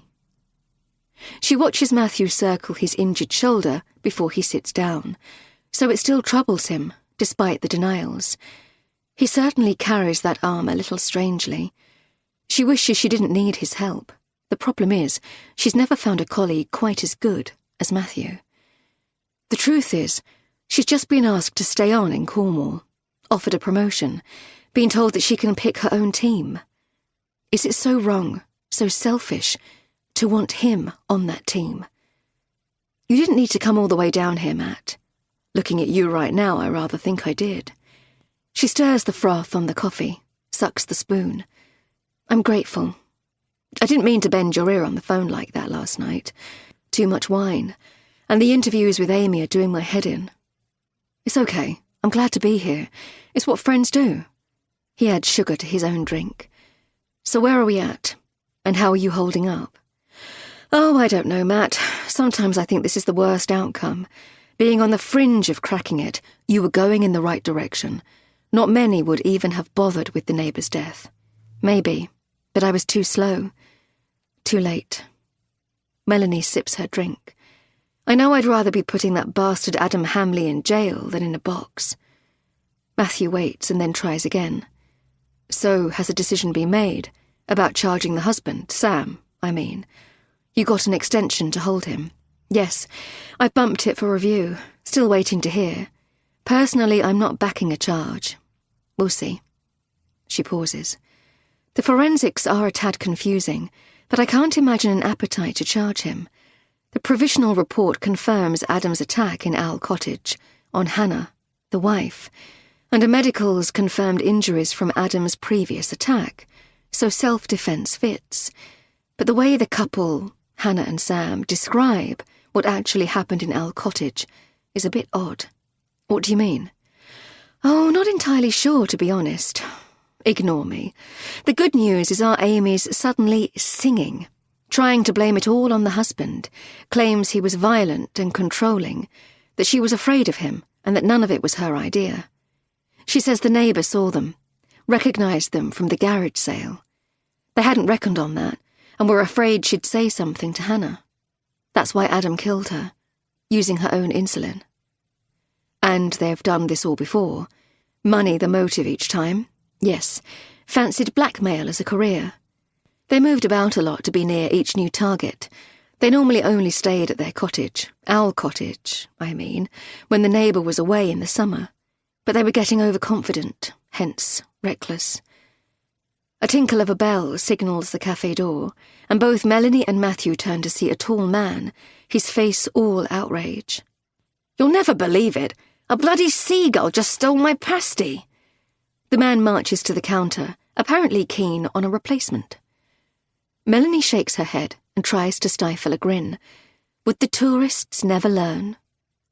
So, do we know how many other couples Amy and Adam targeted? Matthew has lowered his voice as Seagull Man waits for his new snack, still muttering about the attack. Out of nowhere, swooped straight down. At least 3 other couples over several years, all wealthy, all with young children. The marriage stretched, cracks to widen. We're still working on the details, chasing the money trail. Yet no one reported them. Matthew looks aghast. High profiles, big businesses, brands to protect. One in politics, didn't want the coverage. Just wanted Amy and Adam out of their life. Only one couple's admitted how much they paid. High 6 figures. So money was definitely the motive. Big stakes. Hannah's trust fund is well over $1 million. Though Adam seemed to enjoy the violence too. Explain again how the cottage fitted in. Melanie's about to answer when the till rings and Pasty Man is handed his new snack. You're kidding me! I have to pay again? He glances around the cafe as if for support. Matthew shrugs his shoulders. Melanie does the same. Seriously? I don't believe it. Bloody seagull steals my food and I have to pay twice. The man's card bleeps at the machine and he marches from the shop, the food bag tucked under his sweatshirt this time, still muttering. Matthew sips his drink, waits until it's calm again. So, the MO? How did the cottage fit in? They used it only when they had to. Once Amy researched new targets, she rented somewhere nearby to befriend them, play new besties. The game was seduction on the target's home territory. Broken shower story, then blackmail, not to tell the partner, and threats if they didn't pay. As I said, they picked couples with small children and big bank accounts. In that strained phase, they would target whichever partner seemed most likely to be up for a fling, switch to the other partner if that failed. Mostly that worked. So they used the cottage here in Cornwall as backup. Yes, Amy says only as a last resort, plan B. If the scheme wasn't working on home ground, Adam aimed to get a target to Cornwall alone, nice and isolated, to seduce or threaten and deliver the final blackmail push. But it was always a worry with the neighbour. They had to use the bridle path, park nearby. Melanie pauses. We don't know for sure yet if he resorted to rape with any of the other victims, but I suspect and fear that he may have. Hannah's evidence certainly suggests a predator, someone well practiced. She breaks off again, a long sigh. But we're obviously treading very carefully with all the interviews. It's early days. Melanie keeps very still, and Matthew takes a beat too, glancing to the cafe window and back. No wonder you're finding it a tough one, he says. But you're going to nail her. This Amy? I most certainly am. No way is she pinning all this on Adam. I'm certain she knew that he'd attacked Hannah and callously set her up for a second time in Cornwall. She admitted that. Matthew looked incredulous. No, of course not. But she slipped up. Used the phrase, second attack, and the line, seduce or attack, all on tape. Melanie takes in a long, slow breath. Case building. We'll get there. And why dress the cottage differently? Primrose Cottage, Badger's Retreat. Amy says she only did that if their scheme wasn't working on home territory. She got to know the target's passions, hobbies and so on. It didn't cost much to switch curtains and plant bits and bobs to make the cottage seem an ideal getaway for them. Apparently Adam resisted the hassle. He got impatient when a scheme was taking too long, but this was their only income stream. They pretended to be freelancers, but didn't have jobs. Amy says they had to make this pay. She thought it was worth dressing the cottage, and the risk with the neighbour was reduced in the school holidays. She often stayed with her sister then. But how did they get the victims to rent it? Targeted Facebook advertising. Adam was once in digital marketing, not difficult. And if the ads didn't work, Amy would just pretend to come across the cottage online. A previous target was a watercolour artist, into wildflowers and so on. Hence, Primrose Cottage. Another target volunteered for a badger charity. Trust me, Amy's quite the actress. And you don't believe Amy was under Adam's control in all this? No, I don't. If anything, I think she was the mastermind. She was the one who researched Sophie, who just happened to leave Sam's company at the right time, and it put it into his mind to use Sophie as cover, to throw Hannah off, texted him under that name. And all the weird stuff at Owl Cottage, the toys, the knocking on the door, playing with the lights. Adam was losing patience over Hannah and Sam, felt it was all taking too long, so they were busking it, taking bigger risks. Amy targeted Sam first. He slept with her once, regretted it. When she tried the blackmail, they discovered he didn't have access to the trust fund on his own, a major fail in Amy's research. He couldn't raise enough money independently. But she didn't tell Hannah. No. Adam targeted Hannah instead. Broken shower routine again. He was clearly an experienced predator, manipulative, covered himself, confident she wouldn't report him. Amy's saying the plan after the first attack was to get her to Cornwall on her own and threaten a second attack if she didn't pay up from the trust fund. It was Amy's idea to mess with the toys, targeting poor Lily and tracing the handwriting in the guest book. Planting the Bellagio postcard. All to get Hannah in a really bad mental state, so she'd cave quickly. So they didn't expect her to take Sam to Cornwall too. No, that threw them, Amy says, which is why they started to make it up as they went along, and took too many risks, being spotted by their neighbour Jenny. And what's Hannah saying about why she didn't pay Adam off? This is the really awful thing. Melanie takes in a long, slow breath.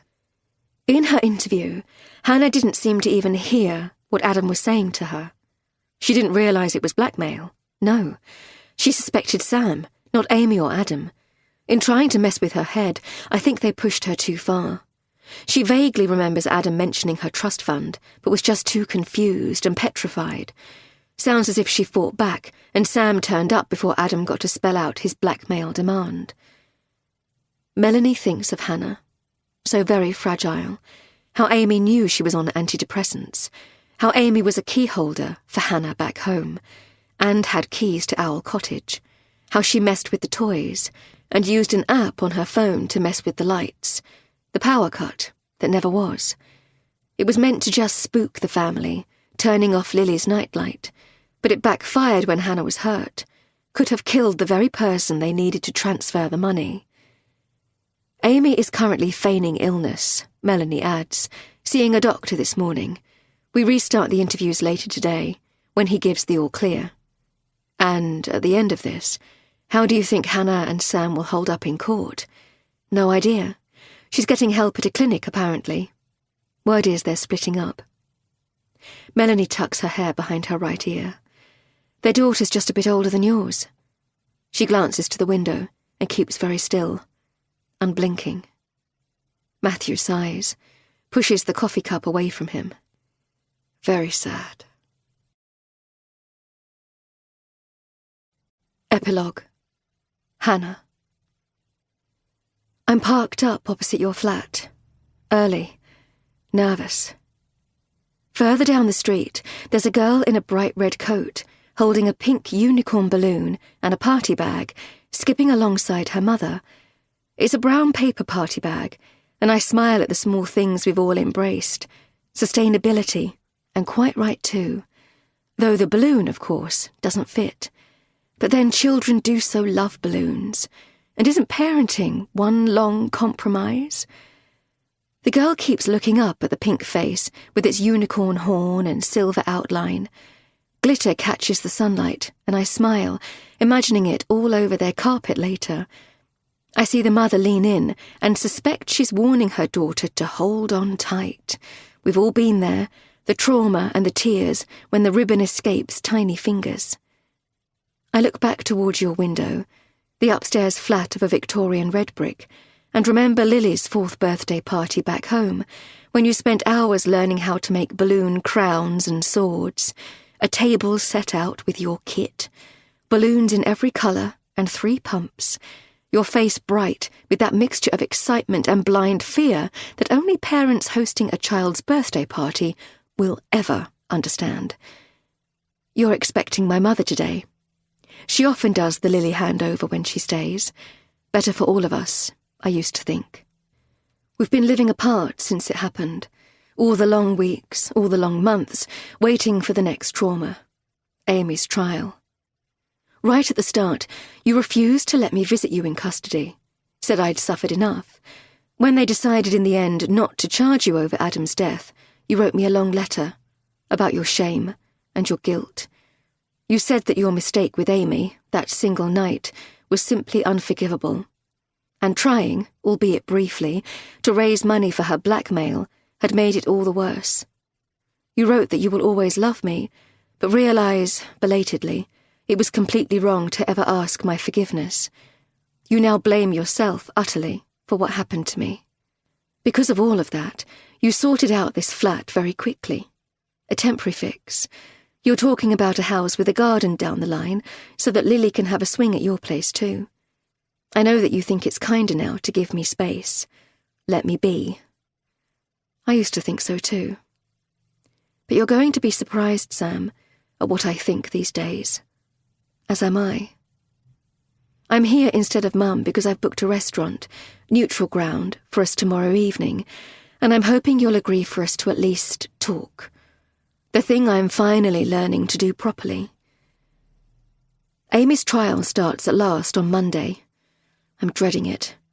She tried to blame everything on Adam, but there was no deal, no plea bargain, so she's insisting on not guilty, and it's going to be tough. I'm getting help to prepare for it, and I find I have a lot of things I need to say to you first. Hearing from the police about the scale of Amy and Adam's schemes has been difficult. I feel so naive, trusting her with my house key, my beloved Lily, trusting her with my secrets, telling her about my childhood. Worse? I so wish I had realised Adam wanted my money.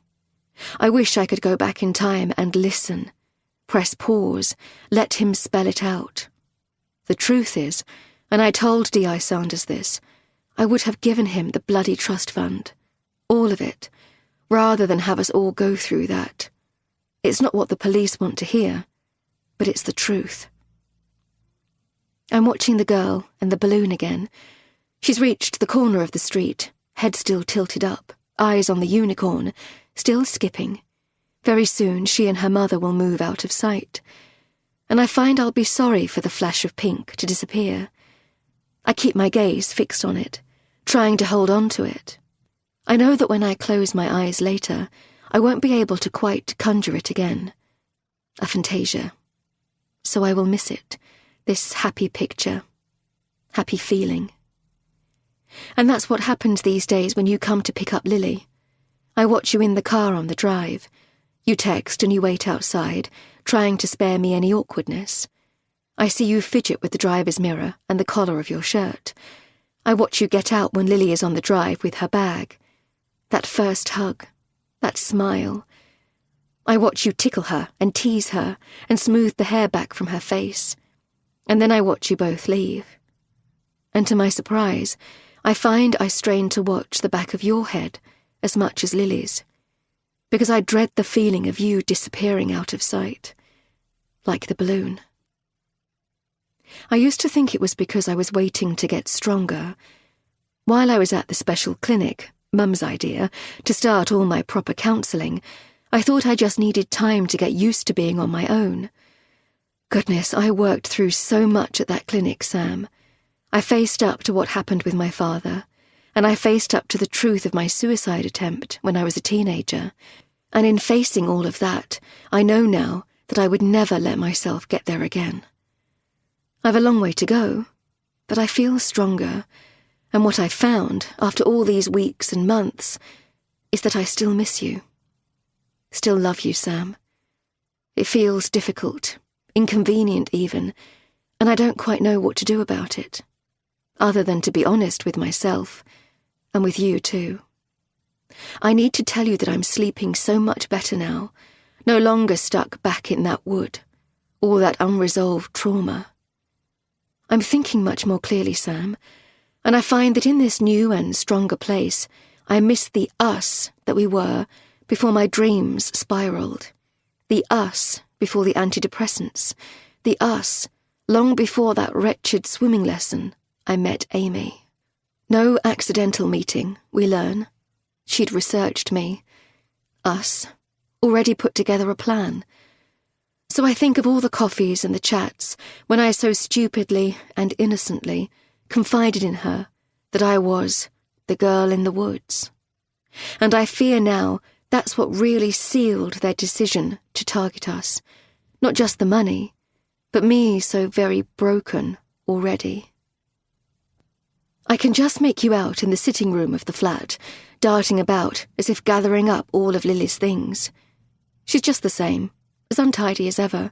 You'll be flustered, probably searching for Annabelle, her rag doll, which she can never find for the handover. It makes me rage to think what Amy did, dragging Lily in, planting my bear to confuse her, cutting up her doll. Lily still talks to her imaginary friend some days, but not so much. She's seeing a lovely woman in school, art therapy. They think it was the tension between us, plus Amy's nasty tricks, that conjured Katie. Poor, sweet Lily. But the good news, the best news, is that she's healing too. Children, of course, have no filter, and so she tells me that you talk about me all the time, have my picture by your bed, so we can both say goodnight to Mummy. And I no longer ask the internet if you should ever forgive a betrayal, because it doesn't feel so black and white anymore, and it doesn't feel like anyone else's business, either. I know that you were weak over Amy, but I made mistakes too. Let Adam in our house, let him kiss me, should have reported him to the police, so wish with every ounce of my being that I had. And I will never forget you in Owl Cottage, Sam, thrashing about with the chairs and the knife to mix up all the evidence, deciding in a blink that if it came to it, you were prepared to go to jail for me. No hesitation. Lily needs you. We need to tell the police that I did this. Look at me and listen to me, Hannah.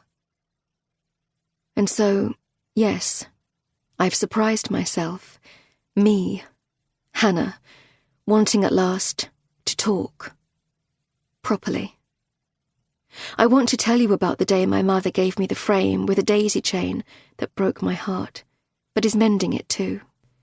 I want to tell you about the surprise that is Ned, a man who looks at my mother with care and love and pride shining from his eyes, her second chance at happiness. I want to tell you that I remember so clearly that drive to Owl Cottage when you couldn't find your sunglasses and I couldn't find forgiveness. The truth now is I don't want Amy and Adam to win.